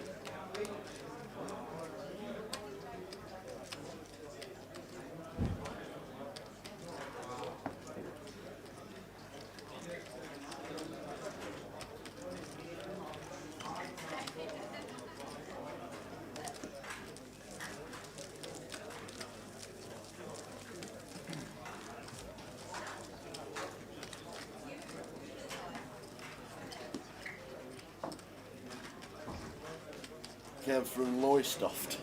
Watching the live stream on Face It. Last 30 minutes for the team.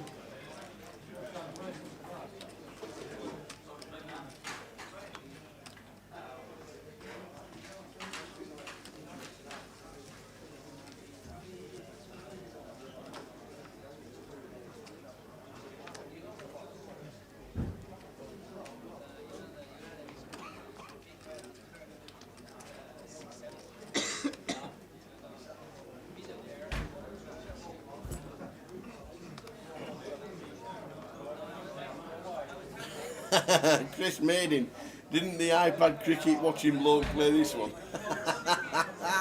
You mean Steve Jelinek? Steve Jelinek who won Coventry. I don't know if he did or not. I can't remember seeing Steve. Steve was in Leeds. I don't think he's been up to Edinburgh.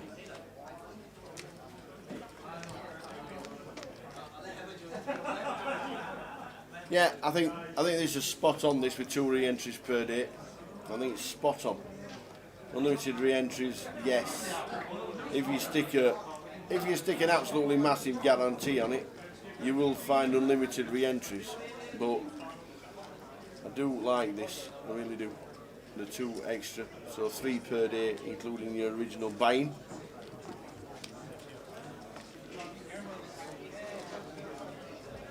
Devangeli. Or Dev Angel. Devangeli will go for. Visiting from overseas, which Grosvenor location is this? You're here for 3 weeks. Want to jump into some games? We're in Edinburgh, as Ricardo has just said. Edinburgh in Scotland.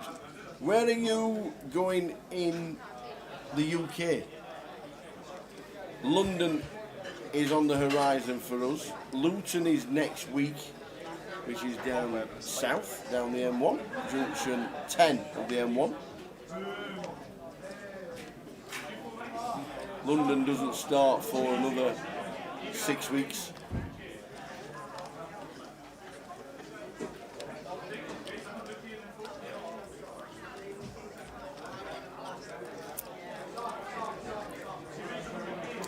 I up figure 351.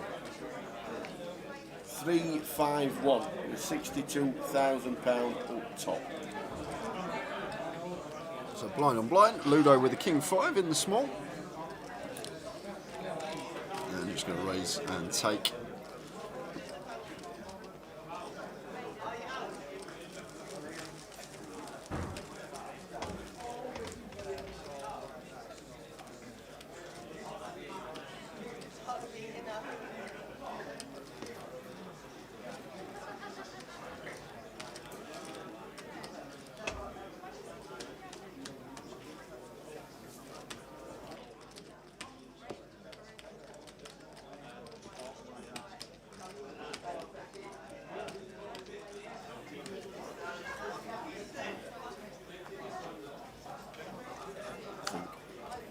Yeah, Dark Angel, that's the one. That is spot on.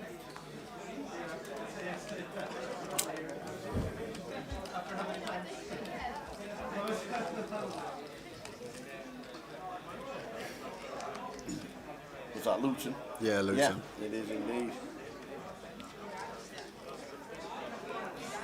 Ludo. Across from the Red Lion. Ludo with a raise to 20 with the Jack 10.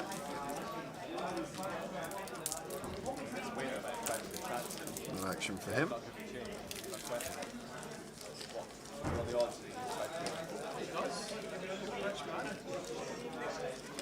I'm going to say him, keep the change. Get the manager, get the CCTV.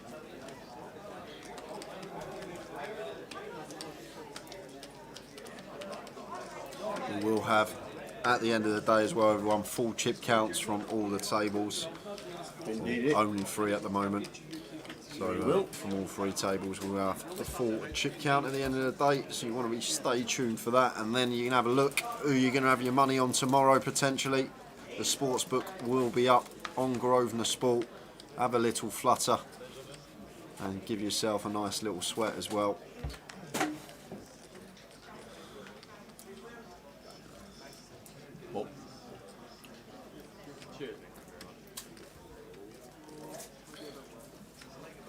We've got an all in here with the ace jack suited. Looks like it's just shy of 10 big blinds. Getting towards the end of the night, we'll have a star. And Chris with the 6s here. 25% of our stack to call, but it's a 10 big blind shove. Deuces, 3s, 4s and 5s should be in the range. Yes, a lot of the time we're probably going to be in a flip situation, but there are some hands that we do have crushed. Right on the line, this one for him, and looks like from that posture he's just going to be letting this one go, thinks better of it. Can get behind that this late in the day. Obviously wants to keep them chips, try and get there for day 3. Jay Chan, we have got probably 20-25 minutes left of the day. That's so lazy. See the clock in the background there, it says 18 minutes, so in like 8 minutes time we'll draw for the last number of hands to play today.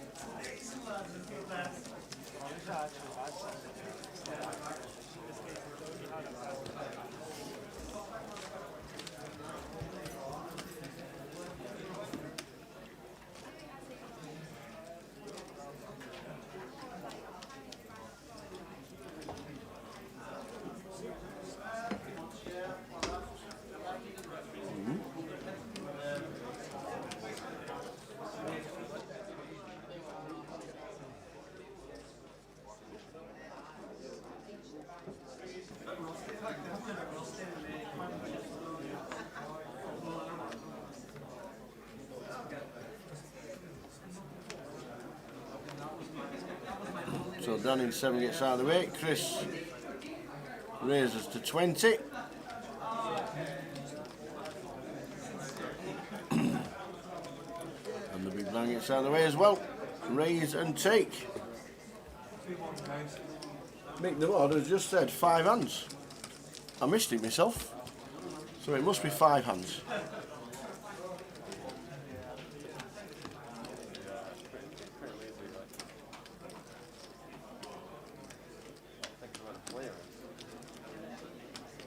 I guess it'll be 5, 15, 10, 20,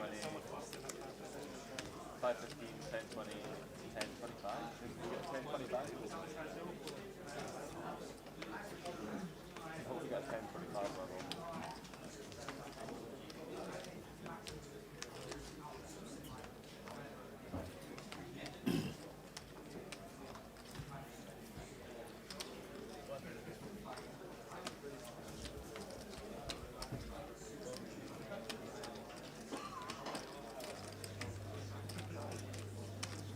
Ludo opening the Queen 10 of Hearts under the gun +1, and Gary getting out of the way with the King Jack, and David here with the freeze. Not going to be folding this one this deep versus Ludo here. Tower want to be peeling this on the button, as we see. If we flop a set, potential to win a huge pot, especially against the stack size we're up against. So Daniel now got an easy shove with the 9s after this action in front of him. Shoves for just over 11. And going to see 2 quick folds.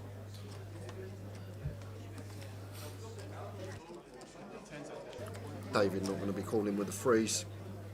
He's for only 11 big blinds. We do have chunks, but we're basically calling to hope for a flip. Oh, he is called. He has called with the freeze. We have an all in from Dan. David Doherty calls with the 3s. Just thinks he's going to be flipping a lot of the time, I guess. Happy to take a flip, but in this scenario, Daniel with the 9s. Great chance to double up. That's good. That's still good. And that's great. And that There we wins. are. Lady on the river. And David going to double up Daniel.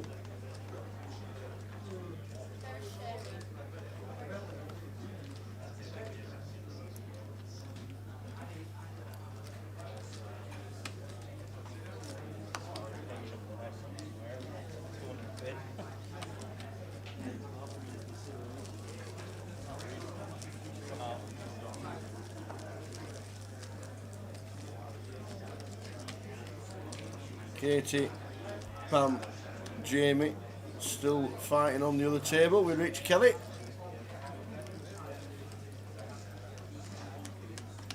And also Mickey Wharton,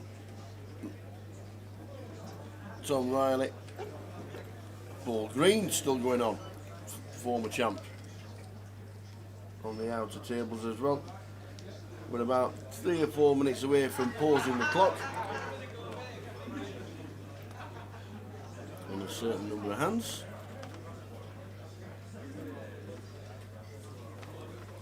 So Gary in seat 2.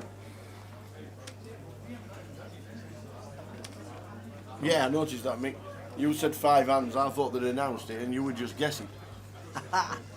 We've got 3 or 4 minutes until they actually pause the clock and give us the number. You've gone for straight in the middle, haven't you?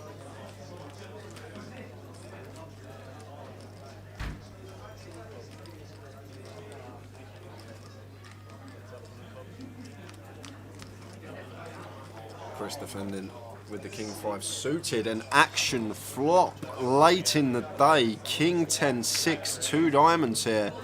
Gary flopping top pair, top kicker, and Chris has got top pair, second nut flush draw. So going to be some chips put in this one. Bit of action for you guys back end of the day. It's what we like to see on the featured. So Gary firing. Continue here, 15 into 55, opts for just a little bit more than quarter pot. Chris not going to be going anywhere here. It's just how he's going to proceed. Probably just going to be calling here. Our hand very, very strong in this situation. We don't want to be like folding out some random air balls that we got basically drawing dead. We can see Gary actually has it in this situation with ace king, but like the option to just call. And jack of diamonds on the turn. So Chris turning the flush, and expect to see Gary check this one back quite often here. Once the flush draw does complete, Chris is going to have a whole host of diamond combinations defending out the big blind. Some straights have got there as well, and 8 of hearts on the river.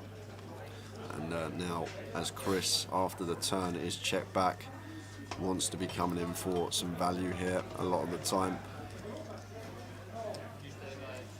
unless he thinks that Gary's going to be betting this river.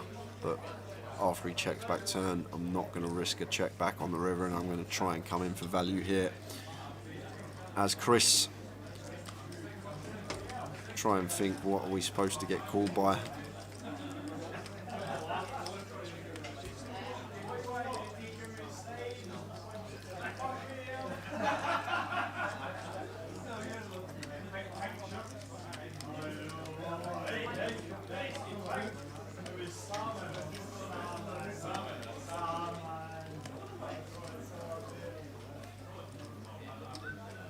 Bet 60, and Gary just going to have to pay this one off, and he's going to take a nice pot with the King 5 of diamonds, and that's going to leave Gary with 22 big blinds.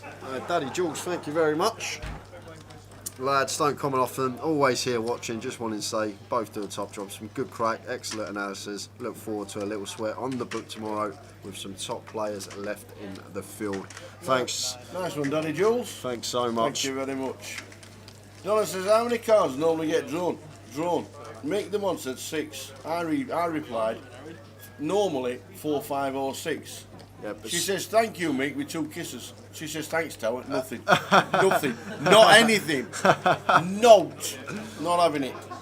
Yeah, you know, the way it works is to do with the minutes left on the clock. If it's usually 8 minutes on the clock, sometimes it's 3, 4 or 5 because they put 2 minutes per hand. Yeah. So if it's 10 on the clock, 5 is obviously 2 minutes, then they go 1 hand above, 1 below. If it was 8 on the clock, they do the same, one above, 1 Ludo's gone to balance the tables. Oh, Ludo's gone. Because, unfortunately, there's not going to be any woo at the end of the championship. Oh no, I've just realised why you've said that. Colin Woo. Colin's gone. Colin Woo's gone. Colin has been eliminated. So we're down to 18 players. So 3 tables of 6. The clock should be getting paused after this hand. Have we got Dan and Chris in the wrong seats? We might do. Confused. We might do. Because Bajalson says that Chris equals Daniel and Daniel equals Chris. And we've not really seen them on the feature too much. Yeah, first time we've seen both actually, I think. So on the apologies feature. for both guys if they're going to watch this back and say, you've got my name wrong. We apologise. We need clarification, but obviously we're down to the last 10-15 minutes of the day, so yeah, it's Dan Wilson, not Chris. We do apologise. We've just realised that 7 is in 8 and 8's in 7 and 7's not in 6 and 6 is in 7. So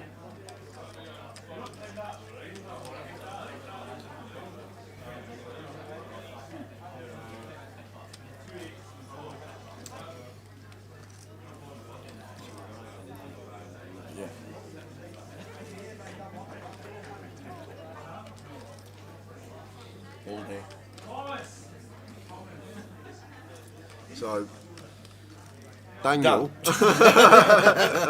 We do apologise. Well, I'm surprised no one's picked us up on that. It's been the same all sessions. It's just been picked up on now. Do apologise to all you Chris and Daniel fans and Daniel and Chris fans. And if you watch it back, Daniel, and you watch it back, Chris, we apologise.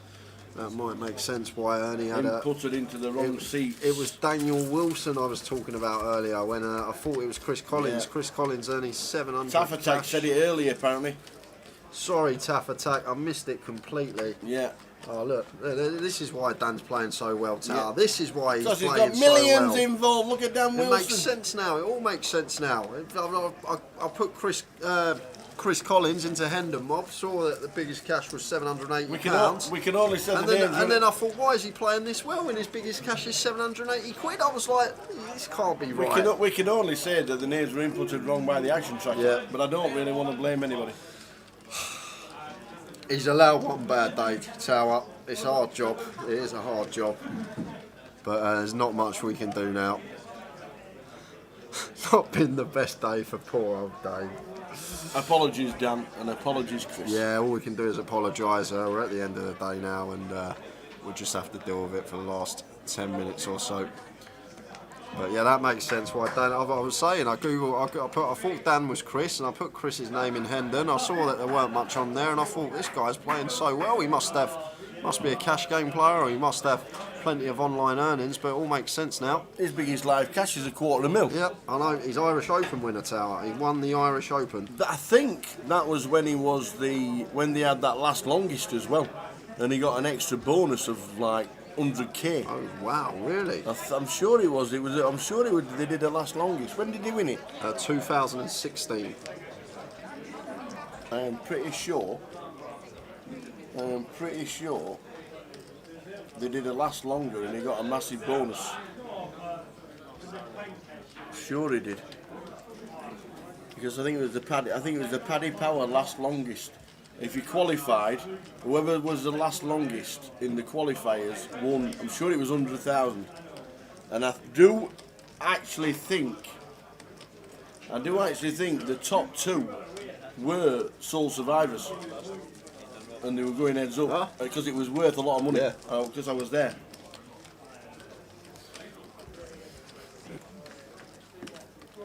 So there we go.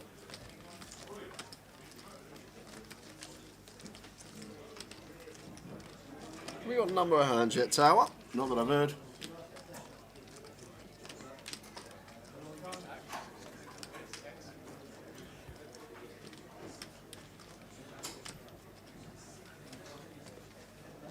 Unless we were talking over it.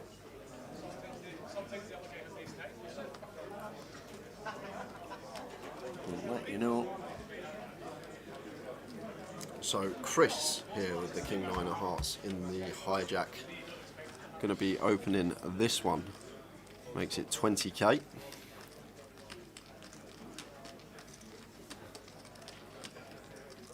And Ace Queen here for Gary. Easy shove for us off of 20 bigs here, Tower. There is the all in. And a quick fold from David, and Daniel going to do the exact same thing. Nice little pick up there for Gary. Well, the clock has been paused. I've just done it again. Chris going to do the same thing.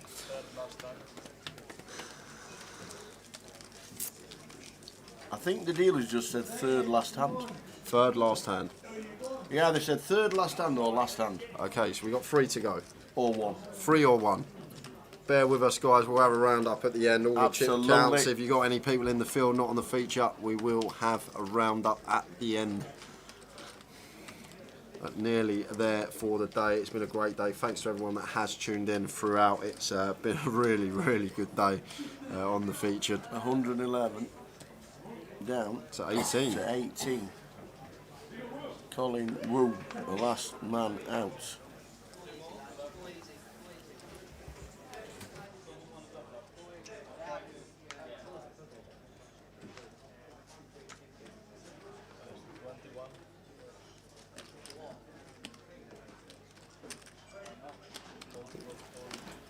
So Chris in seat number 7 with the snowmen raises to 21. All the way round to Robbie in the big blind Robbie here. in the big. King Queen suited. Playing 25 bigs effective with Chris. Lovely hand here to have in the big blind. We are faced with an under the gun open. Maybe a bit wary about that, but obviously the last thing we're going to do is be folding here, and just opts to move all in. There's a call with the pocket 8 straight away. Daniel knew what he was doing, and we're off to the races here. King Queen suited for Robbie. King Queen suited for Robbie, and Chris with the pocket 8s. So Chris has the best hand and is at risk. Has to fade a king or a queen, but and Gladys is watching Dan, thinking, why have you been calling him Chris? yeah, that's it. That's it. And Sorry, Gladys. there we are, Tower. Yeah, sorry, Gladys, but I really hope you've enjoyed the coverage. Well, we're going to lose Chris unless he finds an 8. Oh, yeah. there it is. He finds the 8. How does that even work? Chris survives. He's going to get a double up here. Back end of the day, unless it's... I thought it was coming when I saw the paint flash. Chris sits back down, he doubles up. Where's that 8 come from on the turn? Wowzers. 18 left, we're on the last 3. And Robbie's going to be short tower. He's going to be on fumes. He's going to have 3 or 4 big blinds. Just going to get clarification of stacks. R square, we're not playing down to any. We are on the last 2 hands. 2 hands left of the evening. And then we'll be back tomorrow, 12:30 on stream, 12 in the club for the conclusion of the tournament. A winner will be crowned and taking home £62,220. Robbie's going to need a spin. Yeah, is he? He's going to be 250s in the book if he. Think what price if he bags up these last 2 hands. If Robbie don't bust, he's going to be a huge price. Second last hand. 2 hands to go tonight. Another great day in the books. Apologies to Chris and Dan.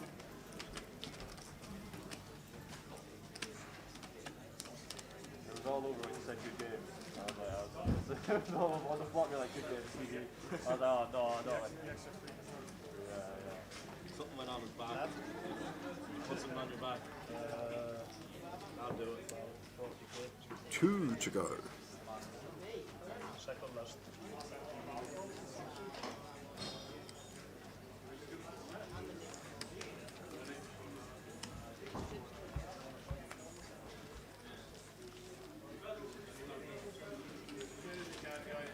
So Daniel with pocket 4s under the gun.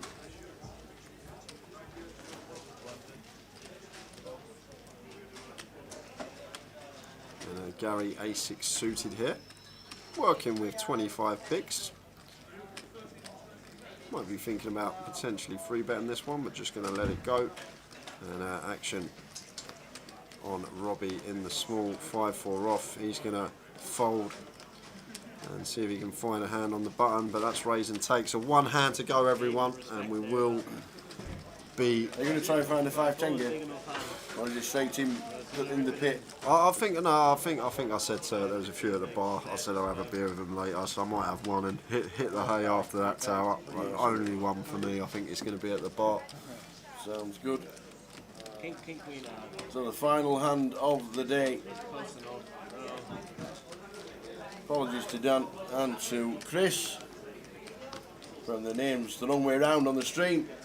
But we got there in the end, and we're back again after this hand. What's going to happen? Is anything going to happen on the last hand? I reckon we could see. I think we could see Robbie all in. Let's have a walk. Well, that's true. He might not want to. It depends where he's travelling from. Actually, if he's got a long travel, he might want to get it in. He is local. Well, not now, unless he's got something after Gary's opened. If it folded him on the button, he might have shoved any 2. But Gary making it 20k. Robbie with a 6-5 of hearts. He might fancy this one, Tower, Absolutely. for his 4 big blinds. Otherwise, he's going to be coming back with 3. I don't mind it. A jam. He knows he's with not. his small snack. He knows he's going to be behind enough to get No, lucky. he's happy but to come back. Just lets that one go. Happy to come back, but Dan in seat number 8. Yeah, he's probably just going to rip this here, Tower. Last hand of the day, 24 big blinds effective. Expect him to move all in, and Gary just to make the call. And we're going to actually have a flip, guys, last hand of the day, unless something really strange happens. But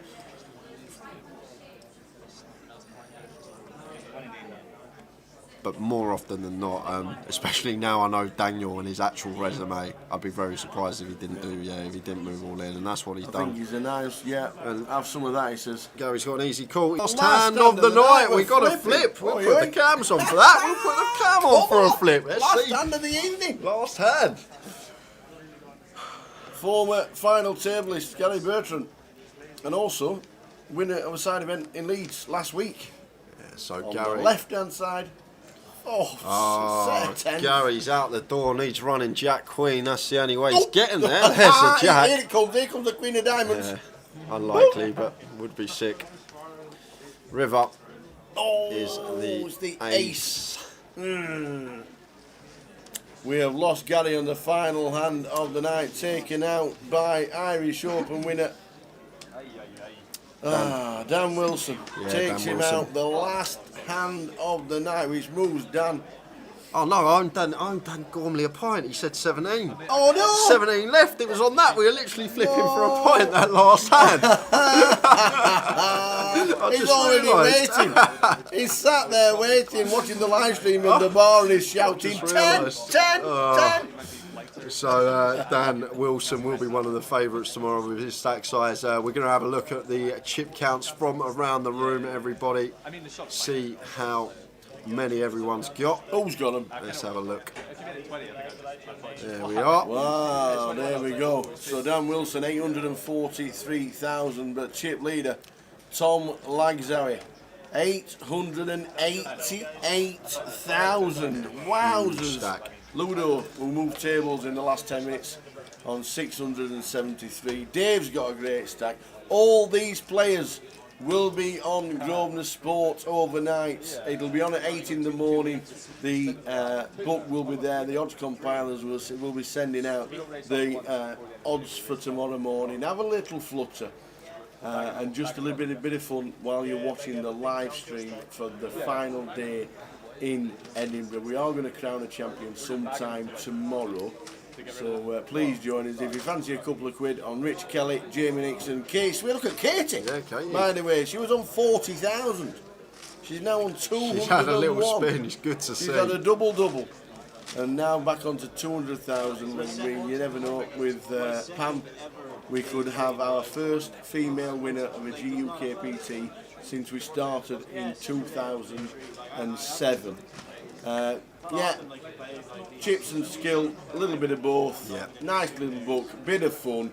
Not trying to. Yeah, just a little fun. Don't go mad, guys. Gamble responsibly, please. Absolutely, just a little bit of fun while you're watching the live stream and the final day in Edinburgh. Who's your favourite pick out of them lot? Starting with right at the top with Tom and finishing, as we've just seen, right at the bottom with Robbie, who's got 43,000 and is back tomorrow with 4 big blinds. But as we know, anything can happen at the tables. Enjoyed it? Yeah, it's been a great day. I've really enjoyed today, actually. There's been some great feature table, lots of action, lots of fun, good banter in the comms box. That's Jay. There's Jay. Oh, what, the avatar? There's Roland. Roland down there. But that's it from us, guys. Don't forget, tomorrow, if you want to get on the book, 11:45, get your bets on before then. We kick off in the club at 12, but live stream coverage will start around 25 past. And we'll see you tomorrow. Catch you tomorrow, guys. Thanks, everyone. See you soon.